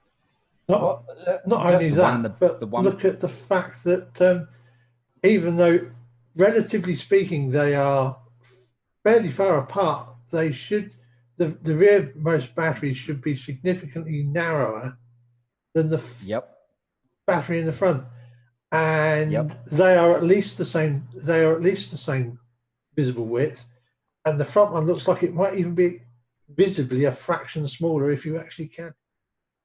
Yeah, but he cheated on this experiment right here. See, I would say that the one that's got more visible looks slightly narrower to me. The thing is, that's exactly what I just said. Yeah, but what Riley just said to Mr. Sensible just before, you got to ignore the kilometres and that. We need to use a ratio. We need a ratio. So he showed it to him. He said, those dimples on there, will it be equivalent to did he say 10 kilometres? 10 kilometres each. 100, he said, 100 kilometres. Yep. So there you go. You've got your ratio. That's a ratio, yeah. But he just ignored it. He just completely ignored it. Oh, and about right. Dimple. He changed the ratio too and expected the same result. Yeah. About the ratio is 10 to 1. That's it. That's all he's going for. Yeah, yep. About the dimples on the basketball, the clever ear and the clever eye will see how he totally strawmanned that argument when he. I'll just say when he puts the dots on them, you will see exactly what happened. I just want everyone to know that he said every other, and he didn't do every other. He's being disingenuous when he says, "I'll give you 1 to 5." Yeah, it's like no, that changes everything. Do you know anything about fractions? I was typing in the text. I was like, "Mr. Sensible, are you going to call him out on his bullshit?" But I guess he was just flummoxed with the Gish Gallop or something. Oh yeah, no. The dimples in the basketball when he starts coloring when I almost called him Oakley. When Riley starts coloring them in, just watch for that bit. Okay. And listen carefully to this bit because he's going to say something and then he's going to say, "Well, see, you can't do it that way." But when you look at the dots that he's laid out, he's going to move the goalposts very obviously. Ooh, shocker! Okay. Very big moving of the goalposts. You'll see it. Well, let's look at it. Okay, so Yes, there is. So you got those two batteries. Can I just ask, are they AA or AAA batteries? One's the back one's a AA. The front one's a AAA. Okay. I use the bigger one in the background so you can see it easier. Okay, because I measured a AAA because that's all I had to hand, and I made it a centimetre thick and 4 centimetres roughly long. If that ball that you've got it on was a metre diameter, and it actually looks smaller than one I use, but if you assume that that was even larger, scaled up, that battery is 400 kilometres wide, 1,600 kilometres tall. Space is only 100 kilometres. That's the sort of scale. Do you see what I'm saying? So to hide... Yeah, and you're wrong. You're wrong. Well, I'm not. The scale is on the z-axis. It's got nothing to do with the width. It's got nothing to do with the height. It is totally a function of the relative distances between the horizon, the way you say it is on your model, compared to where it actually is in the real world. And you can do it as a ratio. Now, if you don't get the distances on the z-axis correct and focus on the vertical or the horizontal aspects instead, then I'm saying that you're swerving the point. No, I'm not trying to swerve the point. I'm just trying to point out the size of scale. When you're talking z-axis, you're talking front to back? From the observer, from the eyeball of the observer. So towards and beyond that tower being... Yeah. Okay, yeah. But I was just... As if you're the camera lens. Yeah, so if that battery is 10 mil across, it's 10 mil front to back. Never mind the height, 10 mil front to back. That's 400 kilometres. So it's a red herring. It's a red herring. Okay, let me explain why, and then I'll show you why. If that horizon, as it is in your picture right now, that horizon is in front of both of those batteries, isn't it? It is. Okay, let's say it's only just in front of the nearest battery. To move that horizon behind that nearest battery, you would have to push that horizon back by 400 kilometres. Scale-wise. No. Right, this is where I'm... Because you're supposed to be applying it as a ratio, so it scales automatically. If you apply it as a ratio, the scale becomes irrelevant because it's fixed by the ratio. Do you not understand how ratios work as a function of scale? Well, I think we should see how you do this then. Are you okay? Can I play a bit of your video? Yeah, I'm going to go get a cold drink. 2 minutes. Well, I'll wait till you come back. I'll only be 2 minutes. Okay, I'll wait till you come back. Well, this is interesting, people. It is just so... It gets totally and utterly demolished, and then he starts lying to people. So everyone was listening to him thinking, "Oh no, can't he's all wrong." Quick, right? I'm gonna go get a drink while I'm losing. He hasn't got it right. He asks for distance. He gives him distance. Oh no, he can't do it. We've got to do it in a ratio. So he gives him the ratio, and then he goes, "Oh no, you can't do it by scale." Oh, that's a red herring. Yeah, well, what he's got to do now, what he's doing is he's going and he's texting his phone a friend list frantically and ask them for the scale. That's exactly what I said he was doing while we're in the background. Yeah, I remember that. He's going for help. Well, the thing with Mr. Sensible's original video was he was really careful to measure both the tack that he had and then the cigarette lighter flint in order to get the ratios and the scale correct. That's where Anthony's trying to go, oh no, we don't need any of that because blah blah blah blah blah blah blah. Yeah, because this guy is such a... Well, that's what you do. You call a fallacy, and then you go, "Oh, I got a phone call." He used to do this all the time when he was still coming on other people's channels. He would use some kind of excuse. He would always be I'm getting a phone call or someone's at the door, right? And then some bitch would disappear for like 4 hours, and you come back and act like he completely forgot what we were talking about. And it's like, no, Lily. Well, of course, the thing is that he's deliberately ignoring the diameter of the spheroid that he's using. So that he can basically make it show what he wants to show, because because if you don't scale the objects and everything with the diameter of the spheroid, then as you say, you can make something that's thousands of kilometers tall and thousands of kilometers apart on a spheroid that's smaller than that's on a spheroid that's either bigger than or smaller than the Earth, depending on how you want it to be. Even that further battery, the AA at the back, would be up to the Kármán line, probably more, I would imagine. You know that a AAA battery is the same length as a AA battery, don't you? Yeah, yeah. So Same, so they would both be at Well, no, 1,600 kilometers high. Yep. Well, a AAA is slightly shorter, but only slightly though.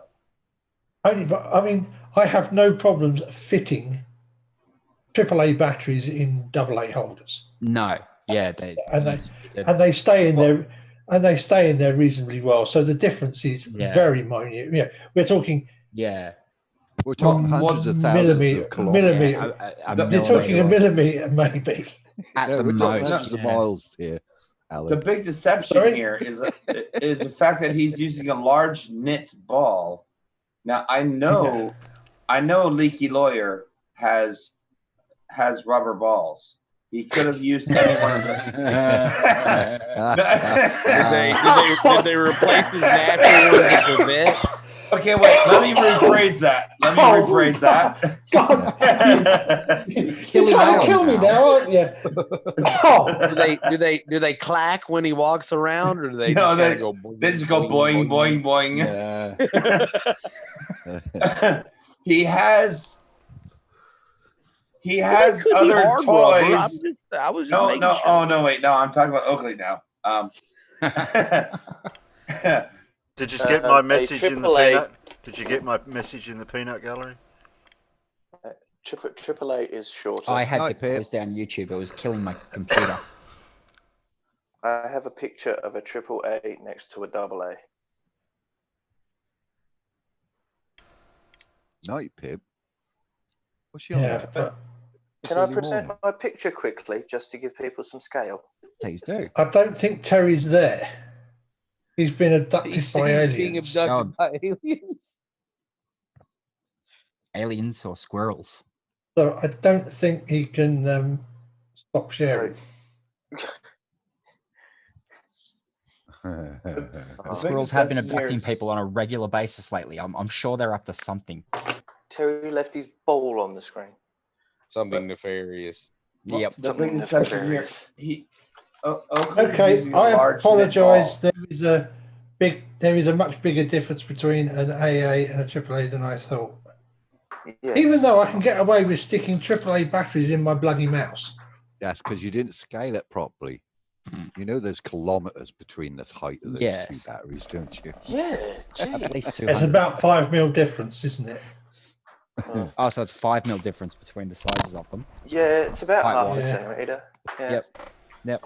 Yeah. How big do you think that yarn ball is, or whatever that is? Well, that's what I was saying. There was a you picture. can't tell. Yeah, no, That's there was huge. there was a picture of him holding it up, and it is Yeah. quite large. Yeah. Yeah, it's But it's not a meter. No, it's No, not. no, but it's a big ball. It is quite It's large. maybe about 3/4 of a meter in diameter. Yep, I'd agree with I that. was thinking, But- about 2 feet. But Yeah, in he's the got it on his picture, it's shoulder hard to with his tell. arm. It's Yeah. hard to tell. Yeah, until where he was shows that? it. Who had that picture? That's on here. It's further on in the video. Yeah, where he shows shows the it later scale of on. them. There you go. Yeah, that must be where I saw it. But in Okay. scale terms, if that what we're looking at now on the screen, right? If that is what he's using as a scale, those ribbly bits are like the Himalaya mountains. Mm-hmm. Oh Yeah, no, the ribbly Himalaya bits are Mountains. bigger than the Himalaya Mountains. Yeah. No, Yeah, it'd be bigger than the those Himalaya mountains. those would collide with the ISS. Yeah. Yeah. The Earth in that scale would be as smooth as a cue ball. I mean, you wouldn't be able to tell the difference between the Marianas Trench and the Mount Everest. No, you wouldn't. No. Yeah, you only have to be a quarter the height of that front battery to be where the ISS would be. Yeah. Roughly. Just roughly. Yeah, roughly. Except maybe more like the Hubble. And he did say No. that.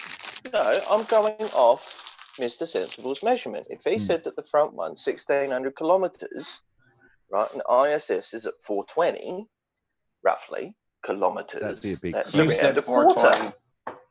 Yep. Yes. Yeah, I those mean, ridges. that's Those ridges would scrub it. Yep. Yeah. I reckon Lily must have been listening to Terry's stream one night when he was on about his shoot for rockets to take off. Massive pipe going up to space.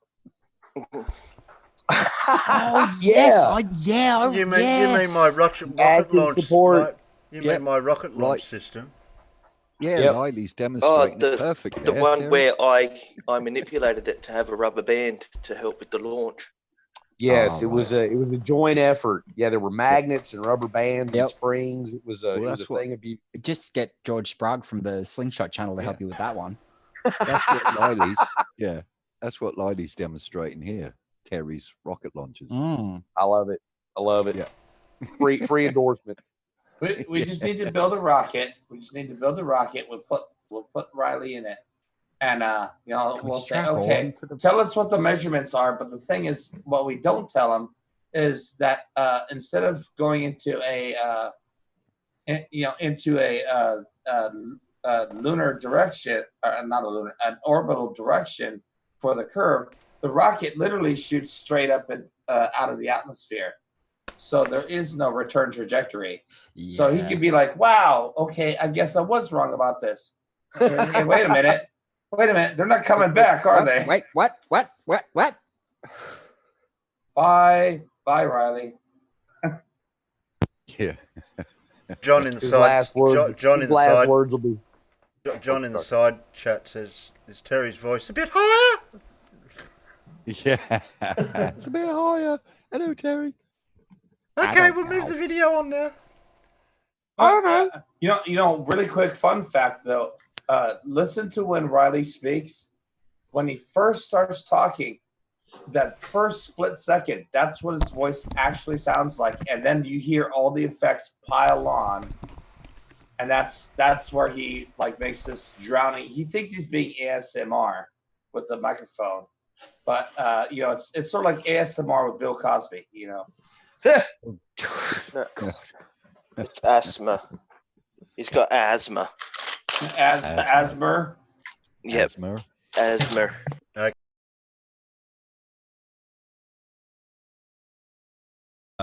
Obviously, there is some disagreement here. I think I'll take this opportunity just to read out super chats I've had. Thanks for these guys.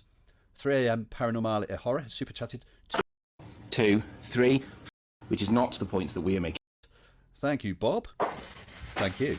And Wojciech super chatted 5 Swiss francs. Light usually bends downwards, so on a flat Earth, the surface would look concave. Very interesting. Thanks for that. And Tim Pryor super chatted $5. If the Earth is flat, why do we see a horizon whatsoever? Absolutely, that's my point too. Right, okay, I'm back. You're back. Okay, I was just taking out the opportunity to read super chats. I just want to play a bit of the video. Excuse me, where you're. Okay, Mr. Sensible, this is what I asked you to do. Hold on, where you're going to talk about this scale and the 9 and 10 units and that. Is that okay? And then I'll point out why I have a problem with it. You've not done it right. Okay. You've done it incorrect, and I want to show you for what you need to do to try and make the point that you're trying to make, which is not the points that we're making. But let's just demonstrate the point that you're trying to make and show how it should be done properly. Here we have a cushion that's relatively round in shape, and I'm going to use these little ribs as the scale marker. Just so happens it's nice and easy to work on. We have these 2 batteries here that represent platforms, and you'll notice if I bring the camera in, you've got, let's go with this rib that is behind, that would be the 9th mile, 8th, the 7th mile, kind of represents the 7th with regards to where the 7 mile first platform is to the 9 point something mile second platform is. And then what we need to do is put the horizon 1 unit away, like 9 units behind these. So we'll go 9 from this one, so we've got 1, 2, 3, 4, 5, 6, 7, 8, 9. That's where we need to make the horizon like that. But the problem is I can't actually get the thing, because the ball's that small, I can't actually get it like that. That's to doing it relatively to scale, right? They're the units that are required to do the test that you're supposed to be doing, right? So I'm going to have to give it massively in your favour and give you a 1 in 5 rather than a 1 in 10 ratio.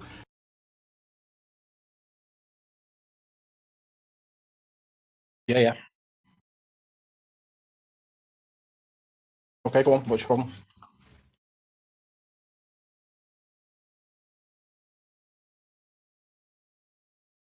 It's an oblate spheroid, actually.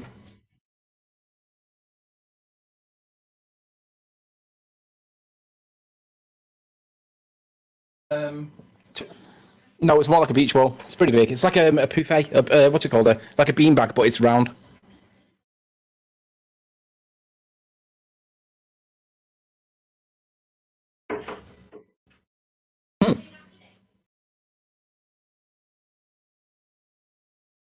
Dude, the chat saying that you're muted. They can't hear you. Thanks, guys. Sorry about that. I muted myself for the video. Right, I'll just reiterate that if I can, Tony. I asked Tony how big the ball was, and actually they probably could hear you. I think you said nearly a beach ball size, something like that. What I was saying was, looking at the size of that sort of string ropey stitching, when Tony, when you counted forward the 9 or 10 forward of the batteries, you had to rotate that ball backwards quite a bit.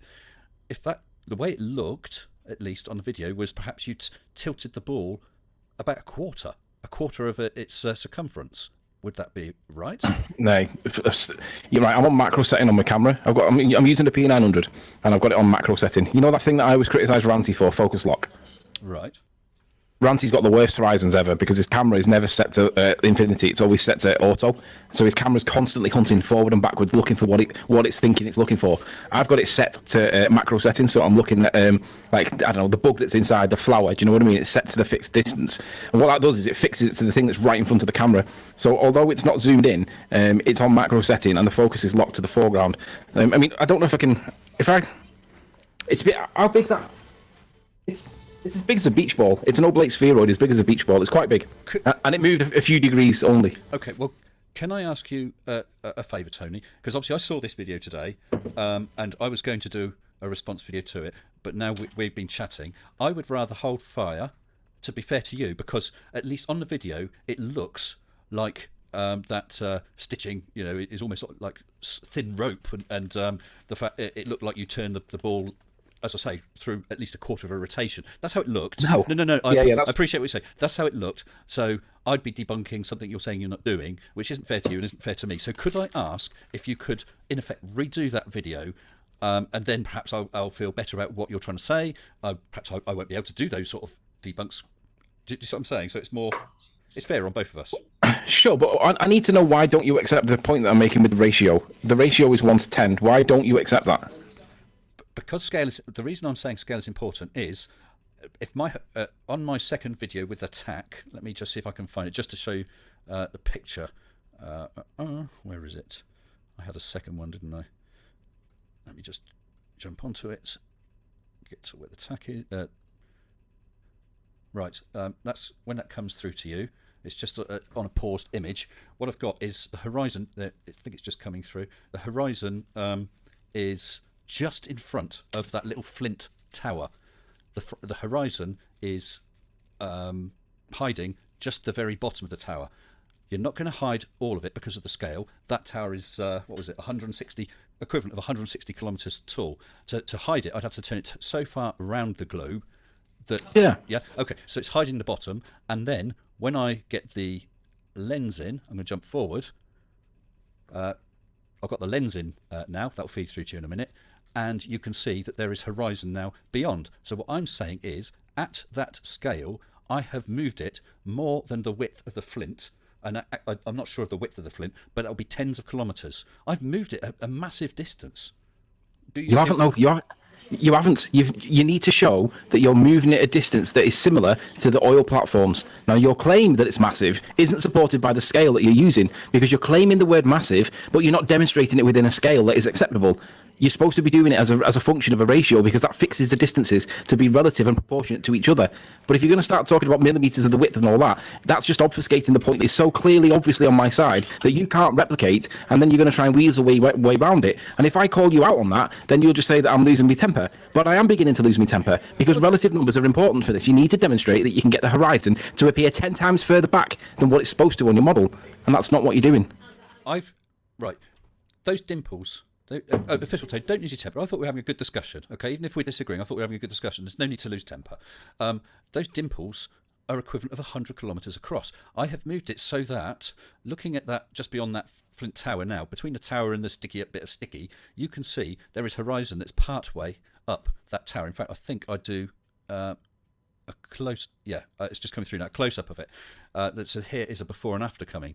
So that shows the horizon has moved. At scale, that is vast. Right. Why can't you do what I asked you to do? Why can't you use the dimples as you think?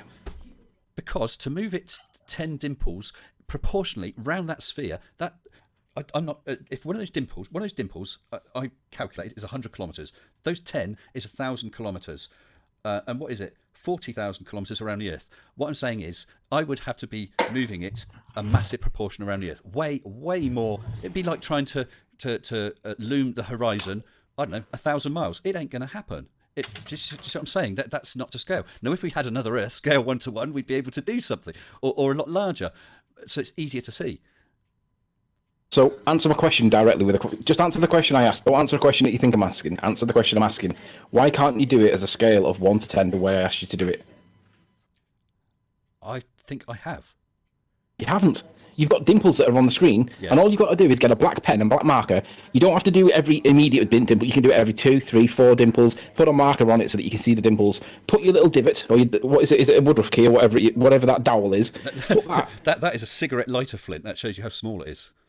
So put your cigarette lighter flint at the 7th, and then put another something at the 10th one, and then put your camera at the first one, and that's where your horizon's got to be. Then bring it back into it, and you won't be able to do it. No, I wouldn't be able to do it. Right, that's the point. Now, do you understand that that's not even our argument? That's your rebuttal. No, but okay. Let me turn it around, Tony. Those platforms, let's scale it up. If the what you're asking me to do, an equivalent of, is saying that if the horizon is 90 miles in front of that platform, I want you to apply refraction so you can see the horizon 10 miles beyond it. That's what you're asking me to do. Do you not see that about scale? No, that's not what I'm asking you to do. Okay, So you have. So you want? Can I just clarify? Right. So you've got a platform. You're saying you want the horizon 1 unit in front and to loom it 9 behind, or 9 in front, loom it 1 behind. Which way around was it? What camera are you using? Is it a P900? Oh God, no. No, it's just my phone camera. Right. Does it? Oh, right. Your phone camera might have a macro mode on it. Does it have macro mode on it? Yes, it does. Right. So where are you using macro mode? Where are you using macro mode? No. Okay. Do me a favour.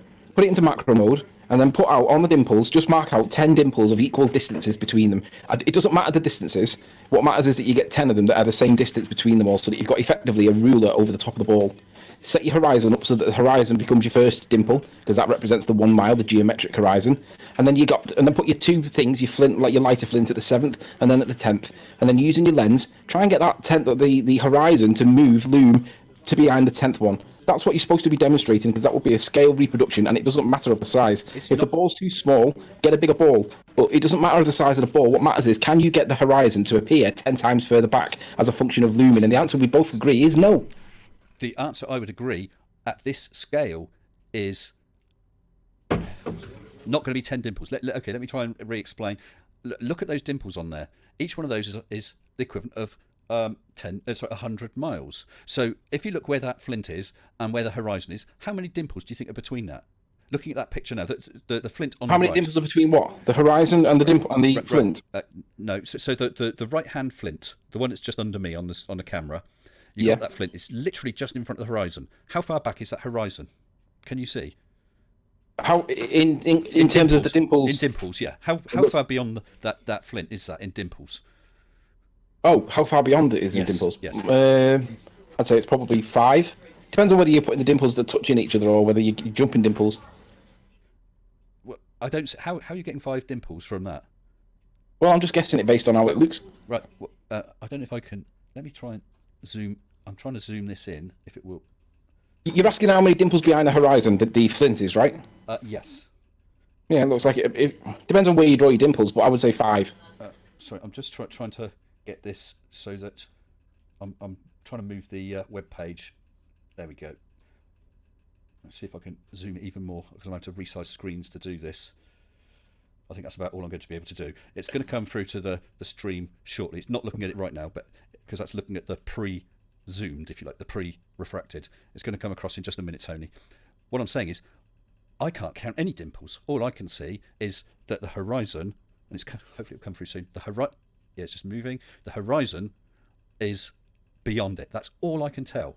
There's no way you're going to be able to mark, let's say, 10 dimples and count how many beyond that. I think that's... No, it still hasn't come through to you guys. Oh, there's quite a delay on this feed. Nope. Has it come through to you? It's hard to tell, isn't it? I'm still showing on my YouTube stream. Into the horizon. And to me, it looks like it's behind the horizon. Is this the picture where you've got a dividing line down the middle? Yes. Yeah. So I thank you for saying that. It looks like it's behind the horizon because that's the original. Quite why the feed hasn't come through yet, I don't know. Yeah, I'm seeing the left hand of the two pictures, not the right hand one. Are you referring to the right? Well, I'm referring to the right hand one, and I don't know why. Oh, bloody hell. I know what it is. I didn't transfer it. I've transferred it now. Yes. So actually, thank you for that because you're confirming that flint is at that point behind the horizon. Only just because anymore, and I couldn't loom it. We're talking only being able to loom a tiny bit. Hopefully, that's coming through to you any second now. As soon as you see the right hand picture, the one with the arc of the lens going across it, there it is. It's just come through to me now. If you look between the flint and the little sticky up bit of sticky plastic, can you see there's just that tiny little bit of horizon? Yeah, I can. Yeah. So that's as far back as I can loom it. But at scale, that might be 100 miles. Do you see what I'm saying? So, I do, but you're not using the right scale. You should be using a ratio to demonstrate it, because what you're actually doing is obfuscating the point, and the point is essentially very simple. You've got a horizon at 1 mile, you've got two obstructions at 7 and at 9.7 miles or whatever they are, and you need to show that you can geometrically shift the horizon via looming and a lens back to the 10-mile marker, and you can't do it, and you've already conceded that. That's the first point. But let's just say, for argument's sake, that you could. Let's say you could do it. I want to come back in a second to that concede, because I don't concede, but okay, carry on. Well, you can't demonstrate it. You've admitted you couldn't demonstrate that. I'm saying at the scale I was operating at, with each dimple there being 100 kilometres, and I'm just showing both images side by side now that will come through. At that scale, I'm saying I have demonstrated it, because even that flint is going to be the thick end of 100 kilometres front to back. Yeah, but respectfully, your scale is inadequate. It's not doing the job that you should be demonstrating. We know that the relative scale, you should be applying a relative scale, relative to the scale, not relative to dimples, because it's arbitrary. You can put that, you can assign them to be any value you want. I could say that they're 300 kilometres away each dimple. How would any of us really know? Well, I'll tell you how we know. That we know because I showed the ball. I have it over there if you want to see it. It's about yay big. It's a small netball type thing, and even then I overestimate the size as 1 metre circumference. The Earth I underestimated as 40 million metre circumference, and then I calculate from the size of the tack, 1 mil super chat base height, 5 mil base width, 20 mil height, giving you a base height of 40 kilometres, a base width of the tack 200, and the tower height is 800. And with the flint, that worked out to be what was it now? 160 kilometres tall. So that flint there, if you scaled this up to Earth, that flint is 160 kilometres tall. And I'm not asking you to do that. That's incorrect. I'm asking you to do it relative to the numbers that we've got: 1, 7, 9, and 10. You should be doing a scale relative to that. Yeah. Well, as someone said, the horizon on that left there was 1 plank length in front of that flint. The horizon on the left was 10 plank lengths behind it. I mean, that's meaningless. All you can do is operate on the scale. That's why. Yeah, but you operate on the scale that's relative to what the facts that the numbers that you've got. We've got numbers that are all below 10. You should be working on a scale of 1 to 10. Well, I don't know why you're not doing that. Just look at those two images, right? How can you measure? I can't measure how far in front of that flint that horizon is. I can't measure how far behind that flint that horizon is. All I can show is I have moved the horizon from in front of it to behind it. Okay, let me show you what I mean. I'm obviously not making my point sufficiently for you to get the point that I'm making. So I'll do it really quickly on Paint. Okay. So guys, let's see. I've got a super chat. I'll read that in just a second. Please, no comments on Paint skills. Mine are pretty piss poor, and Tony's doing this on the fly. So John Rapp super chatted $2 Australian. To scale, would be looking at less than 1 dimple. Absolutely. Not to the scale of the dimple. We're doing it to relative numbers, and all the numbers are below 10. So all we need to do is find within the parameters of the ball you've got a relative scale that works to the numbers between 1 and 10. It's really simple. I don't know why this is so convoluted or difficult for you to understand. It should be really straightforward to somebody of the skill and magnitude of wonderful ball earthers that excel at maths and deny that we're any good at maths. Well, I won't say the obvious about Mr. Oakley and his metres and kilometres dividing by 1,000, but I'll just finish off about that super chat. He said about looking scale at less than 1 dimple. What I am saying is if those dimples are equivalent of 100 kilometres on Earth, we are talking on that Black Swan photo of moving the horizon less than 1 dimple to be beyond it. That's what I'm saying. Right. So you've got your image, have you? Don't relate the dimples to anything to do with the Earth. Do them relative to themselves, because then it's very easy for us to demonstrate to scale using ratios, and then that will then prove that you can't do the point. So I'm going to suggest that perhaps you're doing this because you know you can't do it, and that's the reason why you don't want to do it the way I'm saying. I'm saying that you have to look at scale, because Relative scale, not scale to the Earth, relative to the ball that you're working on. Well, you can't just say 10 dimples or 10 centimeters. It's too big because, for instance, let's say we're talking centimeters. If you said 1 centimeter in front, 9 centimeters behind, or whichever it is, a length of 10 centimeters. On the curve of that ball, that's a massive angle round the ball. Right, listen.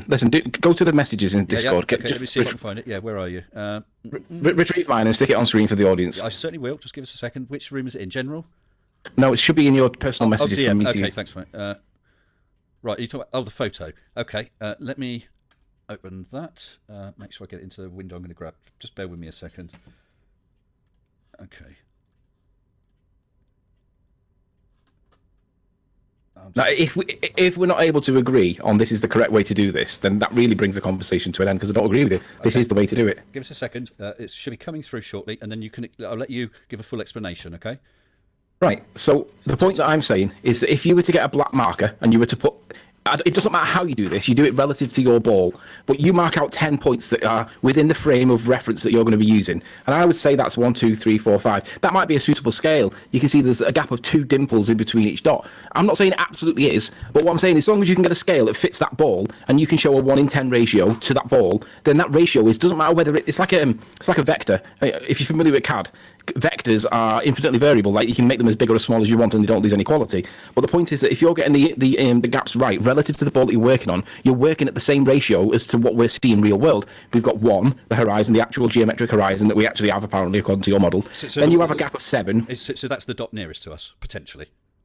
Sure, okay. But what I'm saying is the relative gaps in between the dots, if you just mark out so that they get basically to whatever fits with your ball, you can then work on a scale of 1 to 10. And then you can put the horizon at the first one, so you can make the horizon the first dot, and then you can have the lighter flint at the 7th. Your ball. Yeah. Like Mr. Sensible Jesus is the one who Christ, does he made think up an oil platform is 200 kilometers wide and 400 tall? I mean, like, Jesus, how bad at math is he? Yeah. Well, as I was saying, he's put those dots in completely the wrong angle. The top one, the one closest to the flint, is probably right. And if he brought them back towards the bottom of the screen, that would have been a more towards like where Mr. Sensible's icon is down the bottom there. Yeah. That would have been a more that angle is completely wrong. And he hasn't even started where the flint is. No. Just to actually throw the argument even further. He's taken it to the line of the netball or whatever it is, and then he just made a random corn row. That's all he did. Yep. He made a random corn row in it. Yeah. And I do see where he's going with it, but he's done the dots in completely the wrong spots. No, he's not being honest here. He's doing it to a scale of 1 to 10. He's already said that. And then he changed it from 1 to 5. Yeah. But Mr. Sensible has done this to a scale of 1 to 10. Yep. Already. Yeah, he's and see, here's Riley here's will what I accept want it because he debunks him. It's as simple as that. Here's what I wanted you guys to pay attention to was he kept saying scale of 1 to 10. Yep. And then he kept saying you can put marks on every other dot. Okay, now if you look, now he's got 5 points on here, but it's every third one. So now he went from a 1 to 5 scale, he went to 1 to 10 scale. Now he's doing a 1 to 15 scale. Yep. Oh yeah, it's quite right. Everyone that said they can't scale, they can't maths, and they don't understand English. No, they can't spell. Oh my God. Yeah, that's so wrong. He had so 19. many levels of wrong. Didn't he have 19 spelling errors in like the first paragraph of his fleeces? Yeah. Yep. His fleeces. His manifesto. Thesis. Did you say thesis? It's a manifesto. No, fleeces. It's a flat Earth thesis. Fleeces. Oh, fleeces. Okay. Well, it's the one that Nathan conveniently ignores. The fleeces that he fleeced 2,000 pounds out of people to write. What did he need 2,000 pounds to write a thesis for? 3,200. Are you shitting me? And let me just double check that. He proved that he didn't send it. Flurfing is profitable, y'all. Indeed. How did he prove that he didn't send it? Because he showed that he admitted that receipt he had wasn't his, wasn't genuine. Oh, that's right. Yeah, that's right. It was someone else's altogether. Yeah, that's someone else's. So he's never Where'd the money turned go? in a thesis. No. So would that I money don't have been think he ever actually enrolled for the course, did he? But he said he got turned down. I could have sworn I heard him say that his thesis got rejected, but he had known that was going to happen anyway. He predicted that. Well, of course he predicted that because he didn't send it in. He just took money off people. So whose work was that? Yeah, that's a good question. But what was the money for in the first place? Because whoever that fees is a damn to pay for is to pay for the thing to turn it in. Well, he keeps claiming that he's got his solicitor papers, right? But he needs a master to go into to be a lawyer. He needs a degree. But you know that's his because he cites himself in it, for God's sakes. Oh, he's just He wrote some crap paper. It got rejected, but the whole point of him writing the crap paper and saying he was going to send it in was just to get people to give him money. Well, I know that, but now he's claiming that the fleeces is not his work. Yeah, but and he's done it three times. Oh, no, I think he's claiming he been used rejected. somebody else's receipt, and he doctor one up to pretend that he'd submit his piece of feces. Yeah, but his thesis has been rejected 3 times, his papers, so he can't apply for it again. It's kind of like winning the Triple Crown backwards. Yeah. Like losing the Triple Crown, if you think about it. Yeah, backwards. Yeah. And being proud of it. Okay, we're a bit more then. One, and then a battery behind it so we can see it for the 10th one. Then use your magnifying glass and make the horizon appear behind the 10th one. And we know that you're not going to be able to do it. That's the whole point. Yeah. So if you can't agree that that's the way to do it, then that's really the end of the conversation. Right, 1 second. Let me just pick up that board. Just give us a sec. Sure.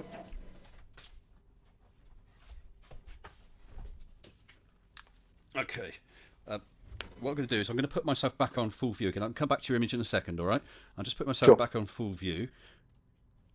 Okay, I'll wait till that feeds through, and let me just do a bit of counting. So on your image, so it's 1, 2, 3, dot. One. So the dot's every third, isn't it, on there? Well, I'm not saying that that's the right scale for your ball. Okay, well, let me see if I can get myself properly on camera. What I'm saying is, even just roughly, you're talking, I don't know if you can see the picture, where those 2 fingers are, you're talking about that much curve of the Earth. Look how far round the entire sphere of the Earth is. That Earth is 40,000 metres, 26,000 miles around, and you're looking at that portion of it. That's roughly those number of dots you're showing, sort of thing. But do you see what I'm saying? It doesn't matter. It doesn't matter because we're talking about the distance. So the size of the ball is irrelevant when you're working with the ratio, the relative ratio that we're working with. It can be a massive ball, it can be a small ball. It doesn't matter because the ratio around that curve is going to be proportionate to the scale of relative that we're using.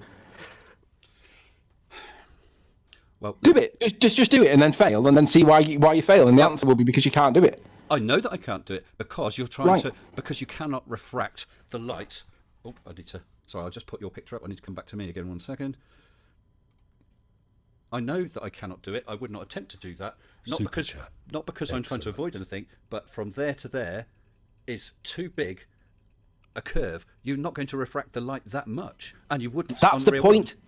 So that's a concession. I'll take that as a concession because it is a concession. No, because if that's your beach there, and there's your rig, well, the beach and the rig and the horizon you see is less than one,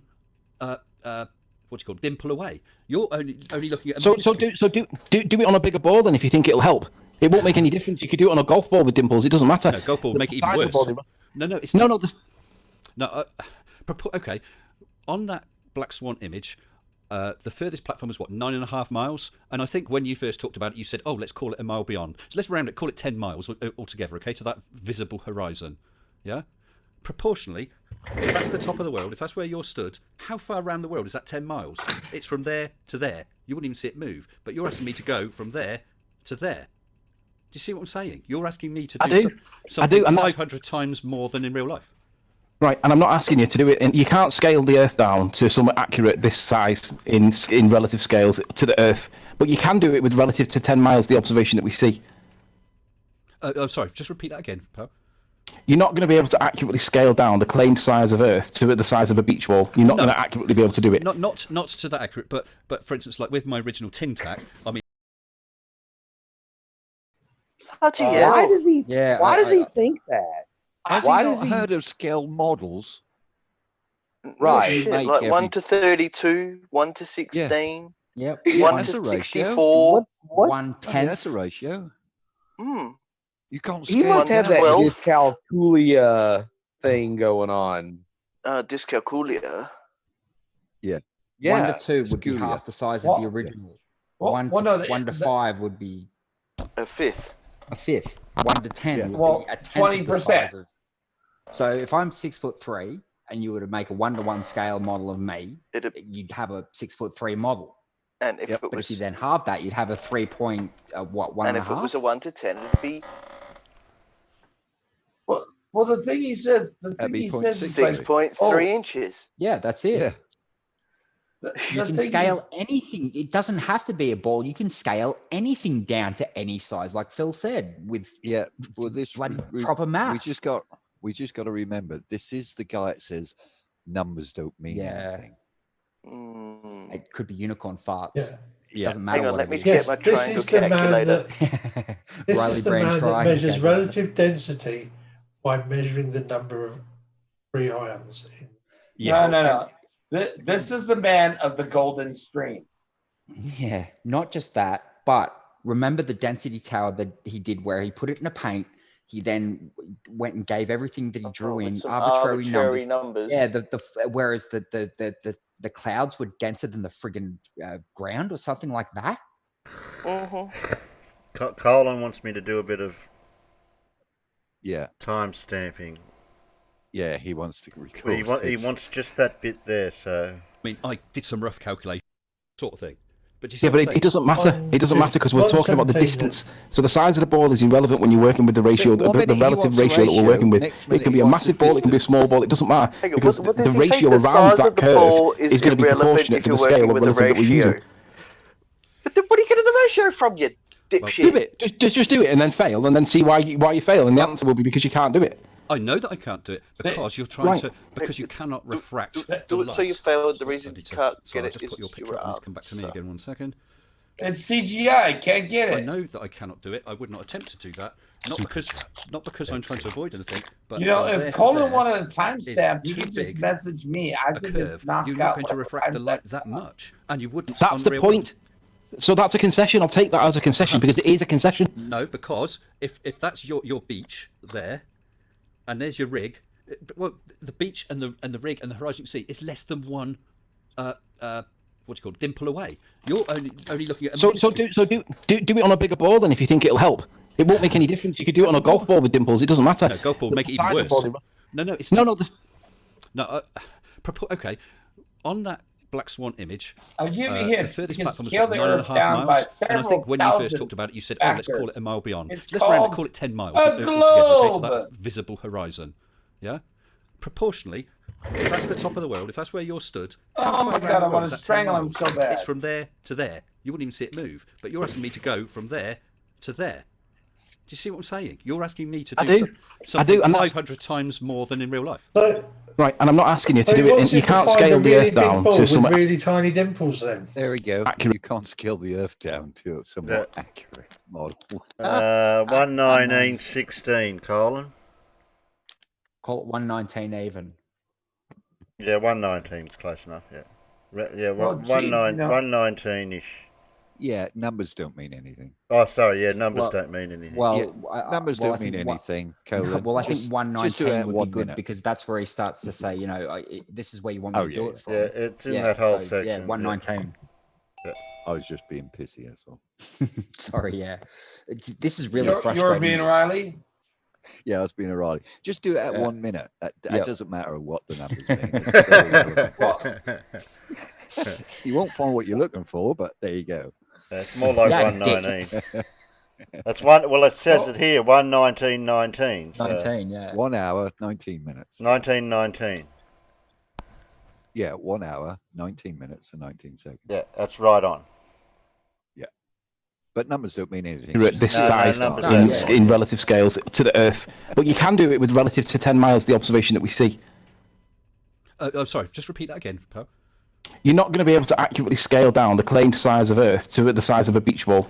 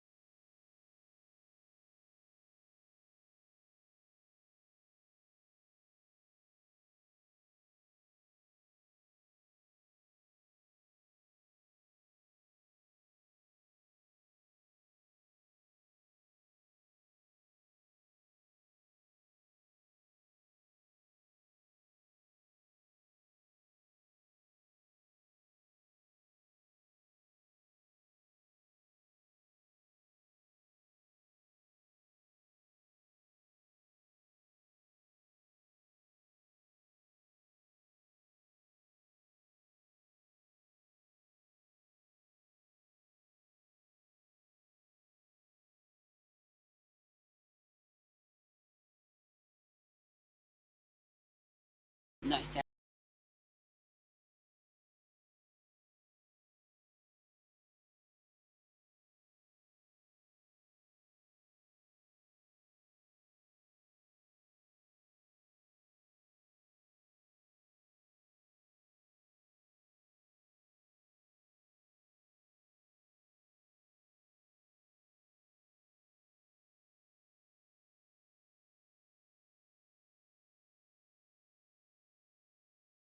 You're not going to accurately be able to do it. Not to that accurate, but for instance, like with my original tin tack, I mean, I did some rough calculations, was generous on both ways, and made it 800 kilometres tall. Now, it might have been 100 taller, 100 less, but it's something of that order. It's not 80 feet or whatever one of those platforms is. We're talking about several hundred kilometres.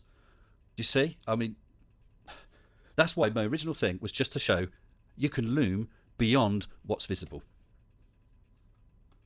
So can I ask then, this whole business with the ball and these your dots like you've drawn on the screen, something like that.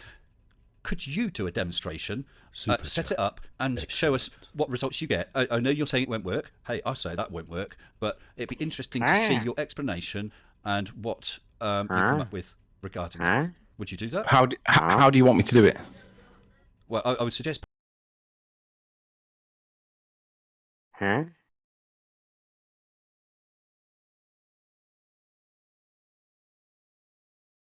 Perhaps with a ball that's probably a bit smoother than that one you used today or yesterday with that cushiony thing, because each of those lumps would be greater than the atmospheric height, I would suggest. Because I mean, if that tin tack, I've got it here actually, if that would have got here, let me go onto the full size screen again.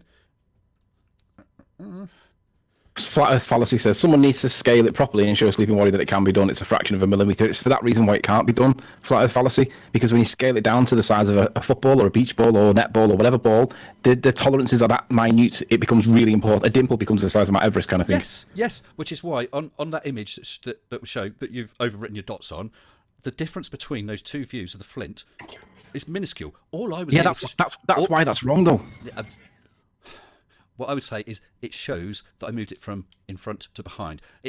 You're right. The scale is so out of whack that you'd be measuring. You'd need a microscope to measure it and say, oh, well, he's come the equivalent of from 1 mile in front to 10 miles behind or whatever. You'd need a microscope. I'm not going to be able to do that with any equipment I've got. All I can show is it's moved from in front to behind. I originally showed I could loom up an area that was out of sight.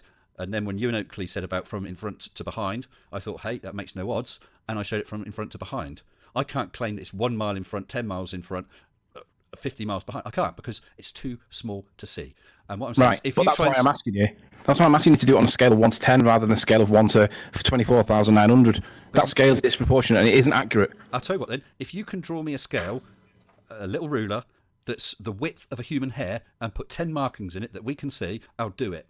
But you can't. No, I'm not having a go at you. You can't. It's too small. It's too small. No, but it's not that you're not having a go at me. It's that you're failing to accept the point that I'm making, which is correct and valid. You need a scale of 1 to 10 because we have numbers between 1 and 10. So that should be your relative scale. For some reason, you don't want to do it. And I would say it's because you know you can't loom that horizon back up the way you need to. Now, you've already conceded that, but let's not forget that this is not even our point. This is your point that's countering our point that you haven't even addressed. Our point is, the minute you move away from that geometric horizon being apparent, welcome to flat Earth, sir. I don't see it that follows at all. Why should it be flat? I'll tell you what, if we were unable to sort of demonstrate this looming, that still wouldn't prove flat Earth. No, but you can't demonstrate looming in the air. I'm allowing you to beg the question that you can loom using a medium that is a physical boundary change that is 100 times more dense than air to create the effect that you believe the air is doing in the real world. But it doesn't do that real world. I'm allowing you to beg the question with a false dichotomy. No, with an equivalence fallacy. That isn't what happens in the real world. You think it happens because you think it's an equivalent argument, but it's wrong. That's not what air does. The refraction of air does. It doesn't do that. I'm only allowing you to do this so I can demonstrate that you fail. You have already agreed that there is refraction. You've agreed that there is looming and other forms of refraction stroke mirages. That lens works by refraction. Plus, in the real world, with those rigs, you haven't got a few inches or a foot or two of air. You've got 10 miles of air. That makes a difference. Right. That's the point. That's our point. That 10 miles of air does make a difference.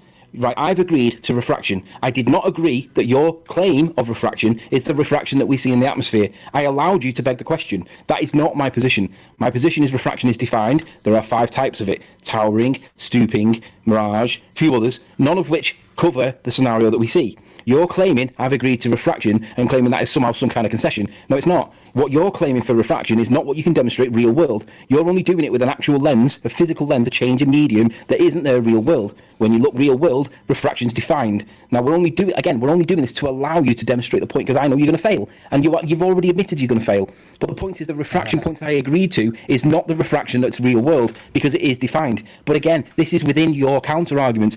Our argument is the minute the horizon moves from being geometric to apparent, then bolts can't go over it because it's flattening itself out. So bolts are meant to go over the geometric curve.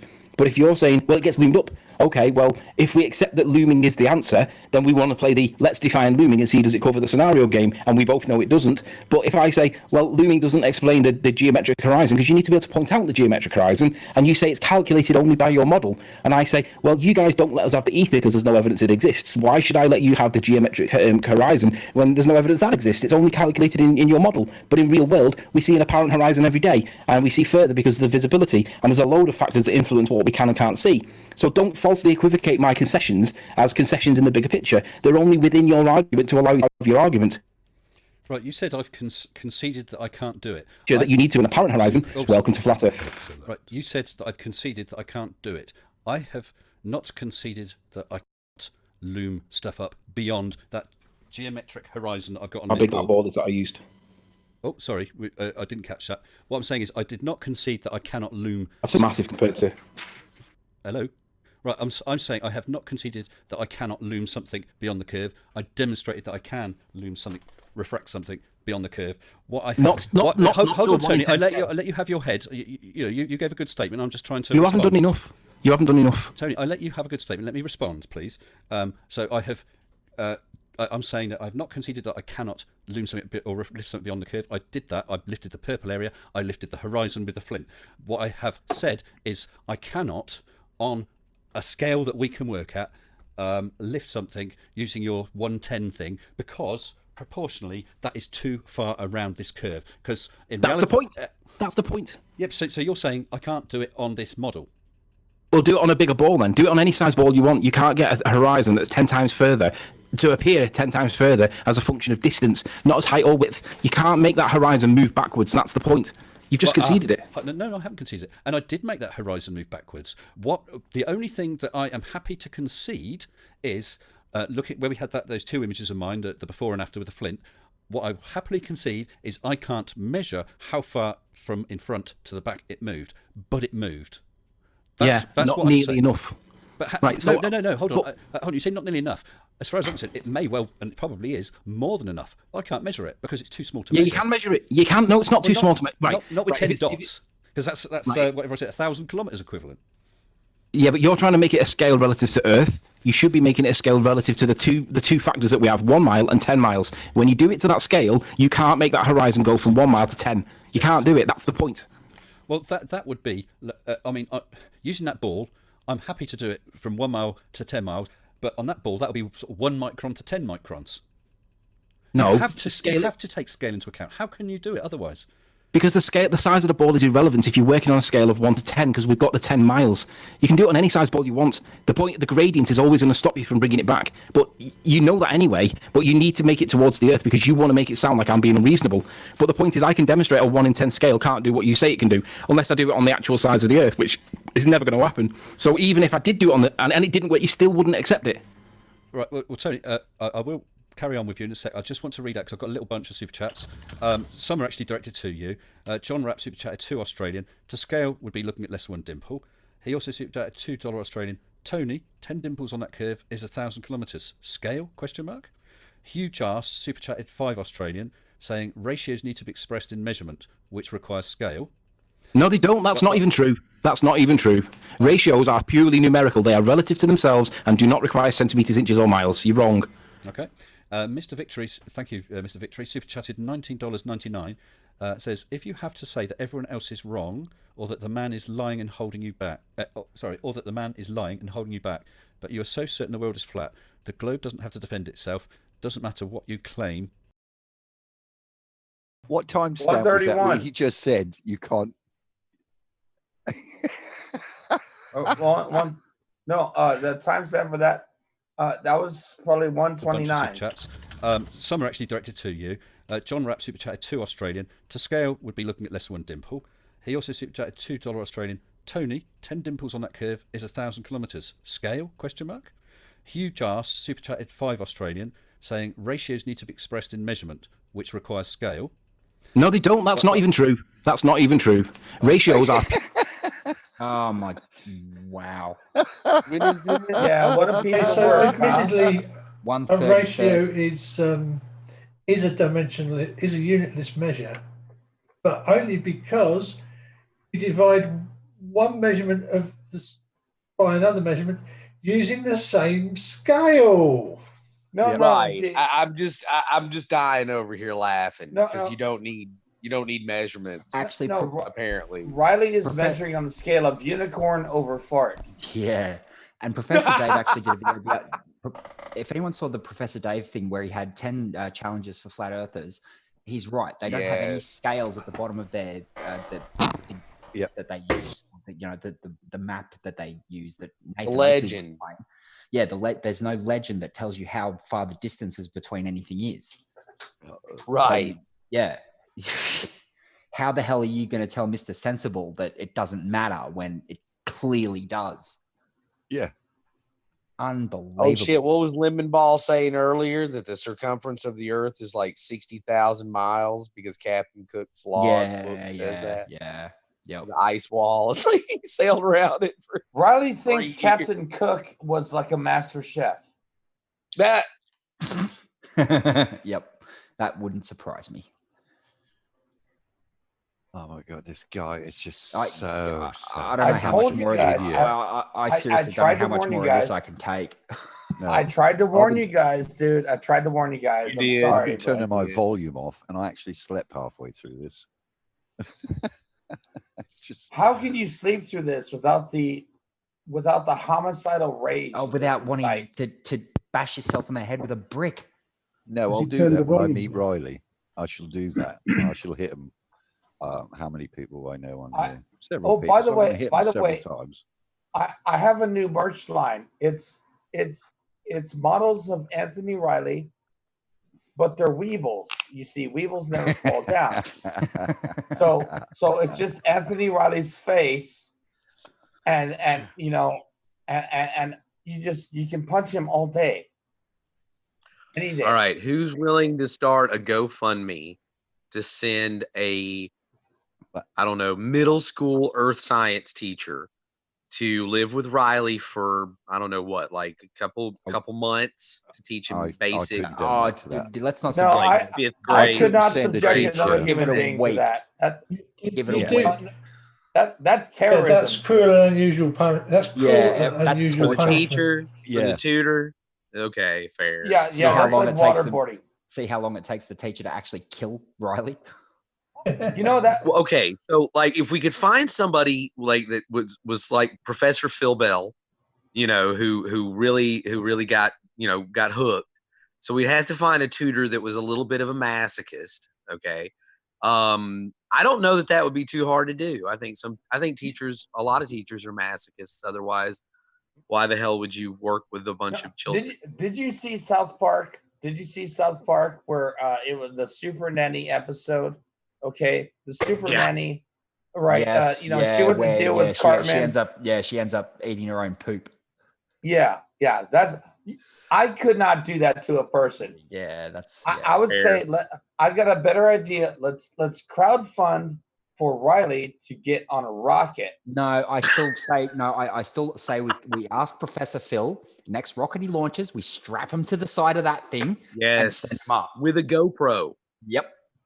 Yeah. Yep. With a GoPro. Just tell him to film the firmament and bring it back down to us. Yeah, here's your chance for real empirical evidence, Tony. Well, see, we'll be fair. We'll give him a parachute, but when he pulls the ripcord, all that's going to come out is a little string with a little sign at the end of it that says, "Nah, not even silly string." That says parachute. It's just gonna. Yep. It's just gonna be a little sign that comes out that says parachute. Actually, the sign really needs to read CPX parachute. Because that's what. Or a sign that says gradient, atmospheric gradient, vacuum space next to a gas, or vacuum next to gas pressure, and here's some gravity for you all at the same time. I was just have a nice day. Back when I was in the military, if we didn't have certain bits of kit that we were meant to have, because they would really only issue it in wartime, they used to give you a sticker and it said CPX whatever, and the CPX was conceived for the purpose of the exercise. Yep. I like that. What if we just give parachute video? No, we give them a flat Earth parachute. So it's just a big round. It's just a big circle that comes out, and it looks like a parachute. It's drawn like a parachute, but that's a flat Earth parachute right there. So now he's going down with like a little pizza spacer. Yep. That's his parachute right there. And we'll give him an umbrella just as a backup. I didn't. I mean, I don't know why he'd fall. I mean, there's no gravity. No, he would fall because of the massive density. Well, the density in his head, Terry. Yes. He'd go down head first, of course. Massive density, The problem is if Anthony fell from a height above which he would achieve terminal velocity, and he landed head first, he wouldn't damage himself. No brains, no headaches. Well, but using that logic, wouldn't he float down feet first because his head would be hollow and therefore less dense? I got a question. I got a question now. If Anthony Riley, okay, now if he falls from 30 miles up in the sky, right, all the way down to Earth, if Anthony Riley falls in the forest, will anyone care? Probably the forester, because the forester might be upset about the damaged tree. Yeah. A little bit of ground hamburger will make some good compost. Oh wait, might be a pissed off woodpecker too. Yeah, Terry. Hey, I put Dave Cannabis in the chat. Damn it, where was it? He said something real funny. Or a very small parachute. Plus a note that says not to scale. Not to scale. Not to scale.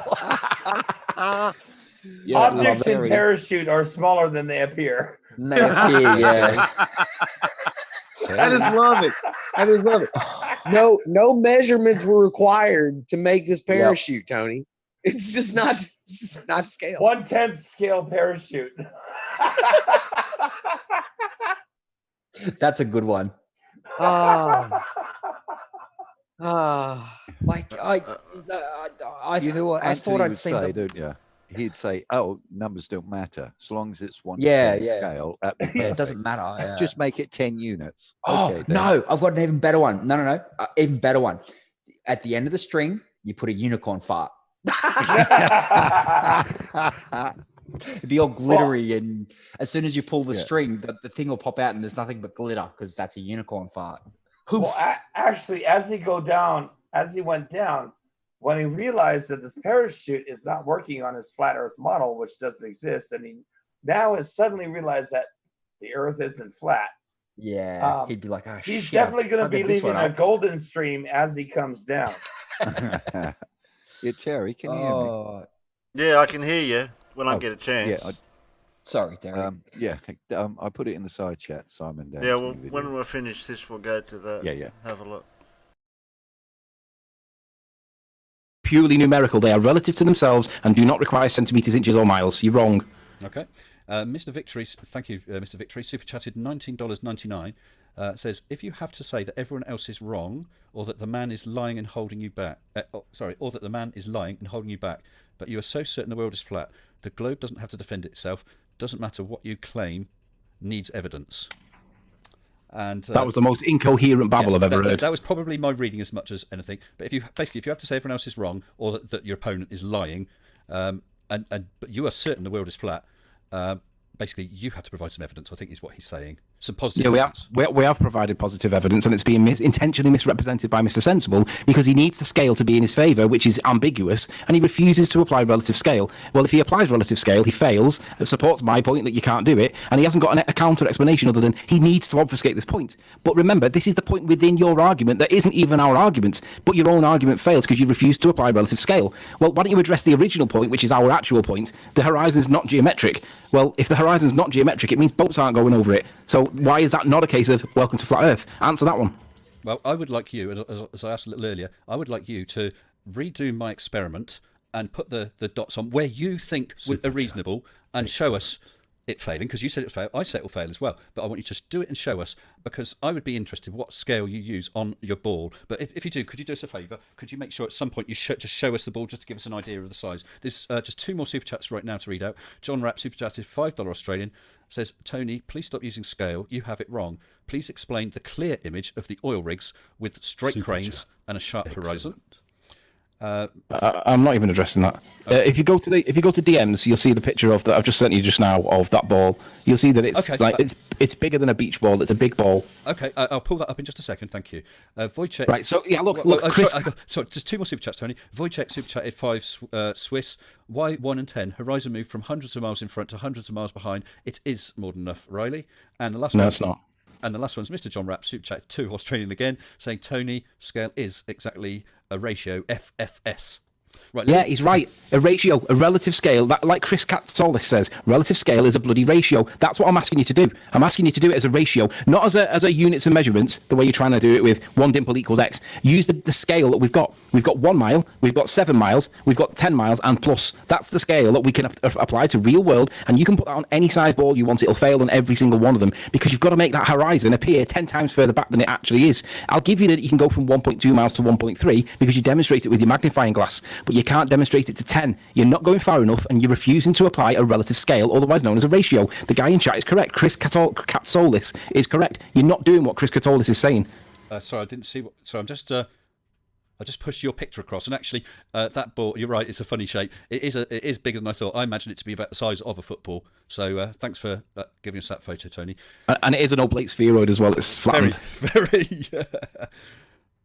Yeah. Okay. So actually, that gives us some idea of scale. So what I would ask is, and I know that you say it's going to fail, and that's fine. But I would like, even without commentary, just to do it so we can see. With I've already done it. At the start of that video. It failed because I couldn't get 10 units, relative units. Now it's because that ball's too small. But if I made the ball huge, it would still fail. But looking at the stitches, you know what I mean, the lines on that beachy ball thing. How many did you go? Was it 10?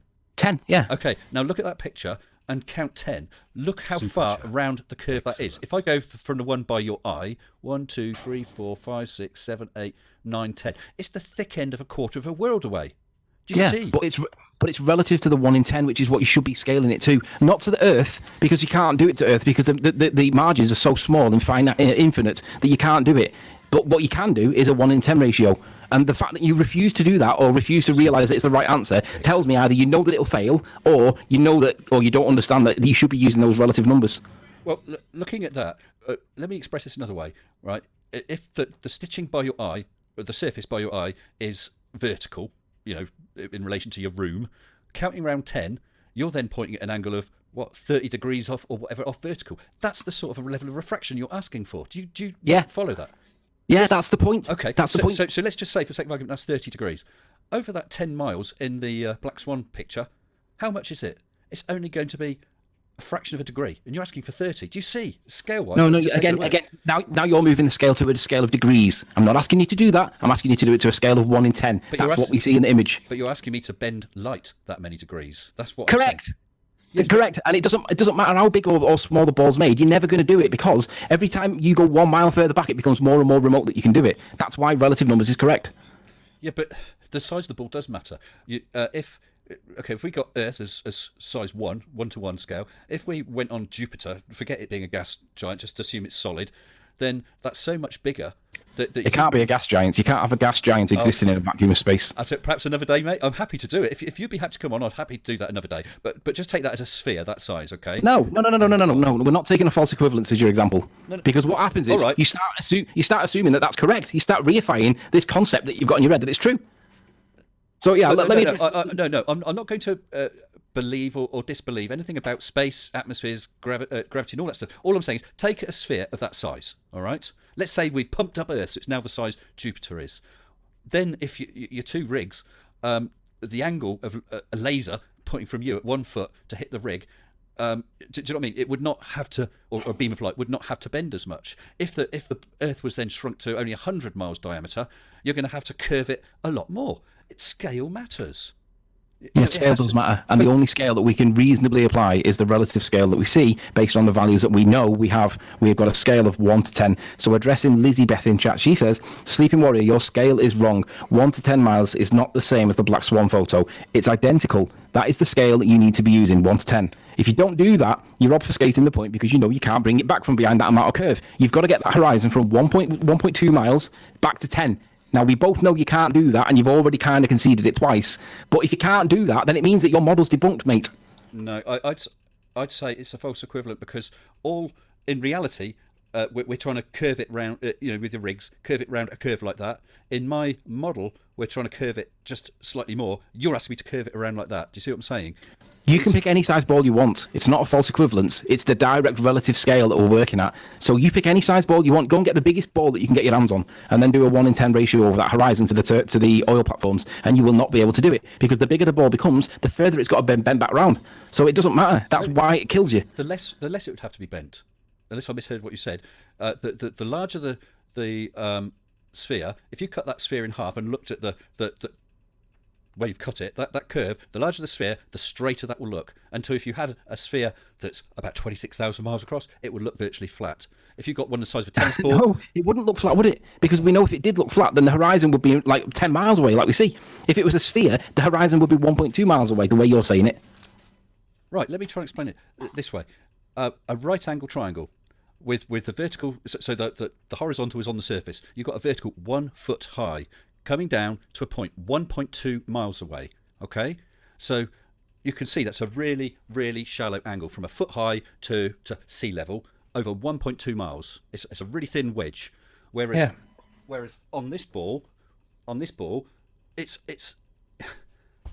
I'll tell you what, Tony, I'm exasperated. I know, because you don't understand it. The bigger the ball gets, the more remote it becomes. In your head, you're thinking it becomes more plausible. But the reality is that the circumference is getting bigger, and you've still got to bring it back from behind that circumference. Well, you've got to get further around that circumference as it gets bigger. But the angle is less. The bigger, yes, it's further away, but the angle is less, and you've got more air to refract. Sorry, go on. What I will say, just to give you a heads up, Tony, it's 20 to 11.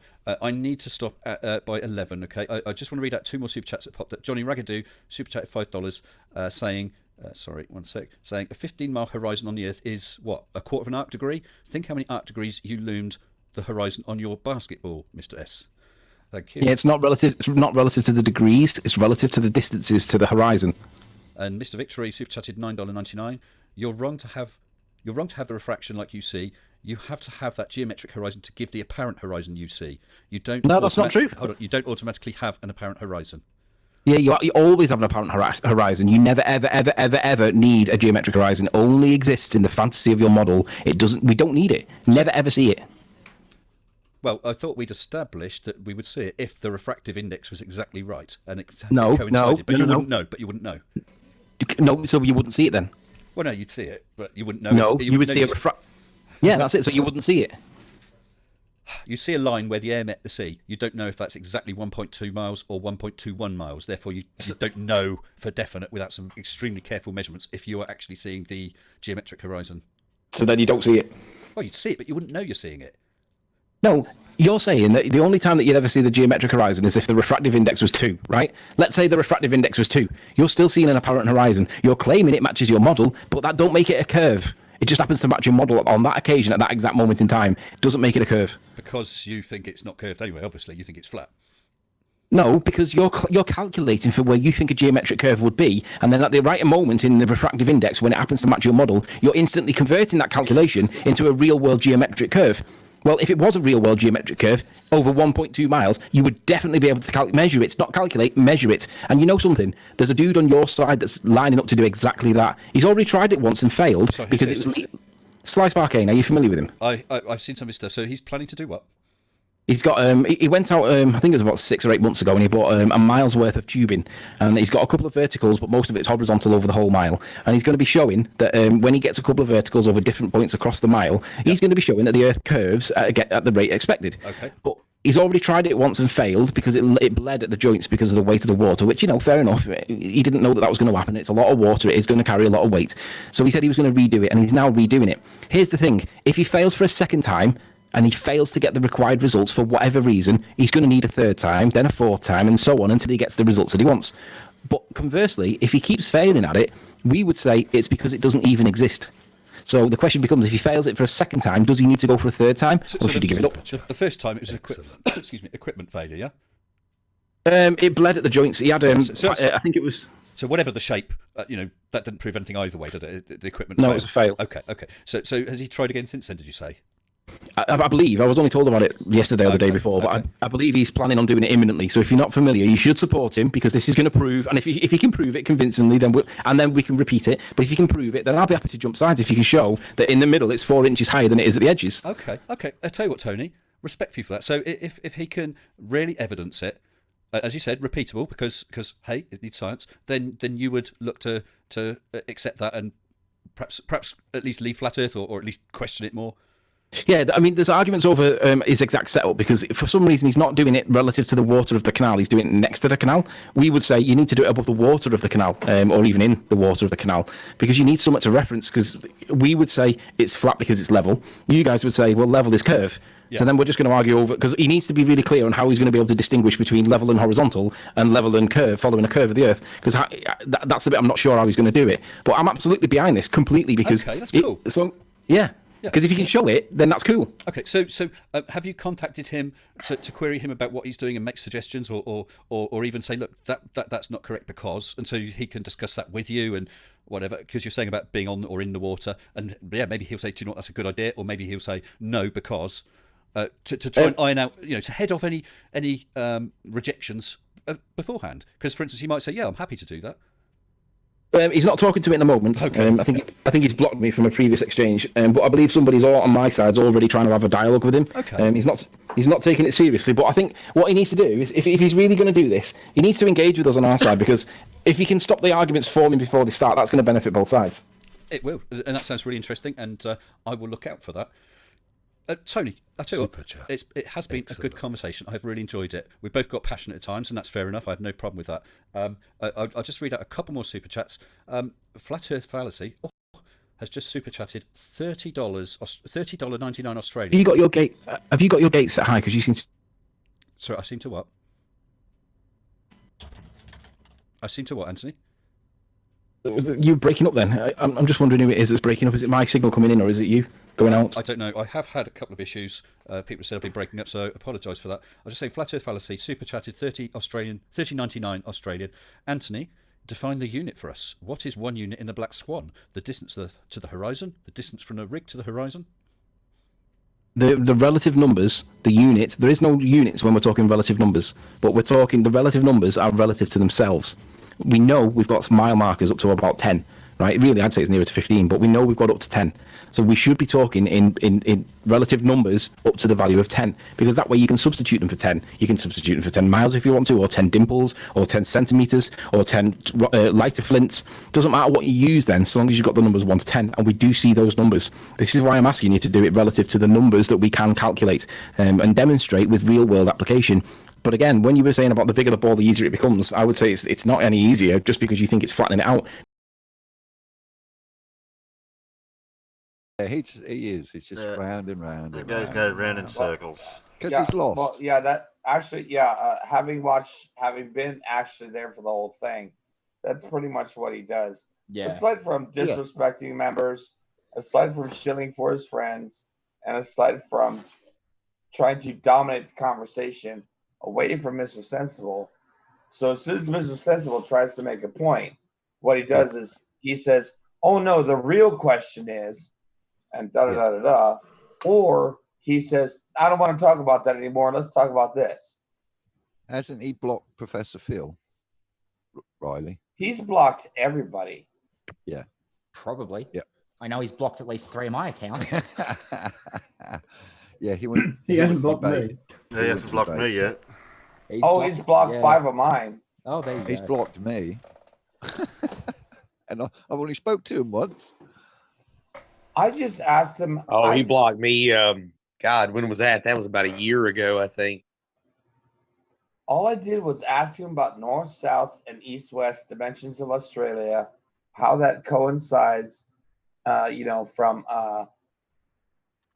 what's it called? Actual measurement, like somebody actually drove that distance, measured that out, right? How that works out according to the flat Earth model, because that north, south, and east, west ratio doesn't work out on the flat Earth model. Nope. So how can that be an actual model? That's about of the 1,500 Earth? kilometers out on the AE map. Yep. Yeah, I mean, why does Australia look like a hot dog? I mean, Australia We all looks know like- it looked like Scooby-Doo's head. Yeah. I asked Riley to explain why the stars rotate differently from the north and southern hemisphere, and he just instantly blocked me. Oh, really? Yep, same Because here. he can't answer it. Yeah. It's what he do, it's why I don't bother leaving comments on these videos anymore. I'm not giving him the interaction, and I know I'll just get a stream of bullshit back from him. So what's the point? Well, yeah. No, I spoke to him. I actually spoke to him on Jose's, and he wouldn't talk to me. He left, and next time I come in the chat, I couldn't see any of his chats in the side chat, so I knew he blocked me. He wouldn't answer me questions. He just disappeared. And Jose just said, he probably got phone problems. So, no, Well, I challenged him to a debate.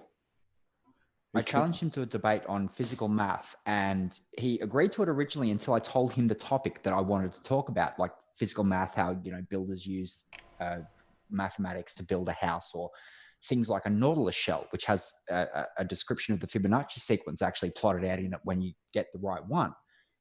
As soon as I told him what the subject would be, he backed out. He already agreed to the debate and then backed out as soon as I told him what I wanted to talk about. Run away! Run away! And then blocked me. And then blocked me probably. He actually accused me of dodging his questions and blocked me because he accused me of dodging his questions and blocked me because of it. When I didn't at all. I answered his questions within seconds. It's because he knows that he's got no how should we put this, technical aptitude whatsoever. That's why he always relies on antics and word games, because that's all he got. Yep. Well, a little bit of a spoiler is after that stream, he decided to start up a debate in Discord after that stream, and he rage quit on me. I think I'd bailed before then because I just got fed up hearing this whiny voice. It was just Let's me and play two other SciManDan, people because left. that's Terry's waiting for us to say press play, and SciManDan might get the bad taste out of our mouths after that lot. Yeah, Professor. I'm Fields using just beer for that. Commented. Professor Fields just said, "No, science does not allow us to make up your units. This guy's an idiot." And yes, I'm blocked. It's not going to stop me from roasting him, though. Oh, hell no. I'd actually like Good to old talk to Phil. Professor Phil about doing a collab on something that I'm going to go see the observatory guys here in Port Macquarie one night, and I'm going to start doing some actual serious bits and pieces for this, and I'm going to get a globe, and I'd like to talk to Professor Phil about some aspects of this video that I want to do. So if you've heard that, Professor Phil, I'd like to talk to you at some point. Oh, and as your friendly neighborhood local other Phil, I'll be happy to assemble a video for you if you got clips together and you just tell me what you need. Yeah, I'm going to have quite a fair few bits and pieces that I'm going to need to edit together. It's going to be a good 45-minute video. Oh no, dude, I'm your video engineer, man. I got this. No problem. Yeah. Play. Cool. Press play. Play. Can I press play now? Yeah. No. You sure? No, you can press play now. No. Can I press play now? No. We're at now. We're at now. We're not going to get back to then. Yeah, I'm going to press it now. Mine. No, right now.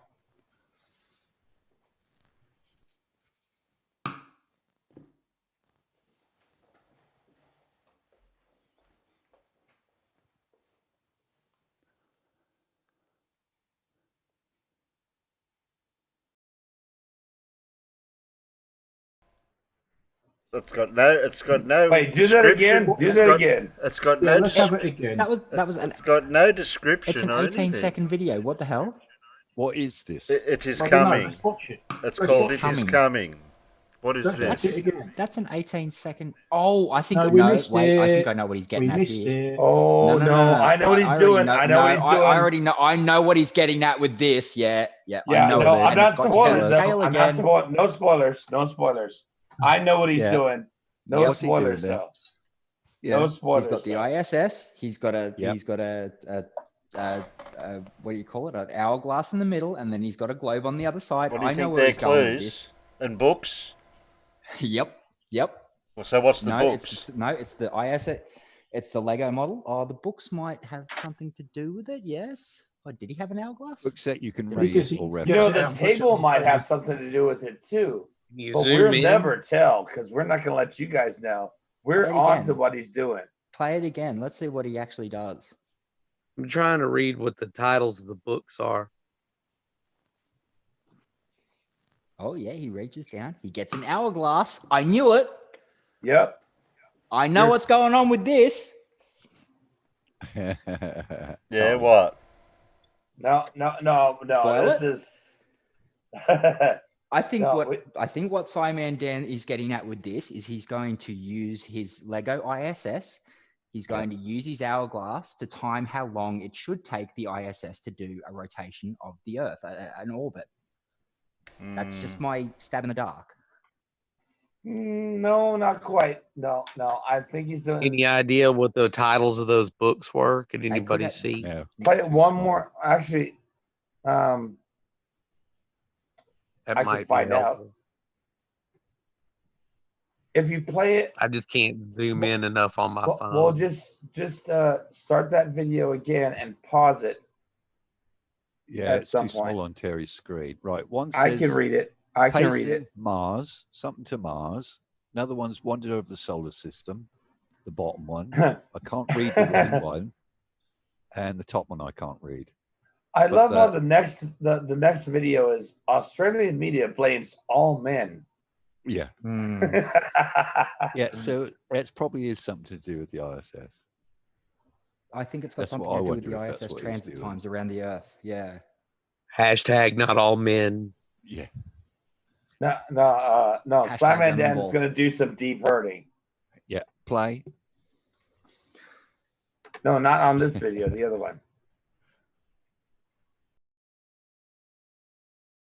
Have gathered to mourn the deaths of Hannah Clark and her 3 children, murdered in a horrific act of domestic violence.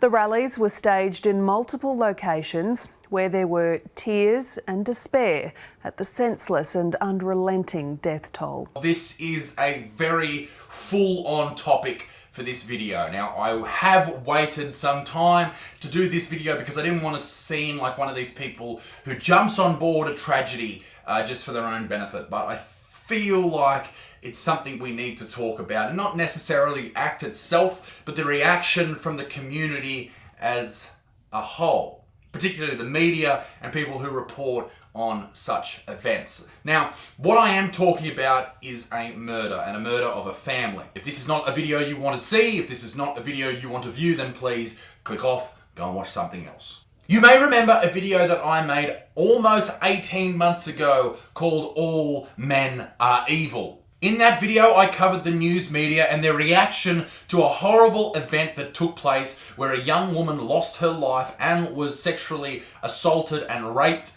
by a crazy man in the streets outside the CBD of Melbourne. The best way to prevent this crime and keep all women safe isn't by changing the behaviour of women, but by changing the behaviour of men. All men. All nearly 4 billion men on the planet. Change your fucking behaviour. This might upset some people, but honestly, parents, instead of telling our girls not to walk through parks, maybe we should be telling our boys not to rape them. That's right. She said that on national TV, that we should not teach young women to be safe, but we should teach young boys not to rape No them. video, And I Terry. couldn't agree more. I think we really should, in between biology class and PE, a non-rape class just for the boys, because I know that there are far too many young boys growing up thinking it's okay to rape. Don't we all think that growing up? Of course we fucking don't, you fucking idiot. It's something that unfortunately takes place a lot. When a tragedy happens, the media takes that as something they can benefit from. They can run ads on. They can utilize to fill their newspapers for that week. It's something they use to sensationalize or run stories that are way over the top for their own benefit. There are people that actually benefit from tragedies happening. In this case, in this video, we're going to talk about the extremist feminists that are pushing their own agenda on the back of something horrendous that happened. These people are benefiting on the back of perhaps the worst thing that has happened in Australia in recent memory. Last week, a Brisbane mother of 3, Hannah Clark, was brutally murdered alongside her 3 little kids by a monster who happened to be their father. One of these people who seems to have the evil gene that is sporadically spread amongst the general population. The father in question, Rowan Baxter, went to a petrol station, filled up a jerry can of petrol, and allegedly, I don't know why I'm saying allegedly, everyone else is saying he did it. I mean, I guess you have to say allegedly in this case, but all signs point to yes. Allegedly ran over to his family, cornered them, and doused the entire car, his children, and his former wife in petrol, and then set them alight, and then followed that by killing himself with alleged stab wounds that were self-inflicted. A horrible event that took place that really captured the minds of the nation. The hearts of the nation went out to the family of Hannah Clark and her, and we saw the photos of her kids and her looking happy and loving all over. And for me, it was something that I looked at and I just thought, oh my God, holy fuck. Like, is that seriously something that's just happened? Like, this fucking crazy dude has gone out and done something so fucking unforgivable. Like, if there is a hell, I hope that cunt is there and suffers for eternity. Because regardless of what happened in their marriage or his life, there is no excusing that. And that is such an obvious thing to say, but there are people out there somewhat defending him, saying that there may have been things happen in their marriage. Listen, there are things that happen and drive people to do crazy things all the time. But that's not an excuse. You still have to be held accountable for your actions. No matter what happens to you in life, you can't go and murder people. You can't hit people, you can't hurt people, you can't attack people regardless of what happens. A relative of Hannah Clark's husband has spoken about his deep, dark history of violence and how he was raised to believe women were house cleaners and used for sex. He said to his previous partner that if she was to leave him and with his child, he will take the child and kill himself and kill the child. Perhaps explaining why this... So you can tell straight away that this dude, from his upbringing, had more than a few fucking screws loose. But rather than the Australian media and the communities together standing in solidarity for this poor family who have lost absolutely everything, and we must remember that there are relatives of Hannah and her kids that have now lost everything in their lives. Imagine their Christmases, like fucking ruined. Instead of standing in solidarity and pushing our hearts and our minds out to those people, we attacked someone. Men. Every man was to blame for this. And we've seen this before. It is an easy target because the dude who did this horrible crime had a penis. Therefore, we are all to blame. This article in the Brisbane Times from academic, right? Jenna Price, entitled, How to Stop Men Killing Their Wives and Children. This article is fucking bananas because firstly, when a woman drives into a creek with her kids in the back and drowns them all, do we come out and say, how do we stop mothers? How do we stop women from drowning their children? No. We realise that this person has a lot wrong with them and they've acted in a violent way that is by no means fault of their gender. This Rowan Baxter dude, people who murder people, you know what they've got in common? Not their genitals, the fact that they're murderers, that they are fucking crazy, that they have this gene, this problem in their brain where they see something that is severely and supremely violent that the things that we look at and go, fuck no, that is you never do that, that is the worst thing you could do, and they do it anyway. That's what they have in common, not a dick. Jenna's article comes out with some really outrageous things. She says, Heather Narracow, the chief executive of the Australian National Research Organisation for Women's Safety, proposed the most radical intervention for men. When any man is transitioning out of a relationship, she says, he should be monitored by the authorities.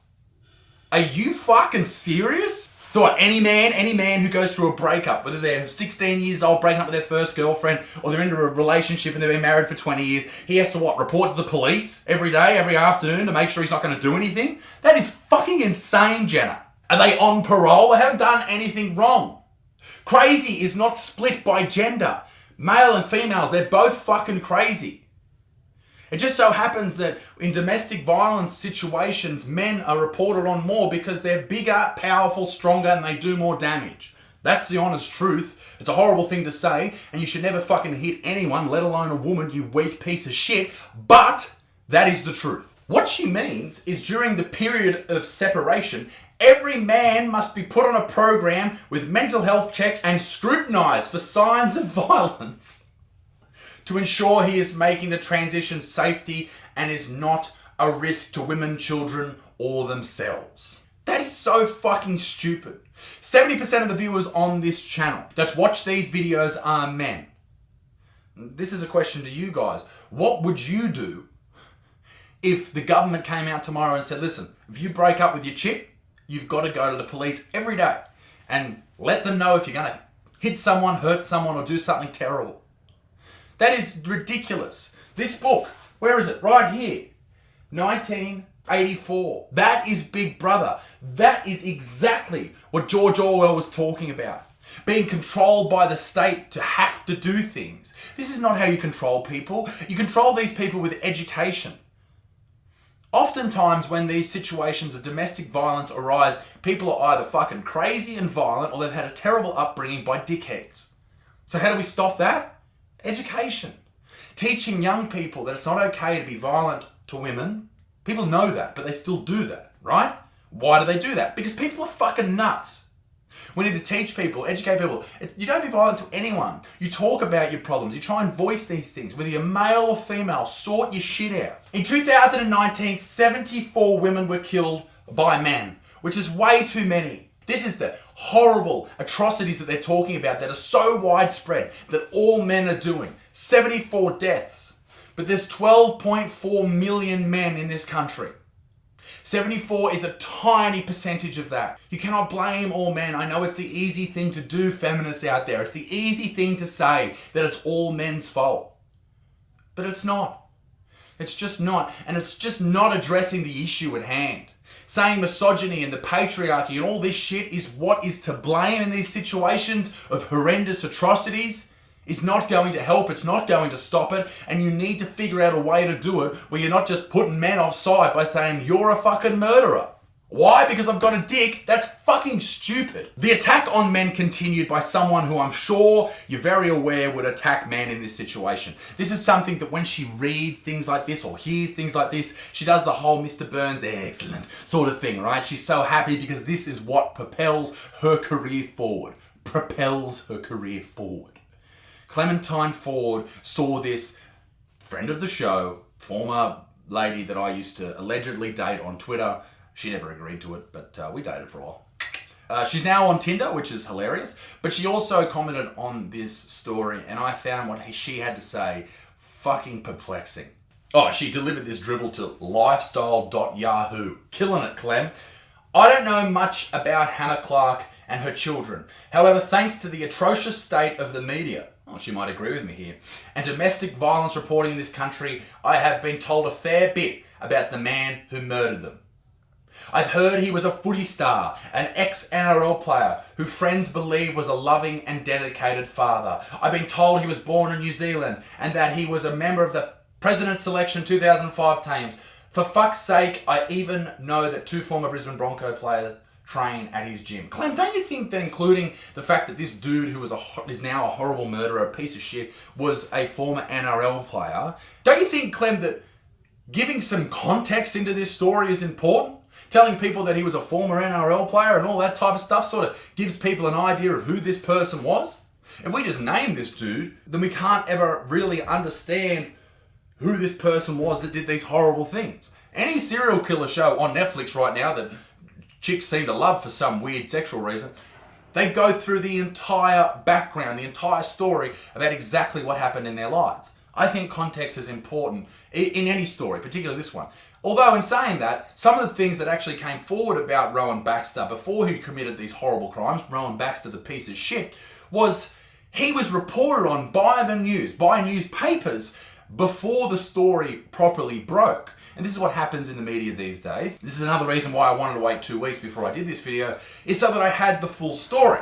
But what happens in the media is they need to have that story out now. To get the clicks, to get all that type of stuff, to get the ad revenue, you have to have that story out quicker than anybody else. And this is why they started reporting that the dude who died as well in this murder-suicide was this piece of shit who happened to play rugby league. It gave context to the story. They weren't aware at that time that he was, in fact, the guy who did the killing. They just happened to know that he had played NRL. But Clementine, I'm sure you know quite well that when you report on a story, most journalists will just go and read other stories and then redo it themselves, which I'm sure you do. The man who viciously, brutally, hatefully murdered Hannah Clark and her 3 kids didn't emerge from a bubble. He isn't an outlier. 12.4 million men in Australia, he isn't an outlier, okay? That's fucking stupid. That is so fucking stupid. To an otherwise healthy society defined by gender equality and mutual respect. He's absolutely an outlier. Are you fucking serious, Clem? The man is obviously fucking mental. He has all the screws loose, and regardless of what happened in that marriage, it doesn't matter. Nobody does that shit. This dude, this crazy person, did the worst, the most unthinkable action you could ever fucking comprehend in your mind, burning your family. He did that. Of course he is an outlier. He and every other man like him, the men who have already been responsible for murdering 8 women this year alone. More men have been killed, but anyway, whatever. And responsible for murdering more than 50 women last year are the logical endpoint of a society that refuses to address the reality of misogyny, entitlement, patriarchy, and the bubbling sewage of sexism that keeps all of these things afloat. I tell you what keeps sexism afloat. People like you who profit from it. It is not the problem you make it out to be. But you profit from it. So you have to make it the problem that people make it out to be. Don't you, Clem? This is a nationwide problem, and it requires a nationwide solution. There are men abusing women and children all over the country, from rich suburb to poor. Men abusing women, women abusing men, people abusing each other. Women and mothers today are reading the news of Hannah Clark and her children and fearing it might be them next. They have a right to be scared, because for one of them, it will be. Nice fear-mongering there, Clem. But she's right in a way. There will be people who go through domestic violence in the future, and that's fucking horrible. If you're a man out there and you think it's okay to hit a woman, firstly, fuck off, you pussy. You fucking little pussy. Secondly, go and fucking hand yourself into the police, go and get some anger management shit sorted out and work your life out. The same goes for women who think it's okay to hit men. Fuck you. No one should hit anyone. Tweets like this, blaming all men. Is this prick fucking serious? What a stupid thing to say. Men don't murder women. Okay? Murderers murder women. Women don't murder men. Murderers murder men. Men don't murder men. Murderers murder men. That is the final thing that needs to be stated in this video, is that murders kill people, not different genders. I don't know what went through this dude's mind and what made him do this, and nor do I really want to talk about that. I don't want to be one of these people who are putting up all these hypotheses, but I do want to touch on one thing. He was a former NRL player. And I don't want to give, as I said, I don't want to give this as an excuse. I just want to sort of state that this is something that I was thinking about the other night. Was former NRL player, played rugby league for a long time. This sport has a lot of concussions, head knocks, repetitive injuries. There is a rise in the diagnoses of CTE, chronic traumatic encephalopathy. And I'd be very interested to see if he was one of these people who had this condition, because it has shown over in the States people committing suicide at an early age, people killing people, violence, people like O.J. Simpson, who was acquitted. He's now on Twitter. Good fucking on you, O.J., you fucking weird person. But these type of people, they have these horrible lesions on the brain, these dead spots on the brain, and it's a podcast I'm looking at doing in the future with a neurosurgeon out of Sydney to discuss all of those type of things. But anyway, I wonder if he had something like that going on, because this is such a full-on thing to do to someone, and you would think someone of his age would have done something extremely violent earlier.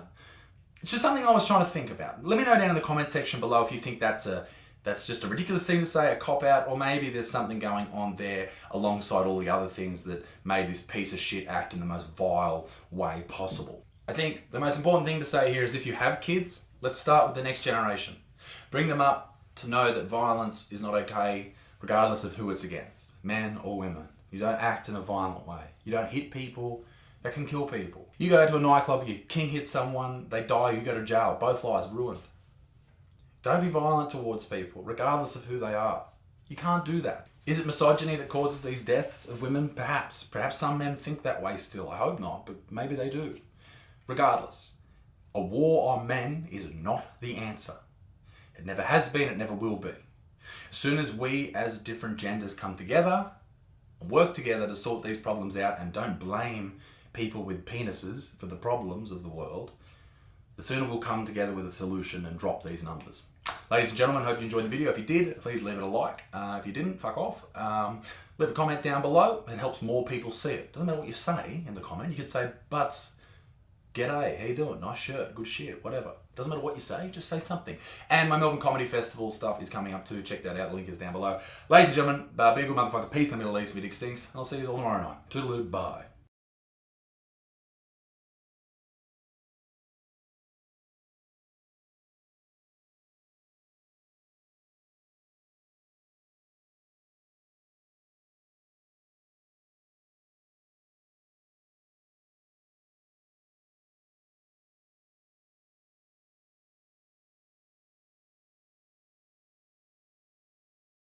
Make you leave a like on this video, and if you don't, well, fuck off. Yeah. That's funny, that. I love his attitude about it. He just, like, his general attitude on life is just like, well, I'm just going to be who I'm going to be. And if you don't like it, you can just go to hell and die. That one actually hit pretty close to home for me. I have been through the flip side of domestic abuse from my partner's side, and this is not something I talk about a lot. The first time that I was arrested for being a domestic assaulter, I attempted to kill myself by overdose. I was arrested while I was still under the influence of the drugs that I'd taken to kill myself. It was my partner that attacked me. I pushed her off me to get her off me from attacking me. Attempted to kill myself. Was arrested in that state. Taken to the police station, charged, and then taken to the hospital after the charges had been laid, and woke up to a charge sheet and then expected to turn up in court. When the court case rolled around, I told my side of the story, and the judge threw the case out of court because my partner obviously lied about everything that had happened.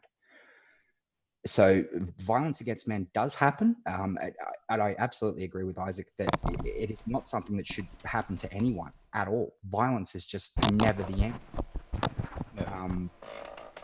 But yeah, I have been through domestic abuse more than once, in fact. And the second time that it happened with another partner, I packed up and left. And the police turned up, and when they turned up this second time that this happened, I was packing my car. They turned up. And they said, yeah, look, from the story that you've told us, you're doing the right thing leaving. I never contacted the girl after that, except to pick what was left up at the house. And I even said to her, I'll bring the police if that's what you want me to do, so I can collect my things and get out of your life. It doesn't just happen to women. It does happen to men as well. But again, should never happen to anyone. There are people with screws loose. And... yeah. Yeah, it does not just happen to women. It does happen to men as well. Probably not so.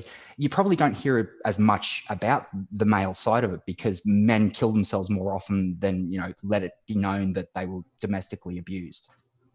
Well, yes, and also just domestic violence reports of, men that don't make are them. the men making the complaints. Men don't make them as much. Yeah, that's right. Men don't make them because they get ridiculed as a weakness. If you admit to they being get ridiculed. By the that's police it. as well. Exactly. Yeah. That's it. Yeah. And the police didn't grow believe some me. balls, mate. Exactly. Yeah. That don't work like that. The second time that it happened, I did say to the police, look, I'm recording all of this. I started recording as soon as this partner had started abusing me. I picked my phone up. I turned it on. I filmed her blowing up at me. I filmed her all the way to the point where she started throwing things at me and then went and locked herself in the bathroom. I then filmed until the police turned up and the police said, oh, we don't allow you to record me. And my instant response was, you're a public servant, you're police officers, expect to be filmed. If you don't agree to it, that's against the law over here, as far as I knew at that time. So I continued to record them and we had a civil conversation. I said, look, I'm packing up my stuff. I'm leaving. I'm getting out of here. I've been through this before and I'm not going through it again. So, yeah, and it shouldn't. It's just disgusting. I hate violence. I am such an anti-violent person. Sorry, that's just a little bit of unloading there. That's good. That's cool to share it. I believe that the estimation now is as many women domestically abused men as men. Yeah, it's about the difference. The difference is that very often the woman will be using psychological and emotional methods and not physical. Yep. That's and of course the psychological and emotional is really difficult because how do you report it? Yeah, I had a I was friend was like that. He was yeah, I admit that I went through that with my ex, and I regret that I left the kids with them because she then proceeded to emotionally and physically.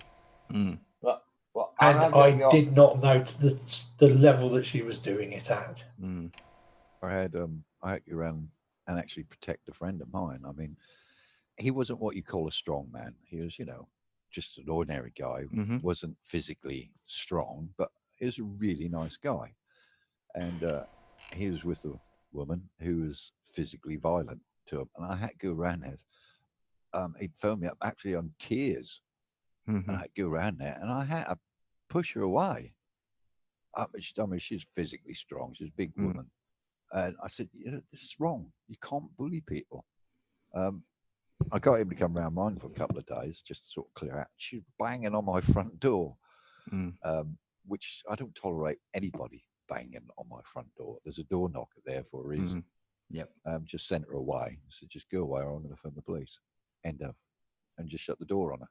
Yep. Fortunately, she did go away. But I mean, he used to come round mine, battered and bruised like he'd been in the bloody rugby. Yeah. I said, why don't you just leave, mate? He said, well, I won't be able to get anyone else. I said, trust me, mate.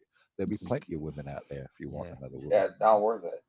Yeah, it's not worth it, mate. It's destroying you. I mean, this guy was a highly intelligent bloke, but that was affecting his work.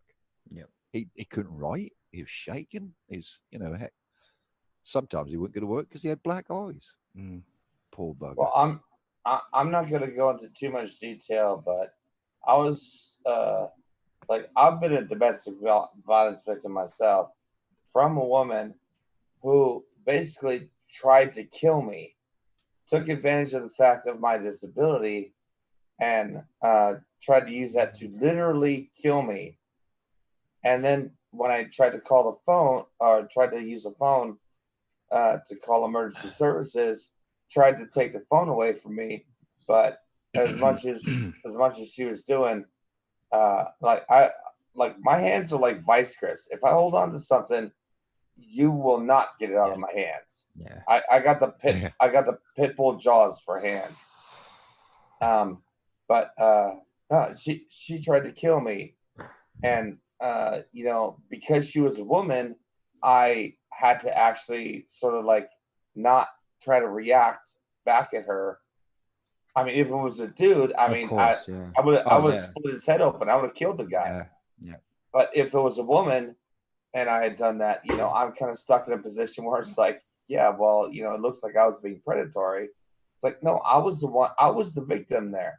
And there was nothing I could do about it because no matter how I reacted, if I tried to retaliate too far, I don't even know where that line is. It would have been the one held at fault. Yeah, it's even if I'm fighting for my own life.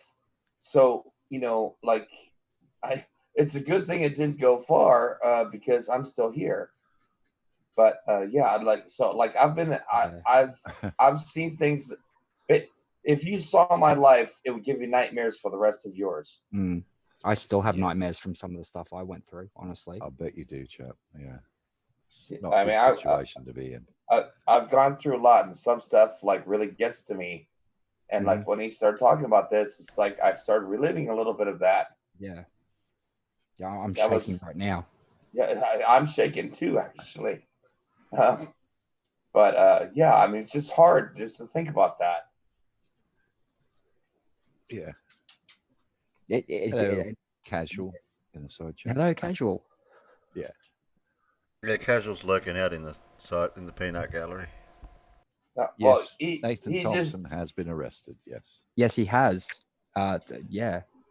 And he's proudly boasting it. Yeah, that made my Instagram. day. Yeah, that was a nice little surprise this morning. But Nathan Thompson is an example of a male abuser. I think everyone's seen the video of him banging on the door and waking up the kid and threatening his ex-girlfriend. You know, perfectly. He has screws loose left, right, and center, that guy, obviously, because he thinks the earth is flat.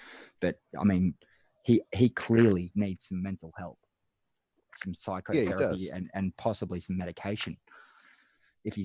And here's the thing, I've noticed with Nathan Thompson, some days he'll seem perfectly lucid and calm and rational and you know, have a discussion with people.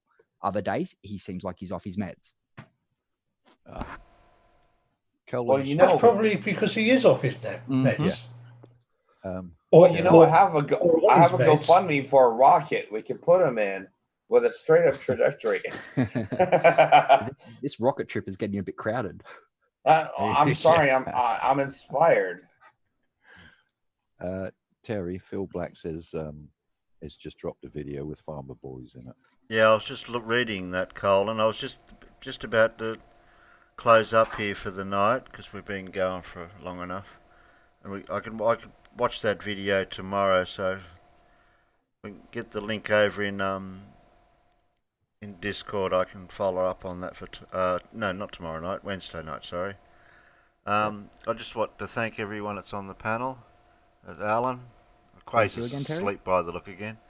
Mad, Falafel Raptor.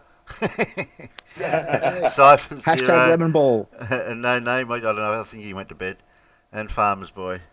And out in the panel. Thank you once again for having us. Sam, yes, it's been a joy. Phil, Colin, Andrea, casual space person, sorry. Dave. Okay. Thanks guys for turning up. Even though it's only just these random in between pre-show, after show, before show, after show, before show, after, or something like that. I'll catch you on Wednesday night, hopefully. See you then. Have a good time, everyone. Bye. Bye. Look out for flurfs. Vaccinated against flurpies. Yep.